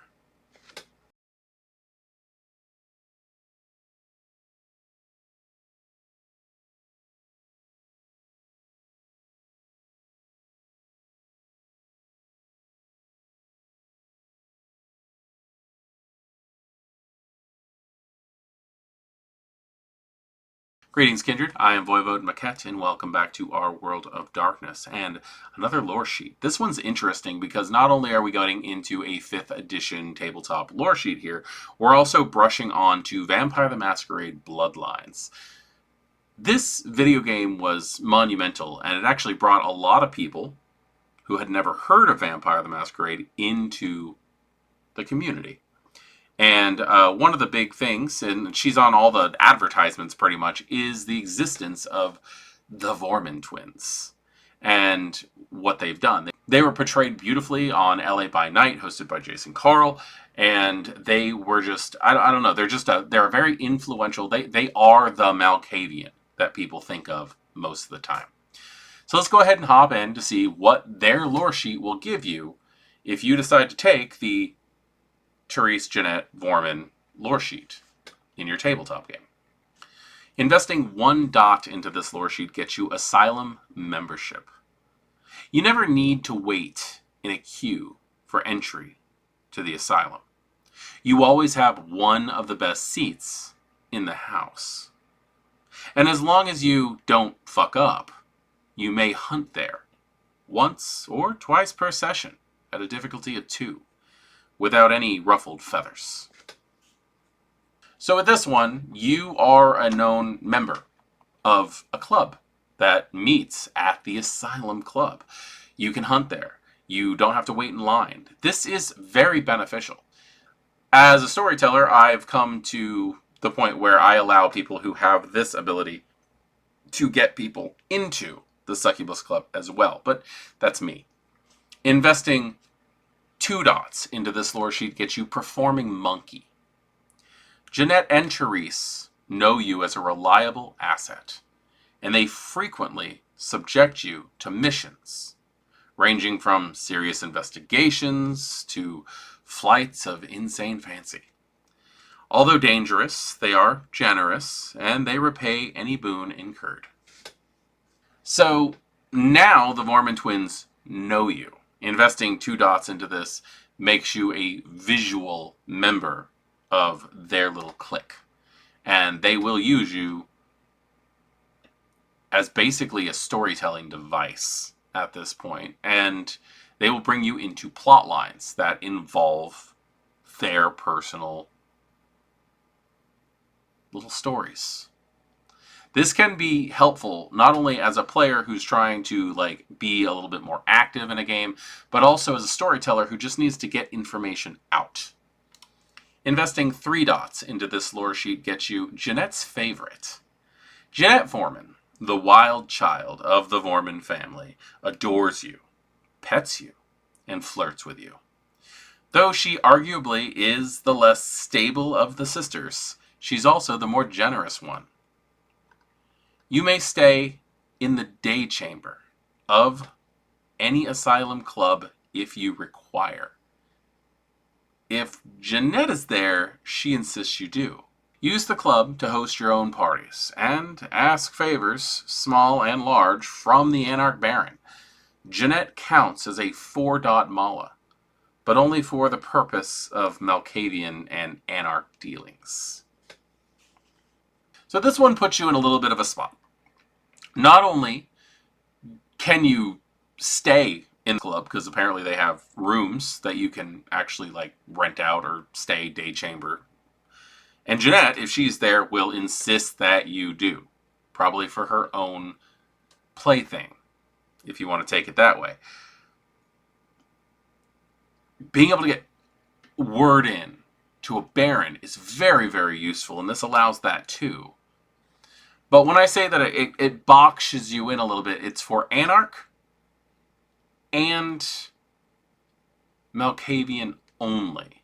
Like the favors that they can do. You don't have to be an Anarch or a Malkavian to have this. I'm actually surprised that this is not Anarch specific. But given the fact that Jeanette's just kind of, well, out there and will like talk to pretty much anybody, and Therese, she's always got her foot in the door with the Ivory Tower, it actually doesn't surprise me that much that this isn't Anarch only. Investing 4 dots into this lore sheet gets you Therese's favorite. Therese Voerman, the upright, strict member of the Voerman family, respects and values you. Her business-oriented mind does not allow her to expend the asylum's resources on your luxury, but she speaks up for you in any regnum where an asylum is present, and can school you in business and finance if you require it. She counts as a 3-dot mala. Therese liking you is congratulations, because Therese doesn't like anybody. But Therese liking you does help out when it comes to more serious matters. This might be the kind of thing where you are going to be able to up status on a more serious set. Not just a fun and games party person, such as Jeanette would. So this right here is going to take a little bit of thought on exactly what the player is going to do to get the most out of this. But Therese is definitely not somebody to scoff at when it comes to needing to get things done. Investing 5 dots into this lore sheet gets you Asylum Operator. Jeanette or Therese permit you to franchise an asylum club in your domain. As long as the club remains open, you have 4 dots to spend on Haven, Herd, Resources, or the chassis of your domain, depending on your club's focus, which may be changed over time. Whether the club is an Elysium is up to you. This one here seems to be the one that everybody wants to jump into right away, and I don't blame them, really. But I feel like this is, it's missing the opportunity of being able to work up. But again, I'm the kind of person who likes to start at the bottom rung and work my way up to like see how I got where my character is suddenly successful. I like to play younger and then try to survive to elder.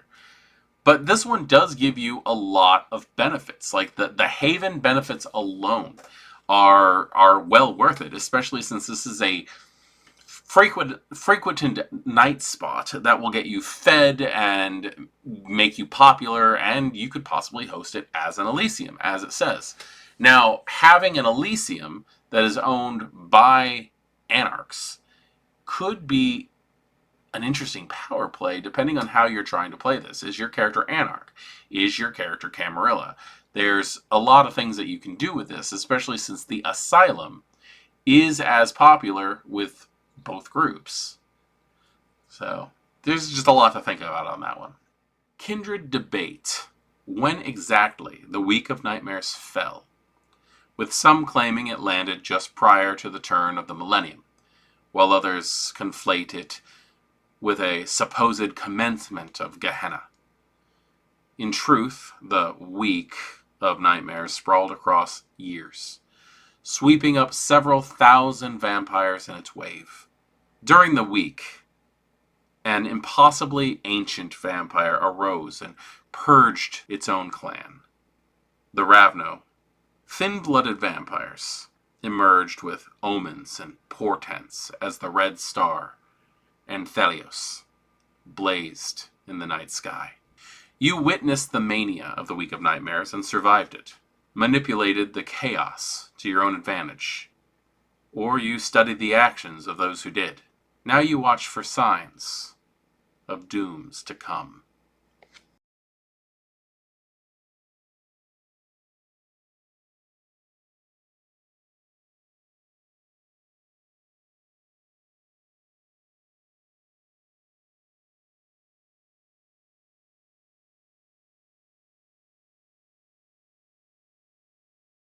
Greetings, Kindred. I am voivodemekhet, and welcome back to our World of Darkness. And tonight, we're going to go over the Week of Nightmares lore sheet, which can be found in the Corebook for Vampire the Masquerade. The Week of Nightmares was an event that does actually have set dates. You can find it in the Fall of Atlanta series, which is also the 13-part clan novel series. But was that just the kicking off point? Was that the final climax to something that had been building? There's so many ways of looking at it, but there were 7 days, in fact, that did cause madness to reign in the year 1999, towards the end of summer. This lore sheet helps you to associate your character with that, as either a survivor or a scholar. So let's go ahead and jump in and see what this lore sheet gives those who decide to take it. Investing 1 dot into this lore sheet gets you oral history. You've heard and told the tales of the Week of Nightmares countless times, and you know exactly what to embellish and which parts to conceal. Your telling of the tale is popular in Elysia, where you are sometimes invited to speak as historian and entertainer. Important kindred from all over come to hear your retelling. Add 3 dice to performance dice pools to test to tell the story. I've always enjoyed this one very much. This was one I took always when I didn't know exactly how lore sheets were supposed to work. When I thought you could just take whatever you could afford, I would always grab this one. But the Week of Nightmares lore sheet, specifically this one right here, just making it so that you're kind of like a local celebrity who gets invited to the Elysium to tell the story for an entertainment purpose in Elysium to people is just, that's so entertaining to me. And it also opens up what kind of thing you'll find during an Elysium event. The idea of modern Knights Kindred hiring effectively bards to come in and sing the songs of the past is just, I don't know, that's just something that I personally enjoy. 5th edition really does feel like a Dark Age game in a modern setting in a lot of ways. Investing 2 dots into this lore sheet gets you Ravno's Remains. Prior to the Week of Nightmares, the Ravno were a clan. Now, they have little more than a bloodline. You know some Ravno remnants, and perhaps share their grudge against the gangrel who left them to annihilation. You have 3 dots of Mala, representing this group of contacts. They carry news and warnings to you, and can perhaps be convinced to cast mighty illusions once per chronicle. But association with them is frowned upon if discovered. I find Ravno's Remains to be very, very interesting, primarily because when the Player's Guide came out, we then got access to the Ravno as a playable clan. Their numbers are rising.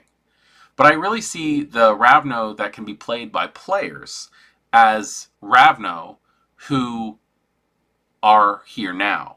You know, the new blood. I see them as new Ravno. The Ravno, I'm just going to go into this. The Ravno have a very tumultuous history as far as World of Darkness storytelling goes. They are a cultural offbeat that have been thrown into the gutter time and time again, even when they try to fix the fact that that people were being culturally insensitive or anything like that when they were building this clan up. Because Vampire the Masquerade used to be built on culture. You could tell where the clans came from just by reading their descriptions. The Brujah came from Crete. The Gangrel were Norse. The Tzimisce were Eastern European. Like you can tell where everybody came from. And the Ravno have been shuffled around so many times to try to cover up mistakes as far as writing goes. And a lot of people are still just trying to like erase everything. And I see the tumultuous history of the Ravno as a growing point. They did start off as a gypsy line, and as their travels came around, they got more involved in Hindi culture. And I see them shifting around because that's what the Ravno did. Not bonding them to any specific human culture. They now are free as tricksters and travelers to completely own the night of the world of darkness in their own fashion. However, this lore sheet point gives you those old Ravno, the ones who survived the Week of Nightmares, who still have those cultural bonds. These Ravno are not player character Ravno. They're not the same thing, in my opinion. And of course, as a storyteller, I take my opinion very seriously when I'm telling my stories. But other people are going to have their own opinions. And this right here opens up being able to have contact with older Ravno who know things that the newer Ravno would not. Can open up some very interesting story beats. Investing 3 dots into this lore sheet gets you I was there. You didn't just hear about it. You were on the front line. Your reputation as a survivor and on-the-spot veteran of the Week of Nightmares grants you status among kindred historians, occultists, Ravno, and Gehenna cultists alike. Once per story, you can use this status to earn a minor boon from one of those groups, or from a prominent courtier in the domain with a sudden interest. So you gain boons due to your popularity, due to your personal celebrity as being a survivor of the Week of Nightmares. Having an interesting story that goes with the Week of Nightmares is going to be coming part and parcel for this. You need to think about why exactly you survived, how exactly you survived, what was your play in the Week of Nightmares. And storytellers are going to have to rein you in on some of your imaginative exploits. You need to work with your storyteller on this and figure out how you were involved. But the benefits, having some sudden courtier or some Ravno or some cultist who you're able to get a boon from, that's useful. Boons are always useful. Investing 4 dots into this lore sheet gets you the Red Star. In Zelios, NASA designation 28978, IXION, called Wormwood, harbinger of Gehenna, still glows in the sky, to your eyes, at least. You believe it looks back at you, changing you somehow. Once per story, you can either reduce your hunger to a rating of 2, or gain a die to the pools of 1 discipline for the night by staring at the star for 10 minutes. I'm always interested in bringing up Wormwood or Zelios. The Red Star, I've always said as a storyteller since V5 came out, that if you have Sense the Unseen, you can still see it in the sky. This one right here says that it still shines in the sky, to you at least. The idea that you can look at a star for 10 minutes and also reduce your hunger to 2, dropping it from wherever it was. You could have been 3, 4, 5, you are dropping it to 2 at that point in time. That can get you out of a lot of trouble, because hunger can cause problems. I've started many a game on a failed feeding scene. But also being able to add dice to a discipline for the night is very useful. I like that a lot. Investing 5 dots into this lore sheet gets you Blood of Zapathasura. The Ravno Antediluvian met final death in July 1999 at the hands of parties unknown, armed with advanced weaponry and the power of the sun. Before he died, he drained Vitae from all his clan, driving them to frenzy and cannibalism in his death throes. Thick, sentient ropes of his Vitae stained the ground in Bangladesh where he fell. The noonday sun did not destroy it all. You own a small vial containing the blood of the Ravno Antediluvian. What you do with this Vitae is up to you, and what it does to anyone who imbibes it is up to the storyteller. Game-changing item. This is effectively a relic. You have the blood of the Ravno Antediluvian, which is somehow still alive even though they have been killed. This is what happens at the death of an Antediluvian. Its blood persists. I could not have timed that thunder any better, and I hope it popped up on this. I've utilized the Blood of Zapathasura in my game, and I've been happy with the results. It wasn't anything that was noticed by anybody except for the character who imbibed it. I had a ministry member who drank it, and we basically restatted her character as a Ravno. She kept her generation. She just basically switched from Setite to Ravno. It was very amazing. But it was a lot of fun, the way that it came out. This could really be used in any fashion that you wanted it to be used in. And it really is up to the imagination of the storyteller of how they're either going to reward you or punish you for utilizing this blood in some fashion. The Week of Nightmares lore sheet is open to interpretation with a lot of things. It brings you celebrity, it brings you relics, and it brings you many things in between.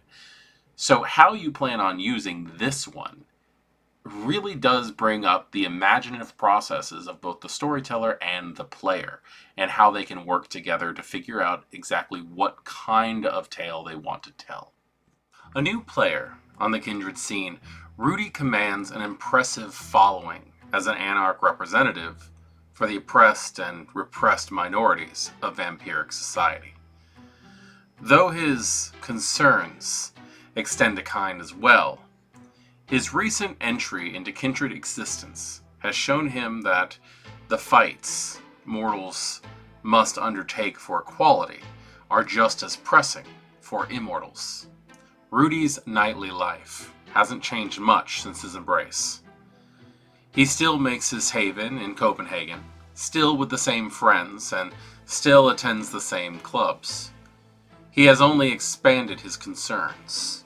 In addition to advocating for fellow mortal minorities, he now champions gangrel, kept out of havens and feeding grounds by sprawl, stands up for female kindred in cities run by traditionally misogynistic elders, and encourages the adoption of progressive norms over tradition wherever possible. Some might think RUDI's combination of practicing Islam and unabashed queerness contradictory, but few challenge the bear gangrel with this notion.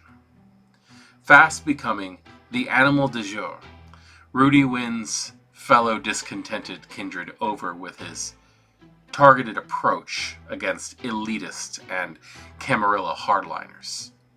Some European princes fear he will lead a crusade in years to come, in an attempt to level the establishment.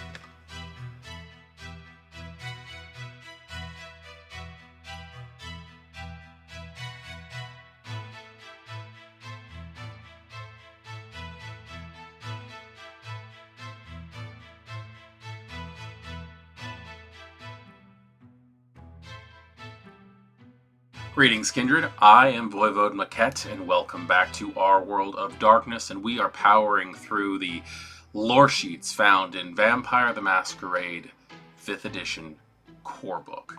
Now, I've done these already. I'm doing them now in an updated format where more information can get out there with a different style that I feel is a little bit more smooth. And RUDI is actually one of those lore sheets that I've received the most kickback from. People who think, oh, he's just too much. They're trying to shove everything in one place. And I mean, if you want to take it that way, I mean, look at Vikos. Look at Sasha Vikos. Vikos is the most, let's see how many eggs we can cram in one basket character there is. This is a character, RUDI, that represents a lot of issues that are happening in today's society. He's gay. He's not some standard old white vampire. So the fuck what? Just let this character exist. If you don't like him, don't use him in your game. But as it is, I don't see that this character is too much. I see this character as representing many things that I see many of my own personal friends and family dealing with on a daily basis. This is a character that is designed to fight for the rights of the minorities of the world. And this is a situation, I can actually pick out, aside from the fact of being a vampire thing, I can think of 3 people that I know personally who really kind of reflect a lot of things that RUDI is coming into. I love this character. I think that it's great. I think this is a character that really does push the needs of modern people. And this is coming from a straight white dude who I have my own issues, but like I don't have them piled on like some other people do. I'm not Christian. I kind of belong to the queer community. I don't really consider myself as belonging to the queer community. I'm in a poly relationship. My girlfriend's part of the queer community, you can put her that way. But like, I don't understand why so many people have so much of an issue with this character in general. If you don't like a character, don't use it. If you don't like a lore sheet, don't have it in your game. This is something that you as a storyteller can do.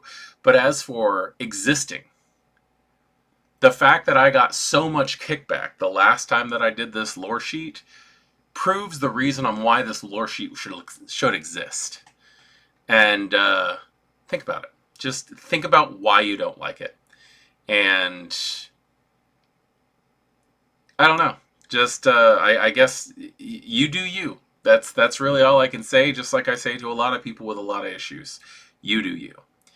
I, on the other hand, I'm going to support RUDI and his anarch ideals and wanting to push back against the traditionalist misogyny that is the standard Camarilla outlook on life. I really do find myself siding with anarchs as of late. Investing 1 dot in this character sheet gets you newfound rights. Flush with the success of the Gangrel clan's independence from the Camarilla. Like RUDI, you find this freedom energizing.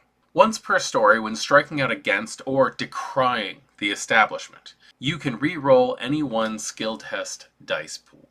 So this one jumps directly into the concept of mechanics, which some of these lore sheets don't tend to.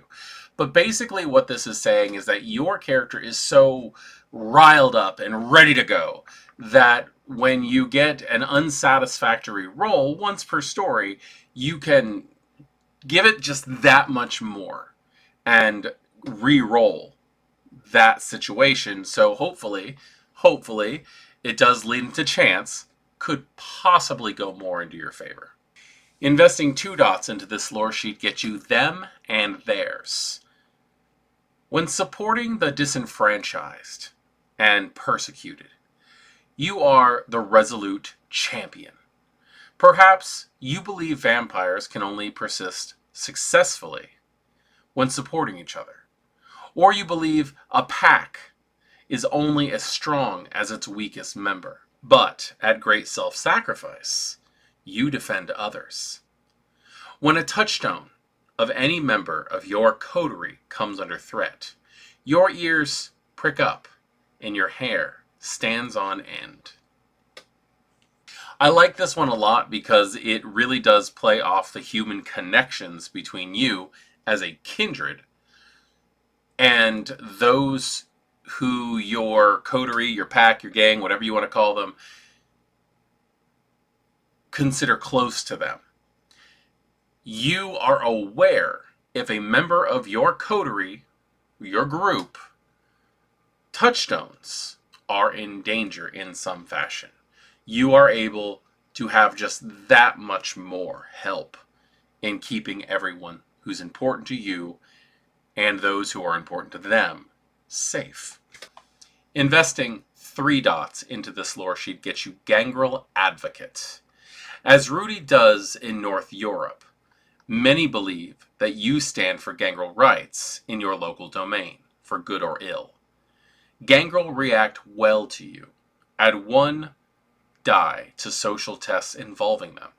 Although this reputation means that you speak for many, it also means that some hold you responsible for the actions of many.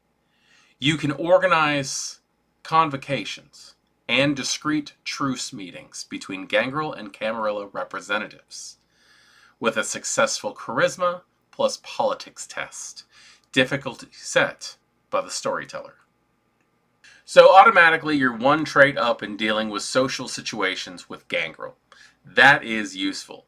But with, again, difficulty set by the storyteller, a successful politics roll, charisma politics roll, you can make it so that the Camarilla will put their prejudices against the Gangrel aside to have a civil conversation.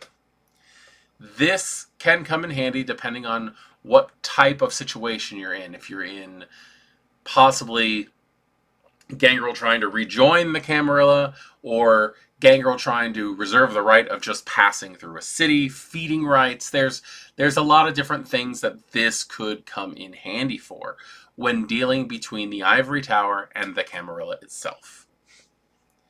Investing 4 dots into this lore sheet gets you the Bear Pack. You are, or were, a member of the Bear Pack, hardcore Rudista kindred who double as howling orators and fierce combatants. Consider your fellow Bear Pack a 3-dot Mala group that actually likes getting in fights. Once per story, these modern revolutionaries, including yourself, gain 1 automatic success whenever attempting to rouse anarchs and disenfranchised mortals against the establishment. Members of the Bear Pack are feared throughout Camarilla domains, which might be both a bane and a boon, depending on who you talk to and if they recognize you.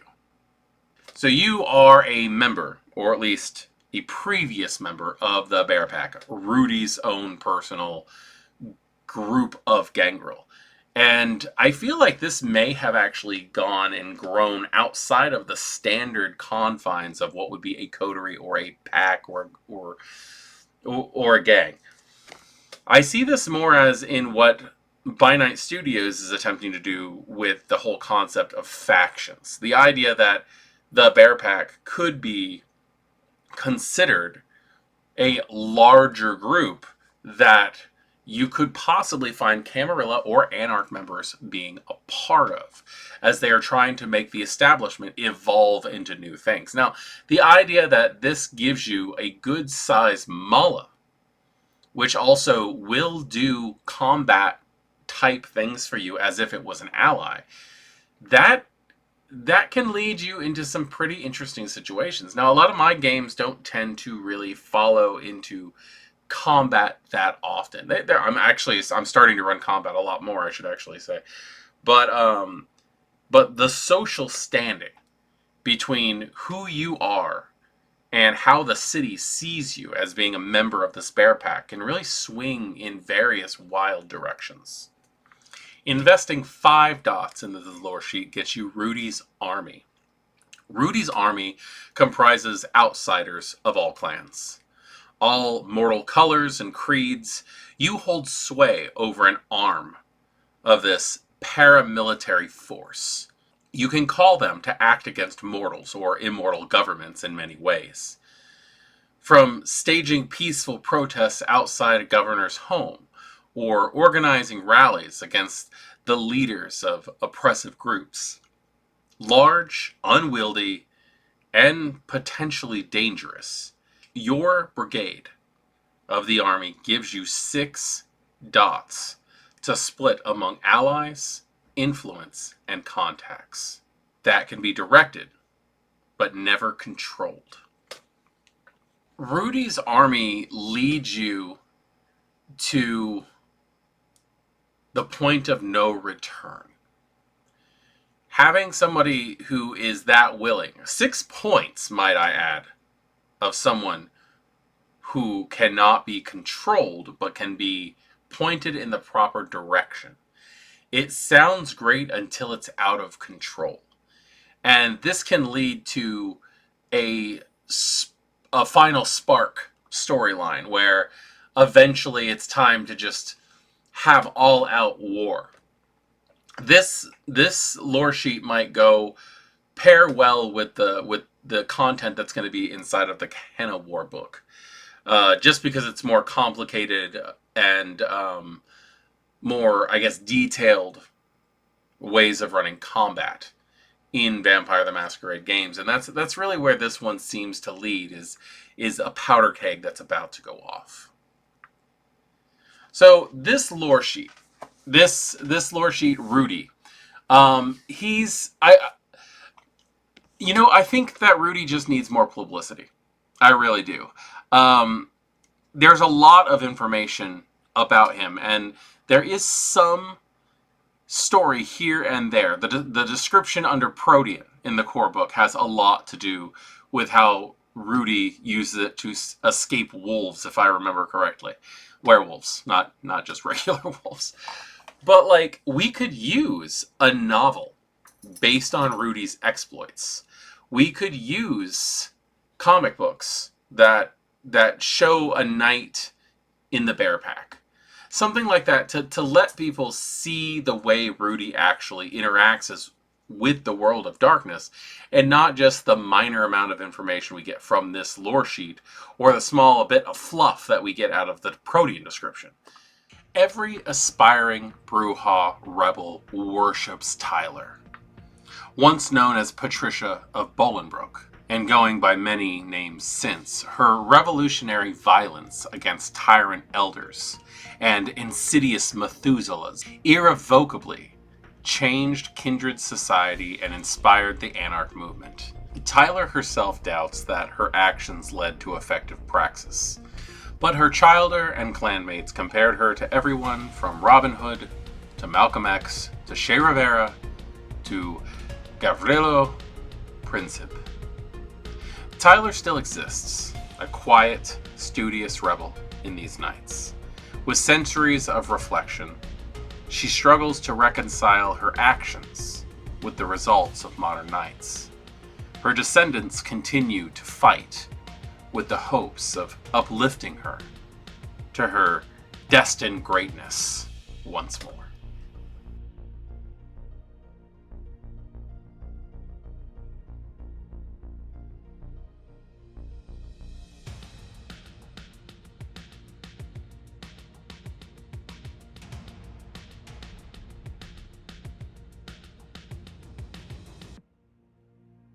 Greetings, kindred. I am voivodemekhet, and welcome back to our World of Darkness. And tonight we are going over the Brujah-specific lore sheet, Descendant of Tyler.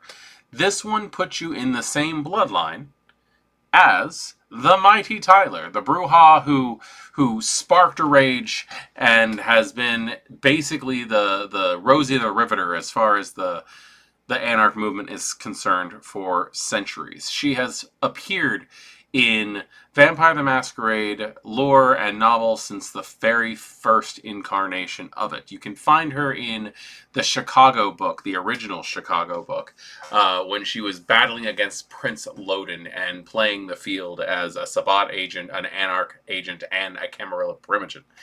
Her echoes can be found everywhere, and she really is the end-all, be-all Clan Brujah. So why don't we go ahead and take a look and see exactly what her lore sheet can give those who decide to play one of her descendants. Investing 1 dot into this lore sheet gets you Instigator. Once per story, whenever you attempt to persuade a mortal crowd into violent action, your hot-blooded nature adds 2 dice to your dice pool to do so. So the first dot in this Instigator basically gives you a little bit more presence to deal with mortals, to get them to get riled up and to do what you tell them. You basically can create a mob, and your 2 traits up in the ability to do such a thing, to get the humans going, to piss them off enough. Investing 2 dots into this lore sheet gets you Champion of the Cause. When vampires want a leader for a rebellion, large or small scale, they come to you for advice or leadership. They might even listen to your words. And providing your advice is not completely ridiculous, might even defer to your authority. You add 2 dots to your status with them during such rebellions. But you might find the numerous contacts gained before a rebellion more valuable and certainly less dangerous. This one's kind of interesting because you add 2 dots of status during basically a wartime situation. This allows you to hold more authority over. However, it does not mean that they are going to be stupid and follow every little command that you give them if those commands start ending up being stupid. This is one of those things where it's going to get your foot in the door, but it's not going to let you in the club unless you can say the right thing. Investing 3 dots into this lore sheet gets you Tyler's Mercy. You know when to stop. Tyler recognized when the Sabbat went too far with her Anarch ideals. And you likewise recognize the limits of violent revolution. Once per story, when frenzying, you may at any point take a Brujah compulsion to immediately cease the outburst. You do not suffer any confusion or tiredness after the interrupted frenzy, abruptly snapping you back to humanity. Tyler's Mercy is very good because a frenzy is gonna cause a problem regardless any time that you attempt to use it. That's 100% positive. Like there's very rare situations where frenzying is going to be a good idea. But being able to go, no, not frenzying, but now I have a very healthy disrespect for authority figures. I mean, in the situation that you're in, you're probably playing Anarch anyway, and this is really going to be the best thing for you until your Baron tells you to go do something, in which case you're going to turn, and now your big enemy is the Baron, not just the Prince, because it really is any authority figure. So, I don't know. This is one of those things where I've definitely seen it have bad timing. But it's also better than uncontrollable frenzy. Investing 4 dots into this lore sheet gets you the Fiors. Tyler's philosophies first emerged among a historic vampire group known as the Fiors, dedicated to the destruction of all kindred tyrants. This group still exists in secret, and you claim membership. When the time is right, once per chronicle, the Fiores arm you, provide you with sanctuary in a regnum where they have influence, and activate assets in the target's domain as a surprise ally. available within one scene. The allies add up to 5 dots of effectiveness. The rest depends on your collaboration with the storyteller. Fior assets can only be used when attempting to take down a prince, unfit baron, or vampire of higher station. Misuse makes you a target of the Fiores and their unknown operatives. The Fiores were found in the old Dark Age books. I like the fact that they've still continued using them here. I also like the fact that if you turn into a tyrant, whether or not they were your allies, they will take you down too. This is one of those things where they're going to try to keep you in the right frame of mind. They're not just your friends. They're a friend to the cause. Investing 5 dots into this lore sheet gets you permanent revolution. You have already taken down one sect figurehead. You now lead an army of revolutionaries to sweep the board in a neighboring regne. For as long as you keep fighting and are not found to be indulging in the luxuries of station, anarchs stop to listen to your every word, and Brujah anarchs do exactly as you say, including embarking on suicide missions. No roles are required if your speech is strong, an argument convincing enough. So this one right here basically means that you have made yourself visible in the eyes of the Anarch movement. You have made yourself irreplaceable, and they are willing to listen to you and fight for you. Brujah are willing to jump headlong into a battle at a drop of a hat. Again, this is one of those lore sheets that it's a build-up. It's a one-time per chronicle situation. So, utilizing it, yes, this is something that can be very good, but I'm going to ask the same thing that I have always asked every time I've run into a person who is dead set Anarch hardliner. What do you do when you win? And what is the point of it all? So the Descendant of Tyler lore sheet, it's one of those lore sheets that I've actually, it's come into my game thicker than water more times than I can really count, even if the player isn't utilizing it.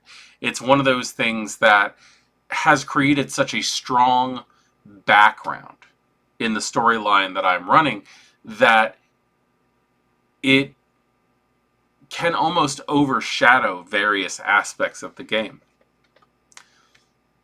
Where exactly is Tyler? How exactly Tyler would handle a situation that this lore sheet calls for? I guess it really depends on how you like to run your games, but Tyler has become an NPC that has made her presence known at my table from time to time. All of Clan Nosferatu knows their great architect Zelios as a master planner, mason, and scholar of geomantic power. Though he disappeared beneath New York in the 1990s, he left behind libraries of books, plans, and treaties on the power of location and sacred geometry. Zelios' descendants continue his work, instructing other vampires on the building of havens, dungeons, prisons, and labyrinths. They can supposedly sense ley lines, and for a price advise princes where to locate havens at these epicenters to ensure both armor and power from the earth and stars.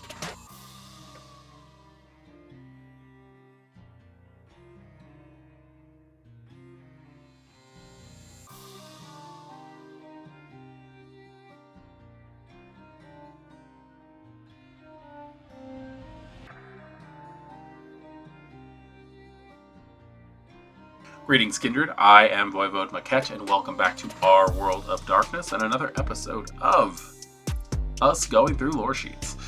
We are going through the lore sheets of the Vampire the Masquerade 5th edition core book, and today we're looking at the Descendant of Zelios, which is a Nosferatu-only specific lore sheet. I love Zelios as a character. I think he's just such an amazing character steeped in so much mystery, and the things that he can do when it comes to the building up and the taking down of physical structures is just, I don't know, it leads to such interesting stories. So why don't we take a look into this lore sheet and see exactly what Zelios provides for his descendants. Investing 1 dot into this lore sheet gets you Sanctuary. Your haven is a wonder of modern design, possessing security in the form of secret passages, electronic security, and even a self-destruct button. All while looking stylish and comfortable. Split 2 dots between either or both of the haven merits, postern, and security system. But someone, somewhere likely, has all the details of the setup. Sanctuary has an ominous tone to it, because not only do you get these wonderful boosts in security, it says somewhere someone likely has the details of this. This could very well be a shadowy enemy of some kind, or perhaps somebody else who possibly you inherited the haven from. Lots of details you could work with there. Investing 2 dots into this lore sheet gets you Saboteur. You instinctively know where a building's weaknesses are, and you don't even require explosives to destroy it. With maul, crowbar, cable, and cold chisel, and as many knights on site as the difficulty the storyteller sets for the building.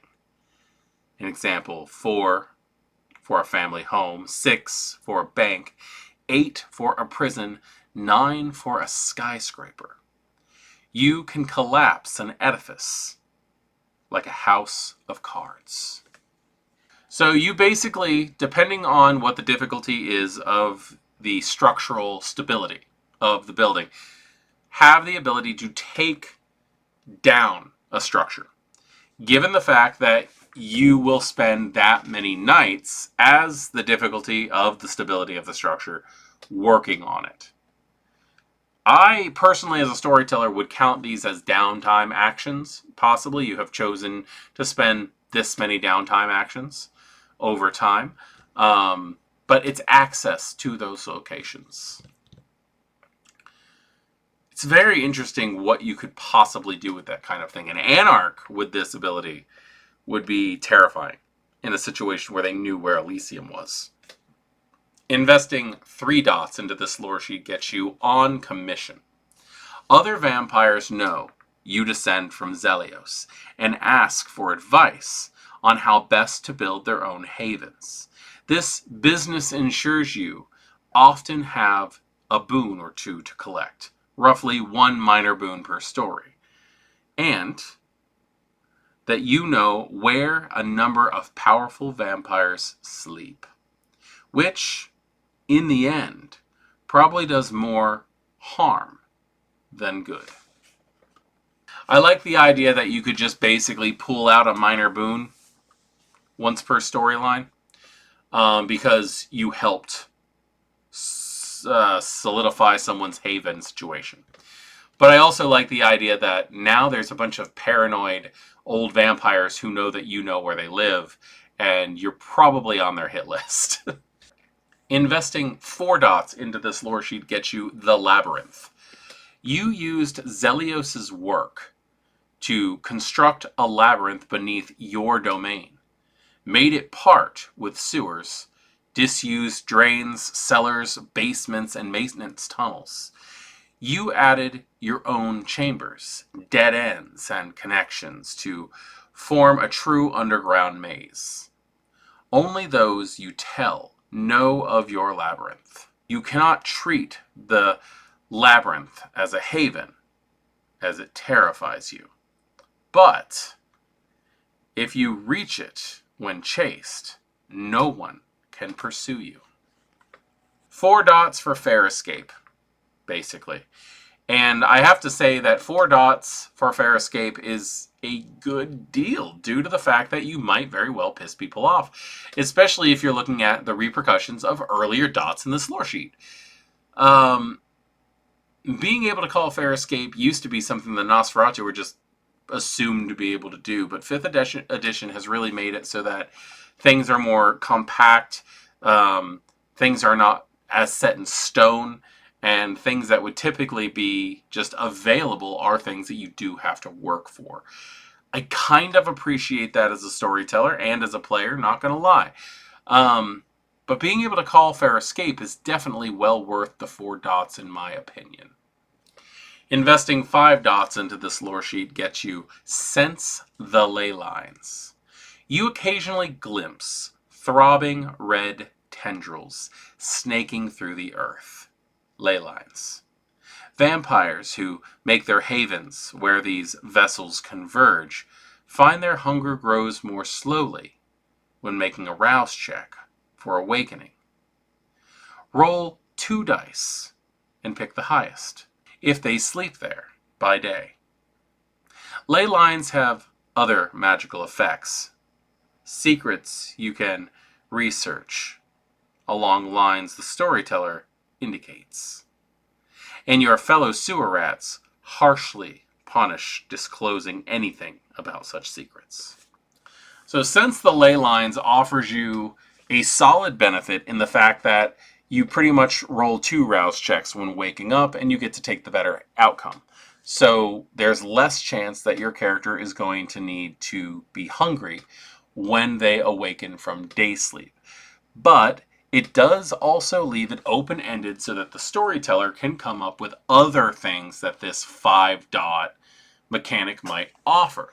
A good example of that is in LA by Night, when they run across the ley lines in the sewers and they start messing with them and it causes earthquakes underneath specific buildings. This is a very open-ended thing that is going to call for imagination. So make sure that you and your storyteller work together on what this can do for you. Zelios and his descendants. They're just an interesting brood of Nosferatu, in my opinion. I like the idea of the underground architects and what they can possibly accomplish with their abilities.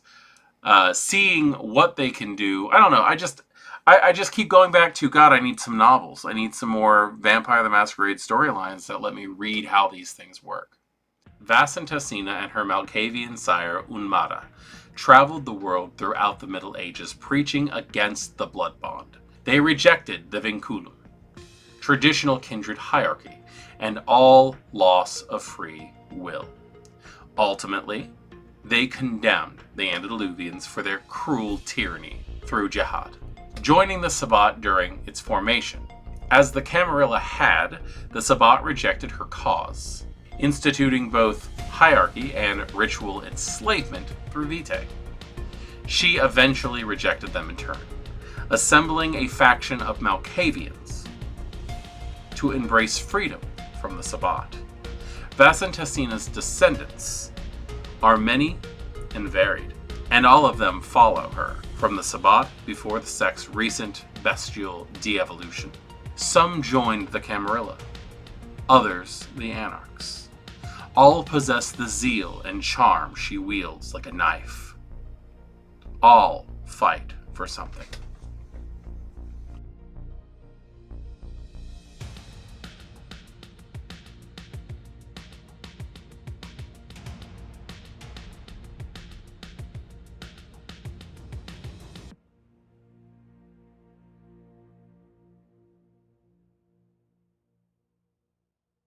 Greetings, Kindred. I am voivodemekhet, and welcome back to our World of Darkness, where tonight we are doing the Descendant of Vasantasena lore sheet. I love this character, and I hate her name so freaking much. Saying this name is So difficult. I'm getting better at it. Vasantasena. It's coming out now. But like while I'm reading these things, I'm getting tongue-tied. Oh my god, this woman's name is so hard. Anyway, so let's go ahead and take a look to see what this individual who hates the blood bond gives her descendants in the lore sheet. Investing 1 dot into this lore sheet gets you Agent of Chaos. You thrive while everything around you burns or spins into catastrophe.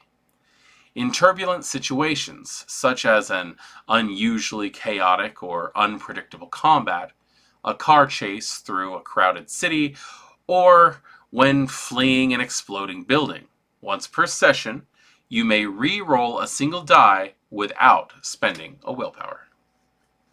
So at 1 dot, you get 1 die that you can re-roll without spending willpower. That's actually pretty damn useful, considering how many times I've run stories where the only thing standing between success and failure is literally a single success.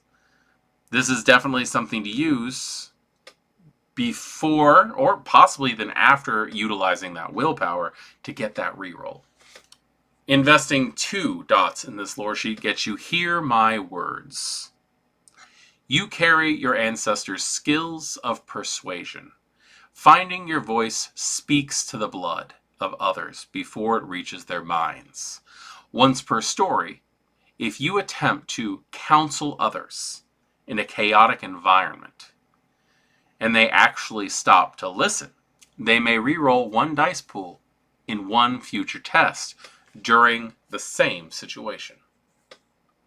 So this one basically lets you cast inspiration like you would in like D&D or Pathfinder or something on people, allowing them to re-roll in specific situations. I think that's very useful, that you can bring that type of inspiration to players in a situation. Investing 3 dots into this lore sheet gets you Scent the Bond. Vasantasena's loathing of blood bonds was part of the reason she targeted the antediluvians and the ties they maintained with their offspring. Such was her power that she could smell the bond on individual vampires and recognize the same odor on the vampire bonded to or bonding them.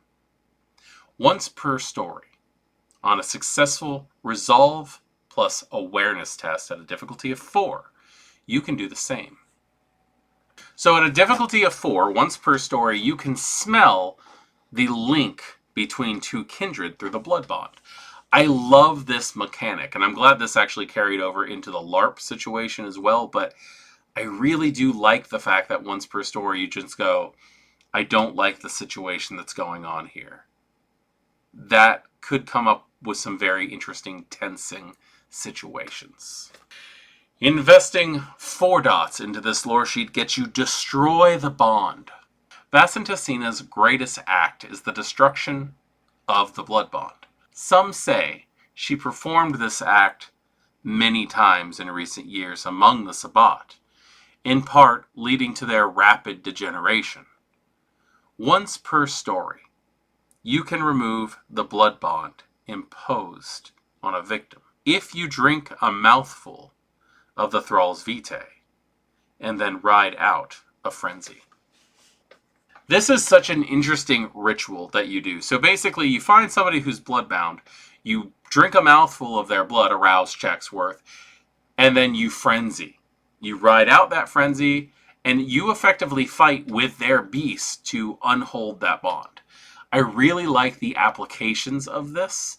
And also, you need to take precautions. You really do, because you have to completely ride out this frenzy. You can't cheat your way through it. Investing 5 dots in this lore sheet gets you Sabbat becomes Camarilla. Vasantasena achieved the impossible and showed her descendants how it was done. Alien, inhuman philosophies locked most vampires into the Sabbat.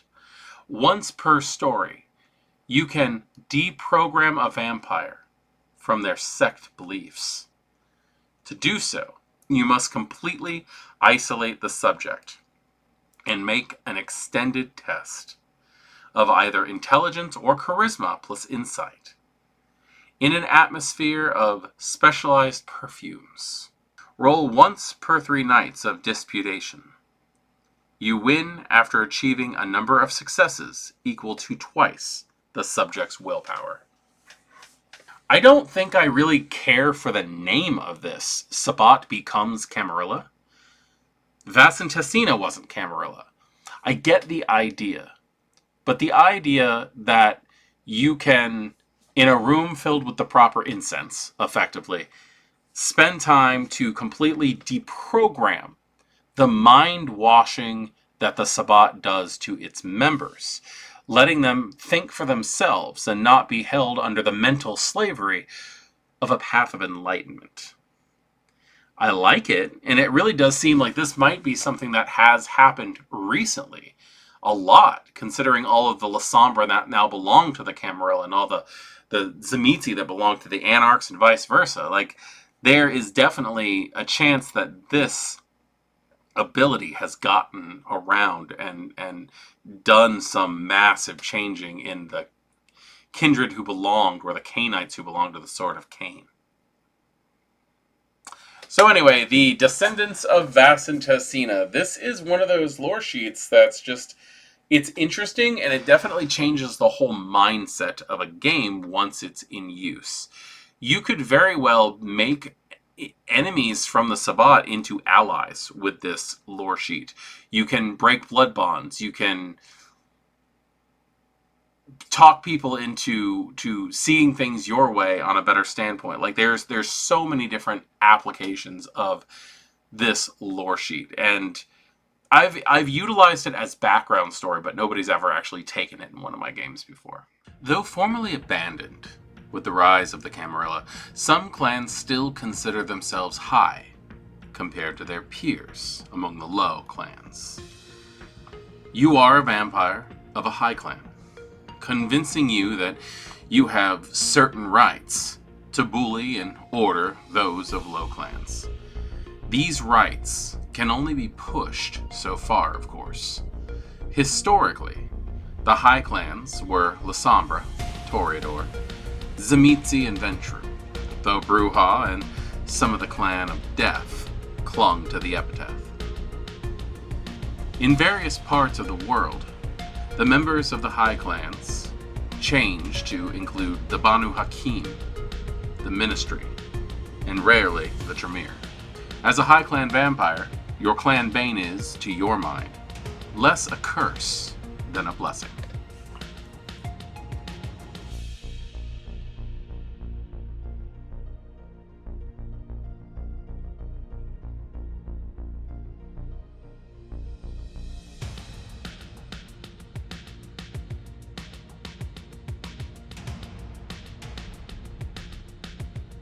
Greetings, kindred. I am voivodemekhet, and welcome back to our world of darkness. And tonight, we're going after the lore for high clans. The lore sheet found in Vampire the Masquerade 5th edition Corebook. This is a interesting socio-dominate kind of situation here. We're going to be going over the various advantages you can get for being, or at least considering yourself to being a member of the high clans. Personally, in my games, the way that I like to run high clan, low clan, is dependent on what sect you're running. Where, yes, we have those historicals, high clans, that are listed in the description for this. I would say that if you are a member of the Camarilla, the clans that you would consider high clan are those who have Justicars. If you are playing an Anarch game, then I'd say that the high clans might be the Bruja, the Gangrel, and the Ministry, because they're the ones who are in charge of the organization. Now, obviously, that is my opinion on things, and it doesn't really fit with how some other people might run their games. But let's go ahead and hop in and see what advantages you get for taking the high clan lore sheet. Investing 1 dot into this lore sheet gets you Peacock. You are proud of your clan's status as high. And you carry yourself with all the pomp and circumstance befitting a vampire of noble station.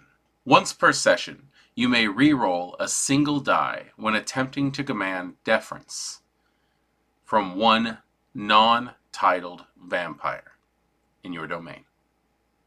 So, Peacock basically allows you to find a vampire that does not hold station in your city and re-roll a die when trying to have a level of command over that individual.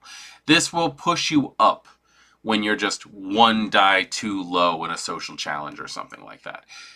This could come in handy. And the fact that it can happen once per session, basically, it mirrors the fact that this is kind of a weak thing, but it is the first level. This is something that will definitely help you in situations, but it's not game-changing. Investing 2 dots into this lore sheet gets you Sway the Low. The high clans once sat upon thrones, ordering low clan vampires to die for them on battlefields and subjugate themselves in court. You still possess the ability to persuade vampires of low clans more easily than you do the vampires of the high clans. You have bullied the equivalent of 3 dots of mala into a loyal, abused retinue of low clan vampires. You gain 3 extra dice to pools using intimidation or leadership against those kindred. If you ever roll a total failure on such a test or contest, you need to compensate them, or they turn on you.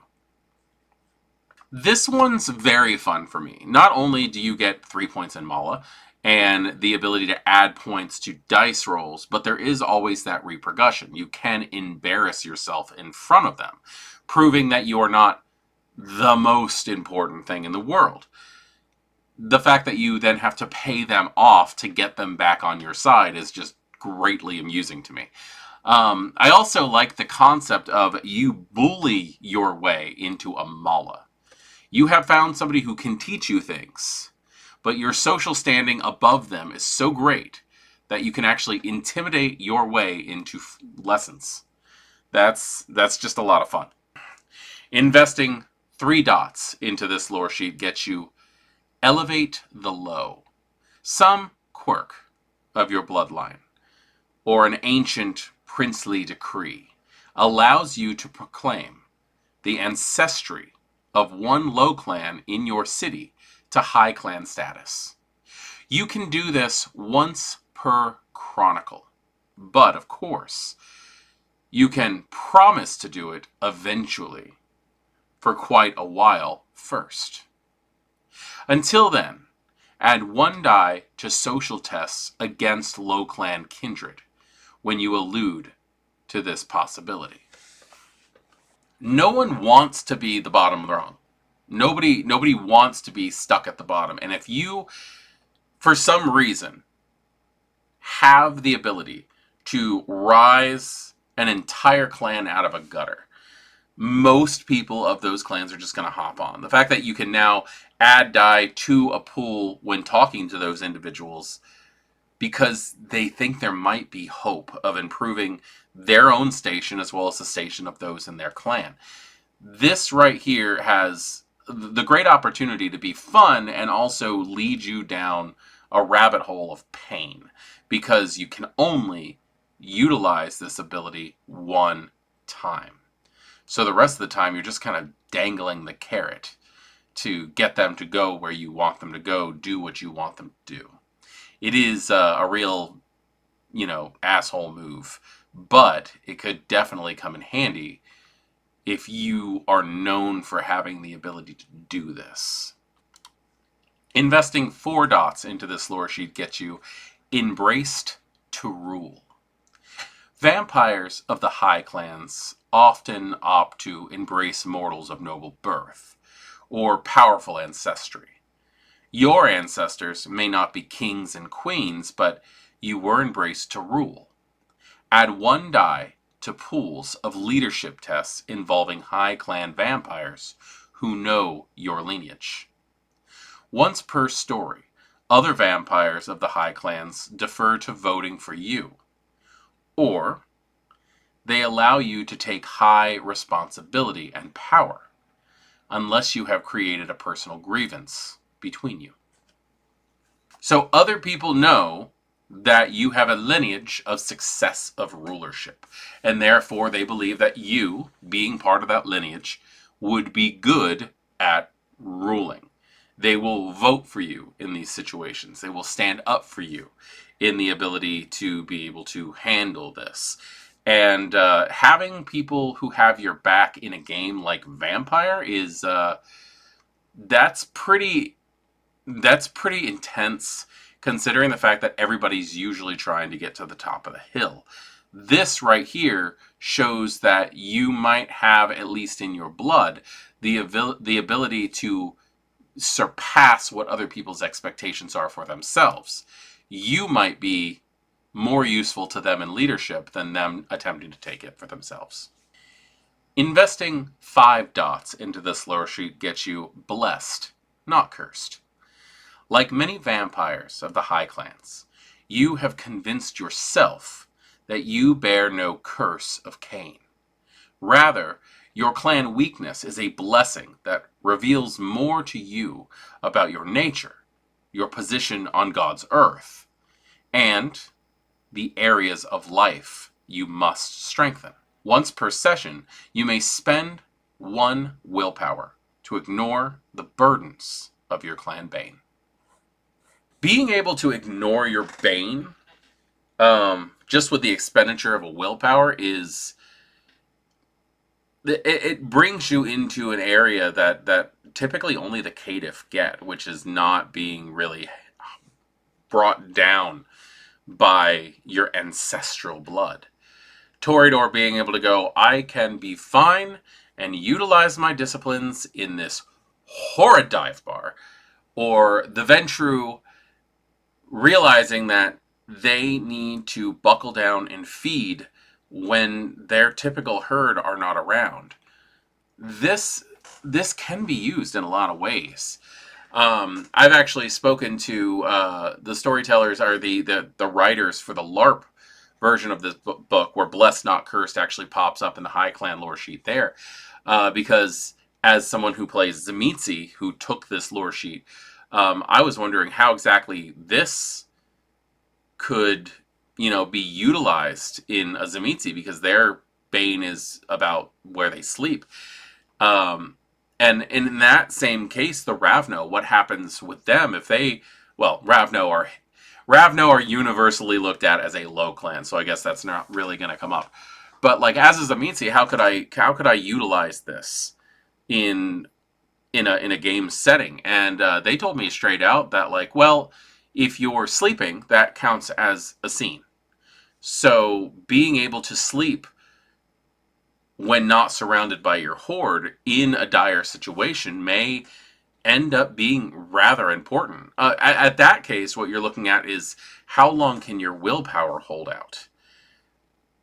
Is it better to basically retain some of that willpower just because this could happen in an event?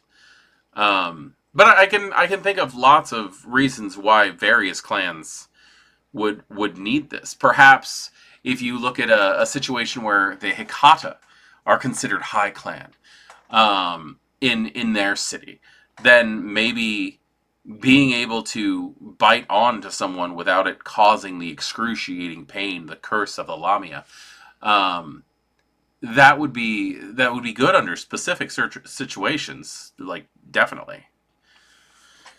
So the High Clans lore sheet. I'm a huge fan of this one. I don't know if over the years of running Vampire the Masquerade 5th edition, I have realized that limiting how many lore sheets people can take is a thing. Because I used to allow people to take 3. I was like, you guys can take one that's related to lore, you guys can take one that's related to lineage, and you guys can take one that's sect, like political, or something like that. And like, this is something like allowing players to come in, and depending on what clan they are, oh, you get high clan or low clan for free or something like that. It sounds like a great idea, but like, I don't know. You do have to be careful with how many lore sheets people will take, because those do put so much detail in the game if the storyteller actually does utilize them for details of what the player wants. You come from one of the clans historically identified as low. Though in your domain, it's less past than present night fact. You labor under the weight of a heavy curse. Heavier, you might argue, than those of high clan vampires. Your geographical region determines which clans the eldest vampires still consider low. But uninformedly, the Gangrel, Malkavian, and Nosferatu fill that bracket.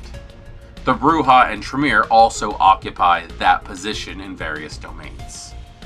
Your status as a low clan kindred marks you as less than your peers, but you are still a prominent source of rebellion and counterculture. You have access to the bottom rungs of society, and all the benefits and drawbacks that come with it.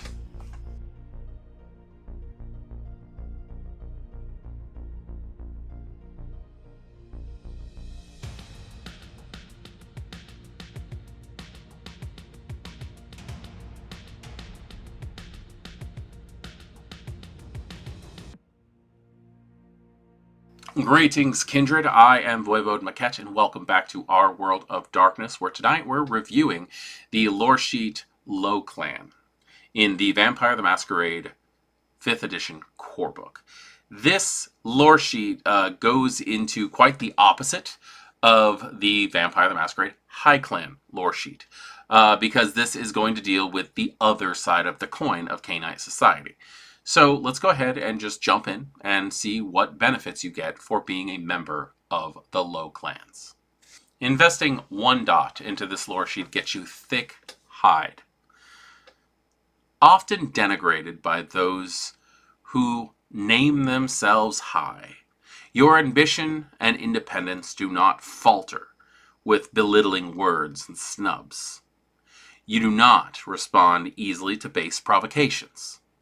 Once per story, you can shrug off verbal barbs for the scene without needing to make a test. Basically, what this is saying is, by expending thick hide once per story, if somebody tries to provoke you into frenzy or into doing something stupid, you can literally just go, not worth my time, and walk the other way. Investing 2 dots into this lore sheet grants you Cursed with Pride.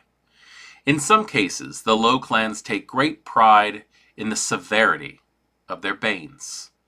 For example, some Nosferatu believe their hideous appearance are a mark of glorious monstrosity, instead of something to be hidden. You have learned to use your clan's bane as a weapon, gaining an automatic success on 1 roll per story when incorporating your bane into an action. This one always makes me laugh, because when I first started playing, we actually had Nosferatu voting on almost like a beauty contest, like who was the ugliest Nosferatu. And it was a great honor to win.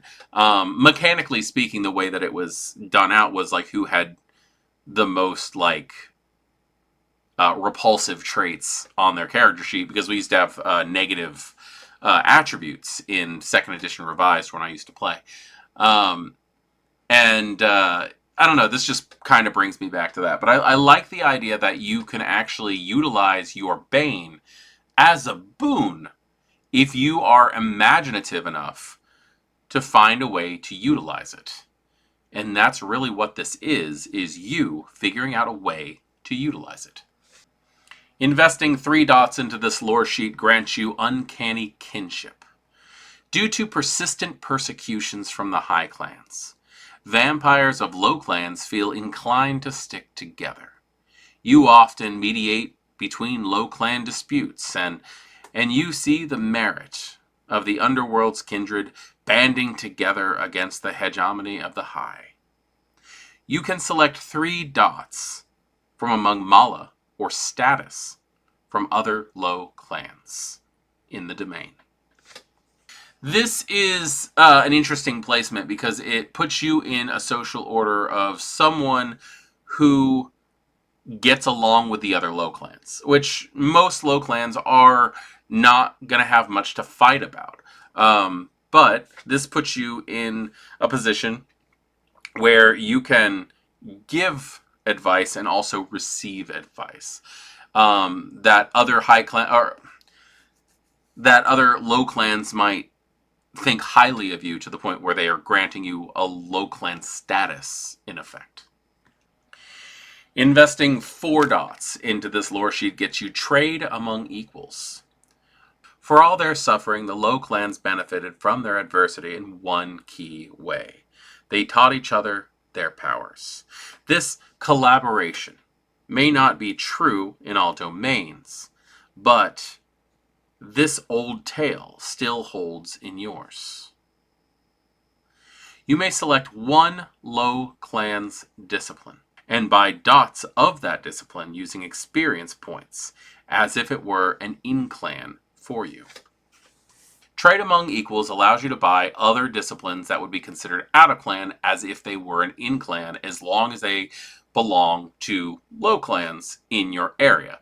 This opens you up to pretty much all of them. Protean, Dominate, like you name a clan on the low clan spectrum, and one of their disciplines is going to be something that you're going to want to possibly like try to buy into, something like an amalgam or something like that. Like there's so many different ways you could look at this, because like look at the Nosferatu. You got Potence, you got Animalism, and you got Obfuscate. That's great. Look at the Malkavians. There's your Dominate. There's your Auspex. Look at the Gangrel, Protean, and Fortitude. Like you definitely will find what discipline you're looking for if you look into what the in-clan disciplines of the low clans are in your city. Investing 5 dots into this lore sheet gets you Criticality Incident.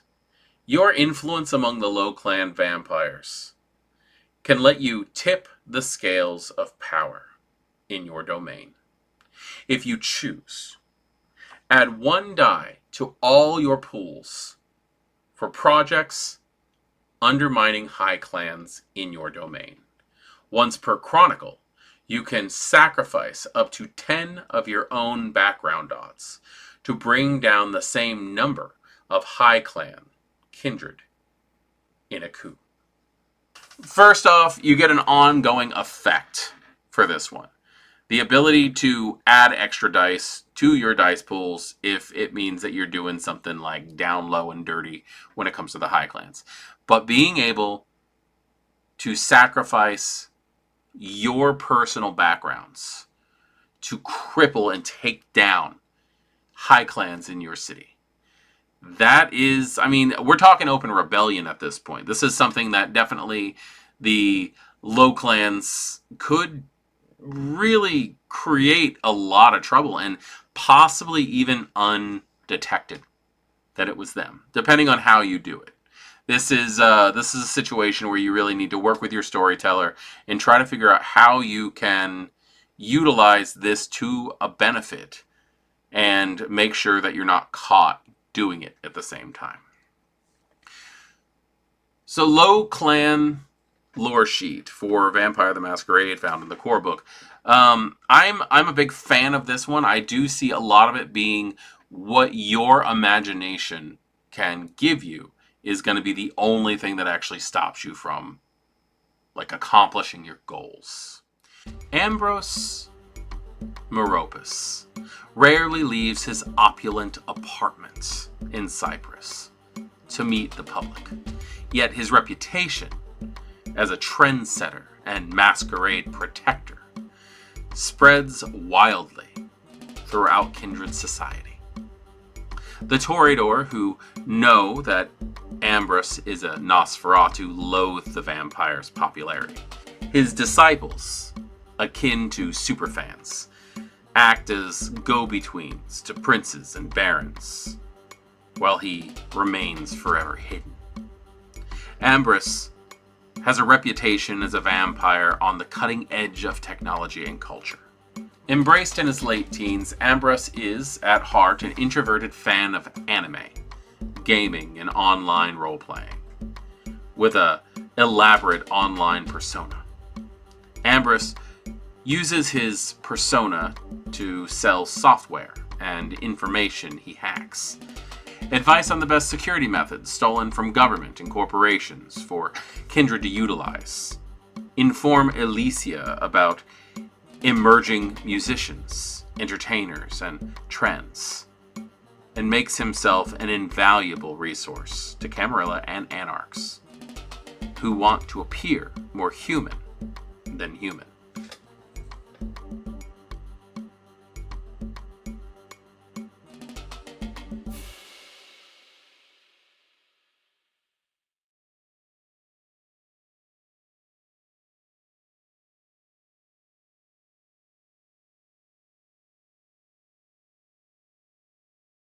Greetings, Kindred. I am voivodemekhet, and welcome back to our World of Darkness. And tonight we're going to be going over Ambrus Maropis' lore sheet.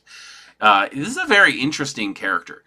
He can be found in the Vampire the Masquerade 5th edition Corebook. And it's a Nosferatu who has found a way to basically ingrain himself in the lives of both the Camarilla and the Anarchs, becoming indispensable for the things that he offers. This one young kindred, this neonate, who is showing that even in these times, staying on top of technological advancements is well more worth than hiding. So let's go ahead and see exactly what advantages you have if you take this lore sheet. Investing 1 dot into this lore sheet gets you True Believer. If Ambrus has taught you anything, it's that the Camarilla is right and the Masquerade is essential. You follow his edicts on security and subterfuge religiously, granting you knowledge of the best shared kindred hiding places in a city, providing a 1 die bonus to tests to find such a place. You may not have access to this bonus if the domain is typically opposed to your political or philosophical views. I like the fact that with this one, not only do you know the best places to hide in a city, but you might not be allowed to get in due to the fact that you might not belong to the right groups. It's one of those things where knowing is a thing, but gaining access is a completely different thing. So you could very well make things worse for people who know how to hide from anything. SI, the Anarchs who are trying to hide from the Camarilla, who knows? There's just so many different ways to utilize knowledge in general. Investing 2 dots into this lore sheet gets you clandestine information. You can use a digital dead drop to request a hack from Ambros's fan community. Once per story, you can get 1 piece of information stored online about most mortals within 2 to 20 hours. Clandestine information, this is one of those things when you're going more espionage than full frontal attack. Getting information, and it says specifically mortals on this one.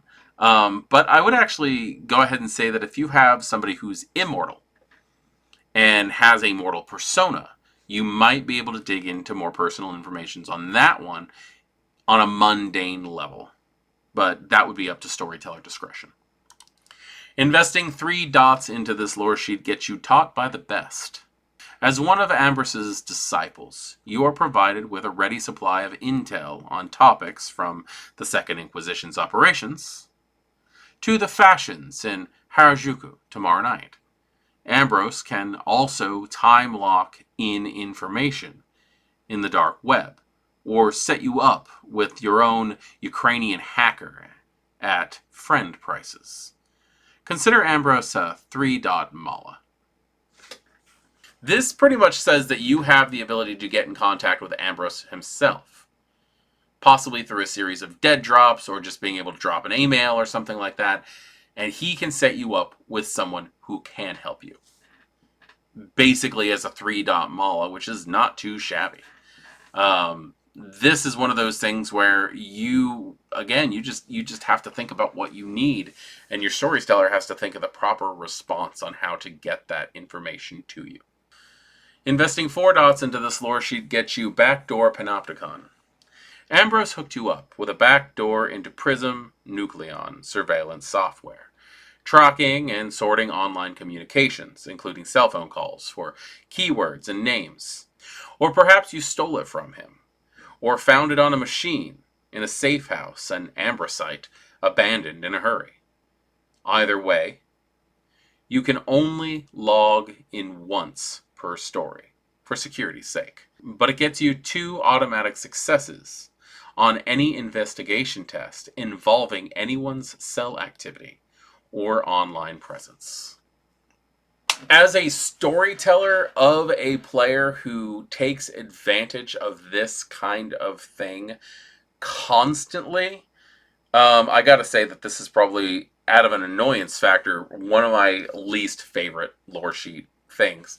Because, like, at this point, you now have to keep track of every single thing. As a storyteller, you have to keep track of every single thing that your NPCs or even just someone randomly in the city might say on a cell phone. Any kind of code words, names being dropped, anything like that. And it can get just emotionally exhausting. Again, one of the reasons why I think people should be limited to like the one lore sheet and everything like that is just because how much these things can actually bring into your game detail-wise. I don't know. Just make sure you work with your storyteller / player on exactly how this is going to work for you. Set specific barriers and I don't know. Just try not to get on each other's nerves too much with this one. Investing 5 dots into this lore sheet gets you on another grid entirely. Ambrus went all out with your false identity. You have 2 2-dot mask cover identities and have been zeroed.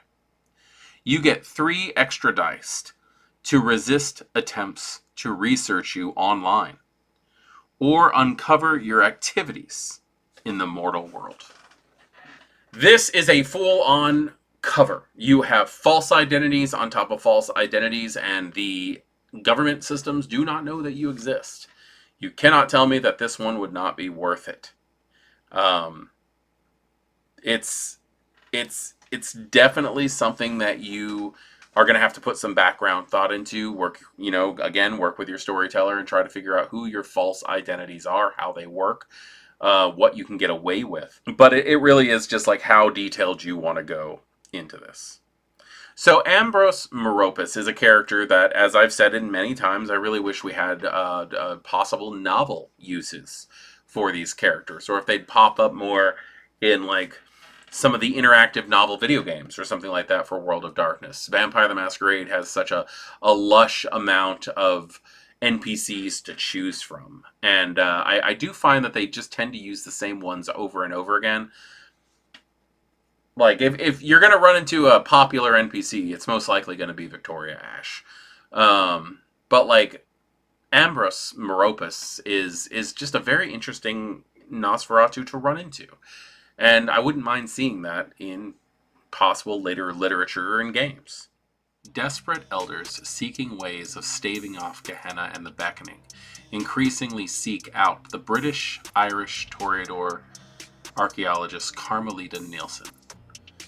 She unearths the past and interviews kindred, chronicling a vast array of vampire history and conversations with vampires as old as 2 millennia. The Camarilla forbids her from archiving any of her findings electronically so she has established several Neillson libraries in discrete locations.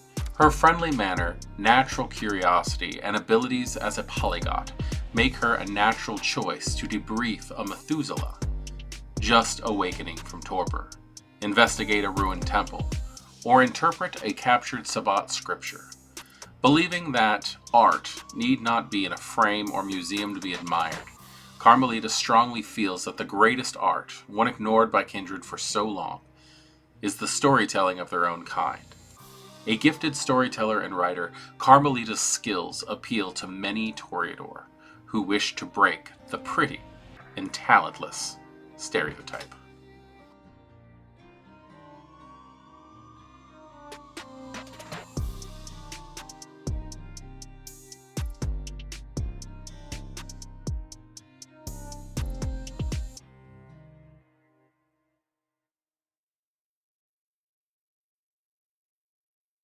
Greetings, kindred. I am voivodemekhet, and welcome back to our World of Darkness. And tonight we are going through the Loresheet Carmelita Neillson, which can be found in the Vampire the Masquerade 5th edition Corebook.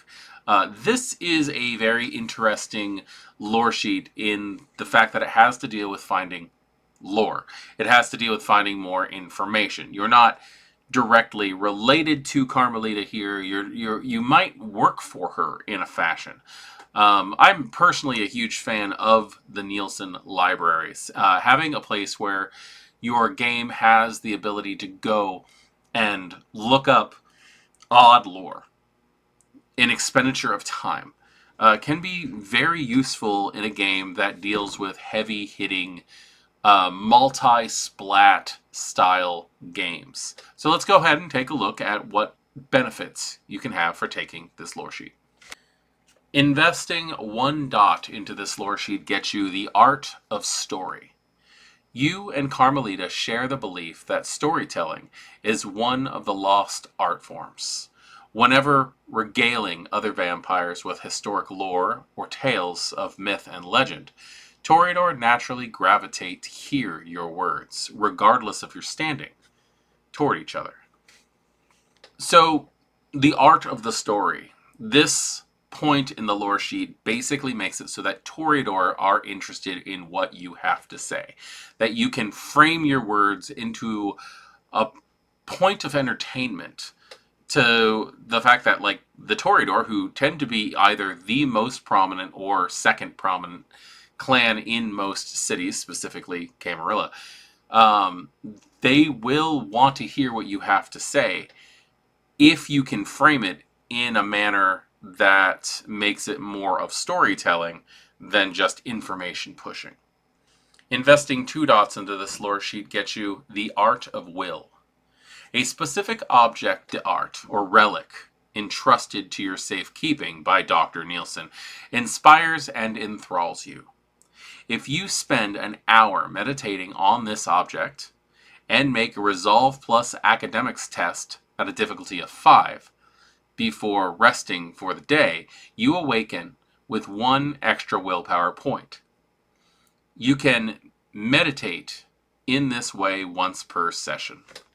The way that I read this basically states that if you spend time meditating on this object that has been given to you through the Neillson libraries, possibly by Carmelita herself, you can start with 1 extra willpower for the evening. And you can do that every single session. The way that I would tend to run this in my games is saying that if you used one of your downtime actions or something like that, you would be able to come in with 1 extra willpower, which can be helpful. Keep in mind that willpower is determined by your composure and your resolve added together. So let's just say you have 3 in both. That would give you a 6 point in willpower. This would give you 7 points in willpower. And sometimes that little extra bit of willpower is enough to make you feel like it might be worth the risk to spend that willpower when needed. Investing 3 dots into this lore sheet gets you Neillson Library. Carmelita Neillson's small libraries dot the world in Camarilla domains. serving as hives of information used to prompt and support elder vampires' memories. You are the curator or warden for one of these libraries, which counts as a 2-dot haven with a 2-dot library. Other vampires and kindred historian meet there as well, which has both advantages and downsides. So a 2-dot haven, along with a 2-dot library, added to your sheet. This helps out a lot. You have the responsibility of maintaining these libraries, though, and I think that is, I think that's definitely worth the investment here, especially since other vampires, probably older ones who are trying to jog their memory from time to time, might very well show up and could be of use to you. But you might be of use to them too. So it really depends on how you plan on doing this. In my game, we end up using the Neillson libraries almost like the bunker in the show Supernatural, with the way that everything is set up. We can find artifacts and information on various things. It's worth it. In fact, I think this might be one of my favorite aspects of this lore sheet. Investing 4 dots into this lore sheet gets you Interview with the Methuselah. You have obtained a recording of Carmelita interviewing an impossibly old vampire who divulges secrets about one of the clans in your domain. Once per story, you can ask the storyteller to provide you with such a secret. Whether Carmelita knew of this recording and gave it to you, or someone made the recording in secret, the information in the interview gives you an advantage over the vampire in the clip and the clan discussed. Interestingly, the voice following Carmelita's at the end of the tape mentions further recordings. I like the way that this one is done. First off, the name is funny. Interview with the Methuselah. That's just a lot of fun. But the concept of you being able to have this and it mentions further recordings, it says once per story. That basically means that you're going to get a recording like this once per storyline. Being able to have a little bit of advantage over the clan in your city, or possibly even the Methuselah themselves who are speaking. It can paint a target on your back, but also, if you're smart, using this information can possibly put you into a position of advantage. Investing 5 dots into this lore sheet gets you Ancestor's Tomb. Carmelita has entrusted you to guard a supposed resting place of one of your ancestors. As long as you keep it safe, you can call upon her for a major boon once per story. Should you fail to keep it safe, there will likely be other consequences. So you found yourself in the position as babysitter to one of your sleeping elders. I think that's interesting that if, just the whole concept when you stop and think about it, that elder kindred might go up to Carmelita and say, I need a place to stay that's safe, watch me. And then in exchange, she finds members of that bloodline who says, and they go up to them and say, this is your ancestor, you need to watch them, I will do favors for you. Major boons also are nothing to really scoff at. That can be useful massively. But the idea that you have a sleeping elder from your bloodline that could wake up at any given time, and also if anything happens to them, you are going to be the one held responsible. There's so many interesting story concepts that just could wrap around that. So the Neillson Libraries opens up a lot of information for favors, for information, for catching the Toreador's eye. I like this lore sheet a lot. In fact, in the core book, it might actually be, up to this point, my favorite.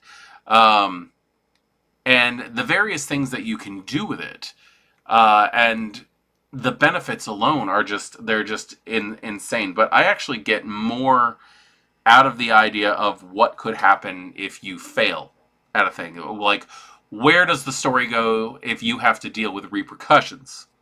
And I personally feel that that's where Vampire the Masquerade shines. When the Lasombra reasserted control over their old religious power centers, the Ventrue responded by expanding their influence in the new nobility, government, and multinational corporations. With global and political pull, Fiorenza Savona keeps the clan relevant and dangerous at the center of global power. Hard-nosed and unafraid to tell another vampire to take a running jump, Fiorenza worked hard as a mortal and continues to do so as a kindred to ensure that wealthy and powerful vampires remain in their positions. Moving up through NGOs and the UN, she's known everyone worth controlling in the Davos elite. Her sire targeted her for her contacts list and discovered her Machiavellian political and business acumen. A fresh power player in the Camarilla, many elders and Ancilli consider her to be mere new money Ventrue. Their wiser clanmates know her actions sway councils, corporations, and individual mortals possessing real power. Where her predecessors focused on vampire politics, Fiorenza believes the key to kindred longevity lies in the manipulation of the living.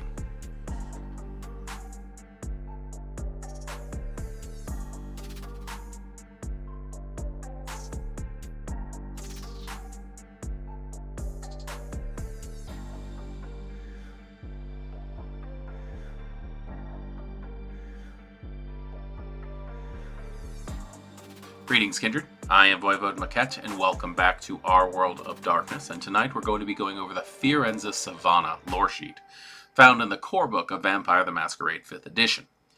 This is a lore sheet that I'm pretty sure a lot of you have been waiting for me to get going, primarily because this is one of the most prominent characters that Jason Karl tends to portray in his By Night series. Such as LA by Night, New York by Night, Seattle by Night. And she is a very, very interesting character. In fact, the sway that she holds over the world right now rivals that of the Justicars.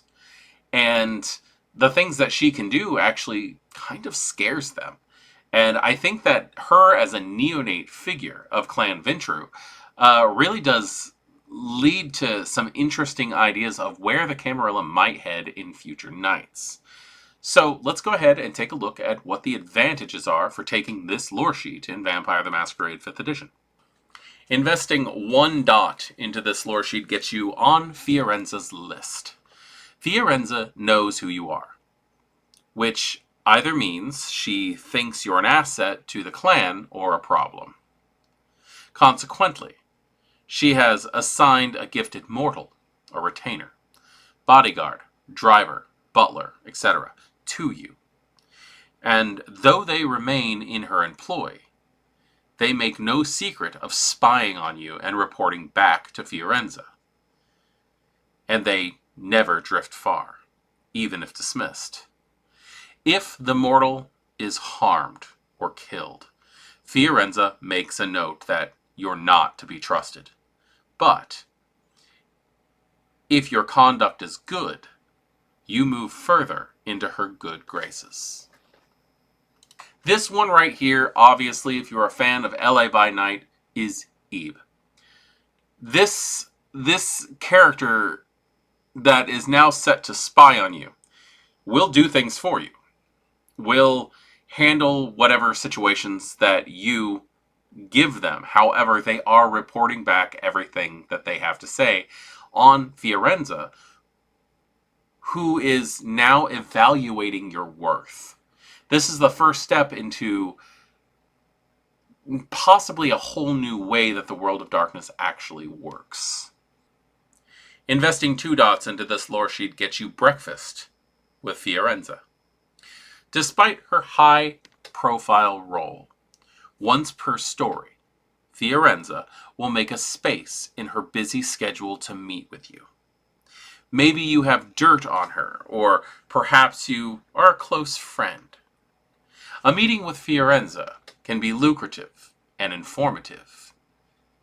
if you ask her the right questions. Breakfast with Fiorenza seems to open her up as a one-time per-story mala, where she will be able to answer questions about specific things in the area, and you can most likely expect proper, truthful answers from her. And with the amount of status and influence that Fiorenza holds in this world, she might be the best person to actually get anything like that from. So how you plan on using it is going to be up to you. But that's something that you don't want to use frivolously. But it's also something that you don't want to waste. Investing 3 dots into this lore sheet gets you friendly benefits. You were close to Fiorenza before she became the next big thing in Clan Ventru. And this friendship pays dividends. She can smooth over ruffled Ventru, provide you with insider trading tips, loan a Gulfstream equipped with polarized windows and pre-cleared flight plans, etc. If you overuse or misuse this connection, the equivalent of a 3-dot mala, she cuts you off without hesitation. So having Fiorenza officially counted as a 3-dot mala on your sheet, that is definitely worthwhile, especially with all the benefits that can come with. But keep in mind that when you have a mala, traditionally there is a payback, or at least a way of saying thank you that needs to happen. You do not want to take advantage of this woman, because as amazing as a friend that she can be and the benefits that come with it, imagine how horrifying of an enemy Fiorenza Savona could actually be. Investing 4 dots into this lore sheet gets you the Directorate. The shadowy Ventru Directorate approached you, concerned about Fiorenza's meteoric rise. They chose you to approach her, suborn her, and break her to their will. If you accept, you submit to a blood bond, and have your memories of the Directorate's identities erased. But you receive 6 dots to select from among contacts, mala, and resources. Of course, you could approach Fiorenza and offer to work as her double agent. I like the Directorate because it gives you a choice. Are you going to be working against Fiorenza, or are you going to be working with Fiorenza? And I think those 6 points in contacts, mala, resources, I really feel like those could be given either way. If you decide that you're going to go tattle to the Directorate, to Fiorenza, she might offer you pretty much the same thing in response. And who really knows where she's going to go? So with this 4th level, if you want to call it that, of this lore sheet, are you standing up for the new guard, or are you sticking with tradition? 5 dots into this lore sheet gets you government motion. Fiorenza owes you a favor, and once per chronicle, she agrees to influence a mortal political leader as you request. Her suggestions equal 5 dice to distribute as you like among any role involving government action. If you create a major political disturbance or otherwise act to reinforce Fiorenza's suggestions, the storyteller may add other dice based on your plan and on how well you succeed at it. So you're at this point playing a vampire, most likely a neonate, maybe an Ancilli, who has full government backing, depending on what you want to do. You have at least the chance to speak with them, getting 5 additional dice added to what you might attempt to have done on something of that scale.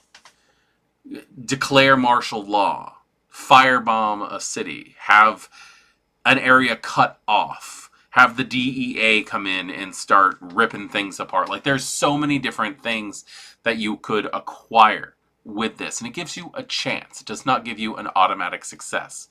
But those 5 extra dice, if you're in a situation where you're dealing with this already, you probably have a substantial dice pool. already. And you're putting Fiorenza on the line. So what would you use it for is really the big question here. And everybody, clans do not come into play on this lore sheet. Sect actually does not have to come into play on this lore sheet. As we saw in LA by Night, Victor Temple, an Anarch Baron, had access to this. It's really whoever Fiorenza might think is worth having around in the long run who would have access to this lore sheet. Clan Tremere is a hollow reflection of its former glories. With the pyramid decapitated and its leadership scattered, Tremere traditionalists look to one vampire for authority. Former Justicar Karl Schreckt.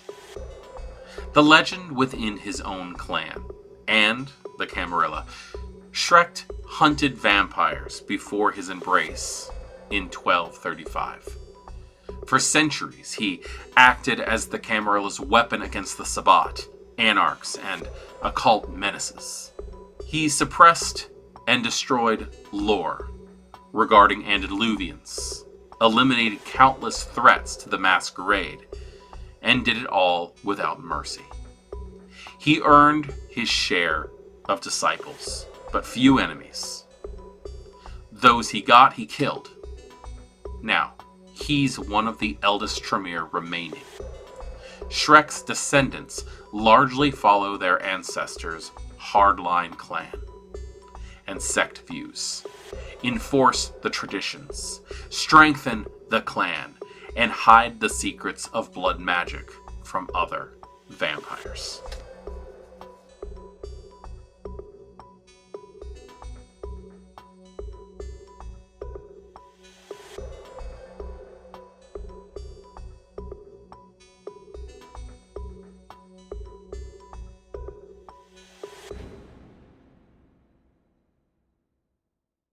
Greetings, Kindred. I am voivodemekhet, and welcome back to our World of Darkness. And tonight, we're going over the Descendant of Karl Schreckt lore sheet, which is a Tremere-specific lore sheet found in the Vampire the Masquerade 5th edition Corebook. This one is very fun because it talks about hardline traditional Tremere, where in 5th edition, the Tremere have become so scattered that they're more playable than they have been in the past.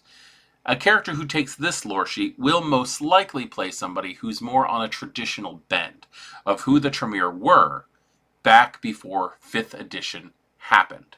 So this one is for you hardline traditionalists out there. Investing 1 dot into this lore sheet gets you Remember the House. Once per story, you can ask the storyteller for one piece of information regarding the activities of House Tremere or the clan before its grievous injury. With this lore sheet, I would actually just state that if you know anything about the way Tremere were beforehand, go ahead and use that standard knowledge. But it also does give you the option of looking at your storyteller and saying, hey, do I know anything that might serve useful right now concerning how the Tremere used to do things? This could be anything from the embrace with the cup to the relationship with the bloodline of gargoyles to what the different enemies of the clan were. Not take it into consideration that, like, if somebody comes up to you and says, oh, it's a Tremere, I'd like to have a conversation with you, understanding whether or not that person's clan is part of your clan enemies might actually be important for your own survival. Investing 2 dots into this lore sheet gets you Hardliner. Schreck's way is the only way forward for your clan. You follow Schreck's law fanatically. With the storyteller's agreement, add 2 dice to any dice pools when testing to resist attempts to sway you from Schreck's goals. The second point here actually is interesting because it has more to do with keeping your character honest for who they are at character creation. This one gives you points to stop from letting people convince you that there might be another way. Hardliner is the same thing as saying stubborn asshole. Investing 3 dots into this lore sheet gets you ritual preparedness.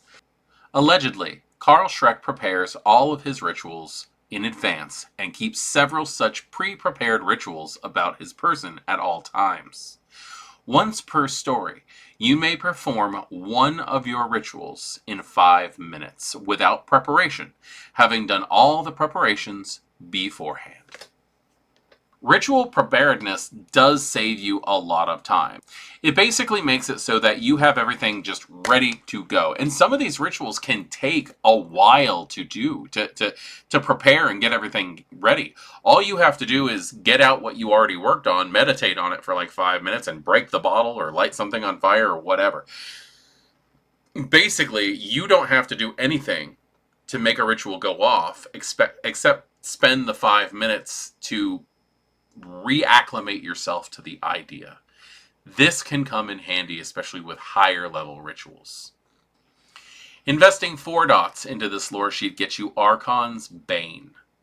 You find Schreckt's targeting of supernatural entities deplorable, and you have formed a tight bond with a member of another supernatural background. You have a 4-dot ally, a mage, werewolf, wraith, changeling, or something even stranger. You must keep your friends safe, as they are being hunted. Once per story, they come to your aid within 1 to 10 hours when called. Considering the direction that this lore sheet is going into, Archon's Bane is interesting. Because it's all like, oh god, hardline dedication, I'm going to follow everything that Schreckt says. And then all of a sudden the 4th dot is, I have something that he would not approve of. As awesome as it sounds, like having a werewolf pop out who's going to fight for you, or a mage who might be able to do some magic for you or something like that, really does come... It's obviously a benefit. But I just don't feel like it fits this lore sheet. I don't know, maybe it's just me, but it really feels like the Descendant of Karl Schreckt lore sheet should be all about dedication to Schreckt and the way he does things. Investing 5 dots in this lore sheet gets you Know the World. Karl Schreckt believed knowledge is power, and that vampires who limit their learning to the study of fellow kindred are fools. Whether Schreckt's puppet or nemesis, you agree with his assessment and keep archives on werewolves, magi, wraiths, fae, and other weird entities. This collection equates to a 3-dot haven library. Pick 3 suitable specialties of occults. Although you might not store your reference materials in your haven. Also, once per story, you can ask the storyteller to answer any simple question related to such creatures. See, this one sounds more like it. The idea that your character has studied on these creatures. I'm not sure about the friendship which comes previously, but the idea that they studied, that they know a lot, to the point where you can literally just ask a simple question and get an answer truthfully from your storyteller. That is very, very useful. And having a 3-dot library added to your haven, regardless of whether or not it's in the location where you actually sleep or not, is massively, massively useful. The Descendants of Karl Schreckt, you obviously are in his bloodline. You come from him. You are a few generations separated from Karl Schreckt. And in this, the way that they have it worded, you can either like him or loathe him. Support him or want to bring him down. But either way, you have definitely learned a lot by being a relative. And with that, the various benefits could come in handy depending on how you want to play. I would actually love to play an Anarch, an Absissamus Tremere with this lore sheet, using everything that I know against the Camarilla because of someone who is so important to them. House Carna Tremere, also, believing that everyone should have access to magic if they truly love it, is a very interesting concept when you're playing a descendant of such a hardliner. Nobody, even fellow Gangrel, listened to Xaviar the first time he spoke. It took marching into a convocation of the Camarilla's biggest players for other kindred to take notice of him. He spoke of interacting with one of the antediluvians and seeing his entire coterie eaten alive by this mythological creature. He accused the Camarilla of perfidy against its members and casts aside his role as gangrel justicar. News travels slowly among the gangrel. As the clan, with little hierarchy and lacking an effective communication network, slowly, gangrel followed Xaviar out of the Camarilla, some becoming autarchists, while more ultimately joined the Anarchs. Gangrel now share a communal guilt for their initial disbelief of Xaviar's claims, and slow reactions to his proclamations, as he met final death soon after. Few know if the Camarilla or some other agency slew the mighty gangrel, but all know their ancestor was wronged. Now they take up his torch and attempt to bring the gangrel into truth's flickering light.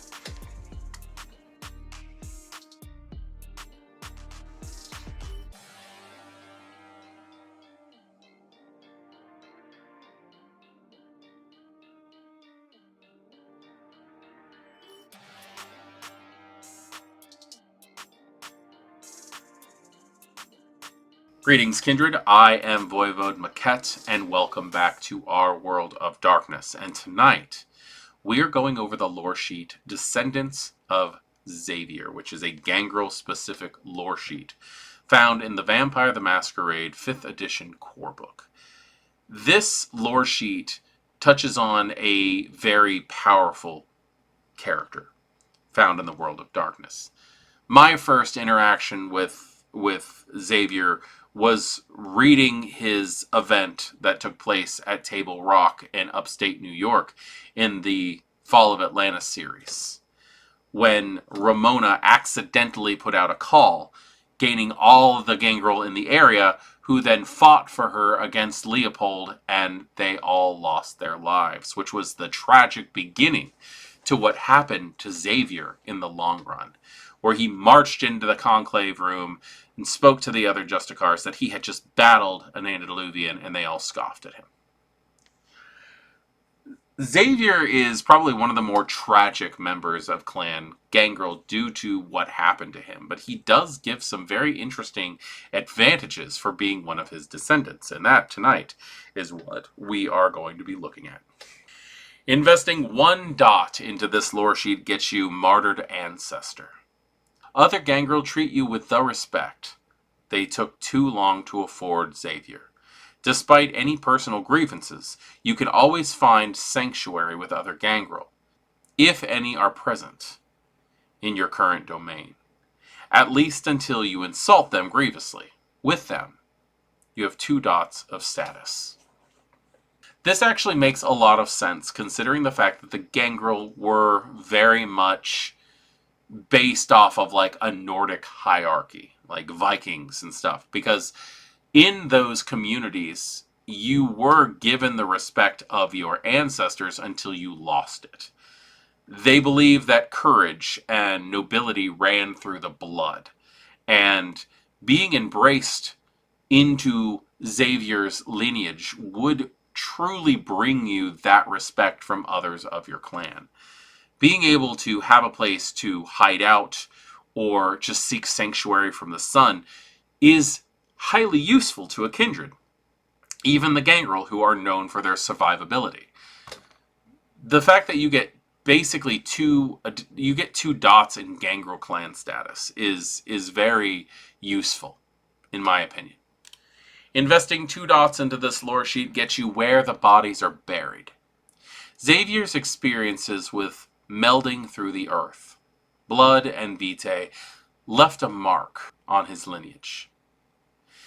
Gangrel of his line can make a resolve plus awareness test to detect whether a vampire has merged with the earth or lays torpid beneath the soil. The difficulty depends on the area you have to search. So simply by being part of Xaviar's lineage, you have the ability to just know when someone has melded with the earth or possibly just been buried in an area. You can tell if there is kindred in the soil. Depending on what difficulty your storyteller decides to put on it, this can be very useful when trying to track someone down or trying to locate a sleeping elder, possibly. Perhaps just checking an area before a new development breaks ground. This has various applications. Investing 3 dots into this lore sheet gets you Loyal Hound. You resisted the winds of change, remaining with the Camarilla despite your ancestors' actions. For your loyalty, the local Camarilla prince awarded you status, feeding rights, and territory amounting to 4 dots that you can distribute among domain, herd, and status. Non-Camarilla gangrel despise you. And even Camarilla vampires and other clans pity your solitude. But you guarantee yourself a voice among the Primogen, should any rebel gangrel pass through your domain. So investing 3 dots into this lore sheet effectively makes you a de facto Primogen among Clan Gangrel in the Camarilla.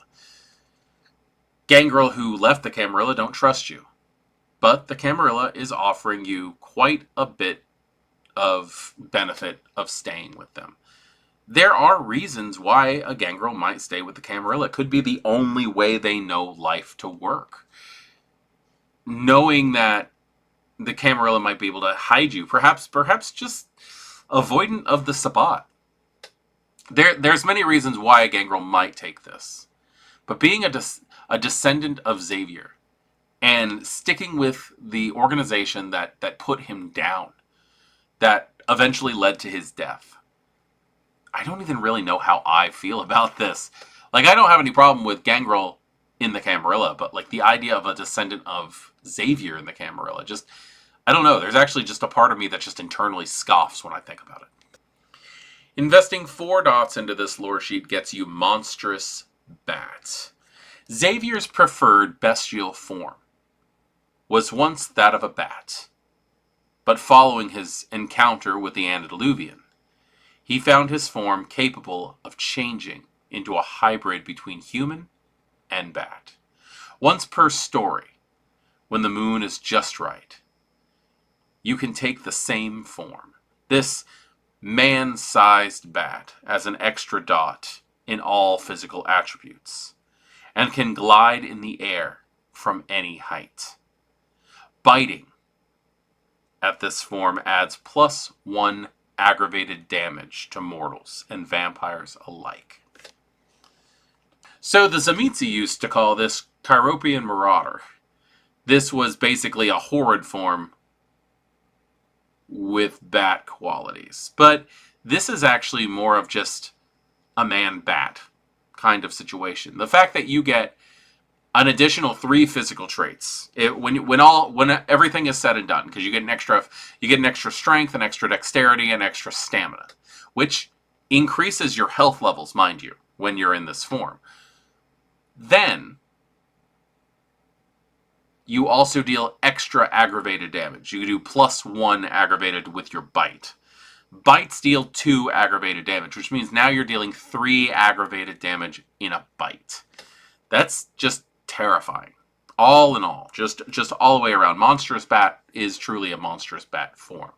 And this talks about how he got this after dealing with the Antediluvian. After he fought Leopold, which was no Antediluvian, mind you, he was a neonate. I'm not even going to get into Leopold right now, because like Leopold is a video all by himself, if I ever actually get to him. But after he had the event at Table Rock with Clan Gangrel, he ended up running into the actual Gangrel Antediluvian, which changed him profoundly. And it seems to have changed his bloodline as well. Investing 5 dots into this lore sheet gets you Experienced the Antediluvian. Xaviar was not the only Gangrel to sink into the ground and find himself inside his clan founder's vast inhuman form. You have done the same, and the experience changed you. You are now a little mad, likely suffering from paranoia or claustrophobia. Whenever you call your encounter to mind, you feel your veins rooted to the ground, connecting to every other gangrel in the world. Once per story, you can sense any gangrel's location and drain a thimbleful of vitae from them to reset your hunger level to 2. You must be touching open ground, not concrete, to use this ability. This one allows you to literally drain the blood from other gangrel who might be in the area. If there's a gangrel in the ground, for some reason, you have somehow found a way to feed from them. Now, in the tabletop, it doesn't give much information other than the fact that it lets you reset your hunger to 2. So you can't go anywhere below that. You're still going to have to feed from something else, a human or mass amount of animals or something, to bring you down to that 1 hunger. Definitely can't go to 0, because then that's murder of a human, at least. But in the LARP, it actually goes more into detail about how this will not cause you to be bloodbound, that the vampires that you are taking the blood from know that you're taking it, or know somebody's taking it, but it doesn't make them hungrier. Like, it takes just a little bit from everybody, almost like the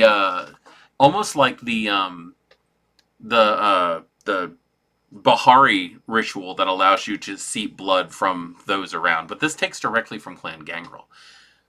Not really sure exactly how other Gangrel would feel about this if they found out it was you taking their blood. But on the other hand, Gangrel have a tendency to band together and feel like they need to strengthen the community, and that could be viewed on this one. I don't know. There's lots of different ways you could possibly take this, and it really depends on how your storyteller wants to run it. But I don't. Xaviar's Descendant, or Descendant of Xaviar Loresheet, this is probably out of the Descendant Loresheets, I like this one the best. But that's just because I feel I have a connection with Xaviar with how much I've tried to read up on him, and I used him as an NPC years ago. And I don't know. He's an interesting character all the way around. He's brutish, he's violent, he's mean, but he also is a gangrel, and he's also a vampire. And he's also in a leadership position back then of a Justicar. So he doesn't get to go out and do much, technically. He's probably more politically minded than anything. Even if he's not, he's stuck doing it. No, I'm at this point in time, I'm rambling because I like Xaviar. I think he's such an interesting character. I am voivodemekhet. This is Our World of Darkness, and thank you for joining me in this review of the Loresheet Descendant of Xaviars, which is gangrel specific, and can be found in the Vampire the Masquerade 5th edition Corebook. Good evening.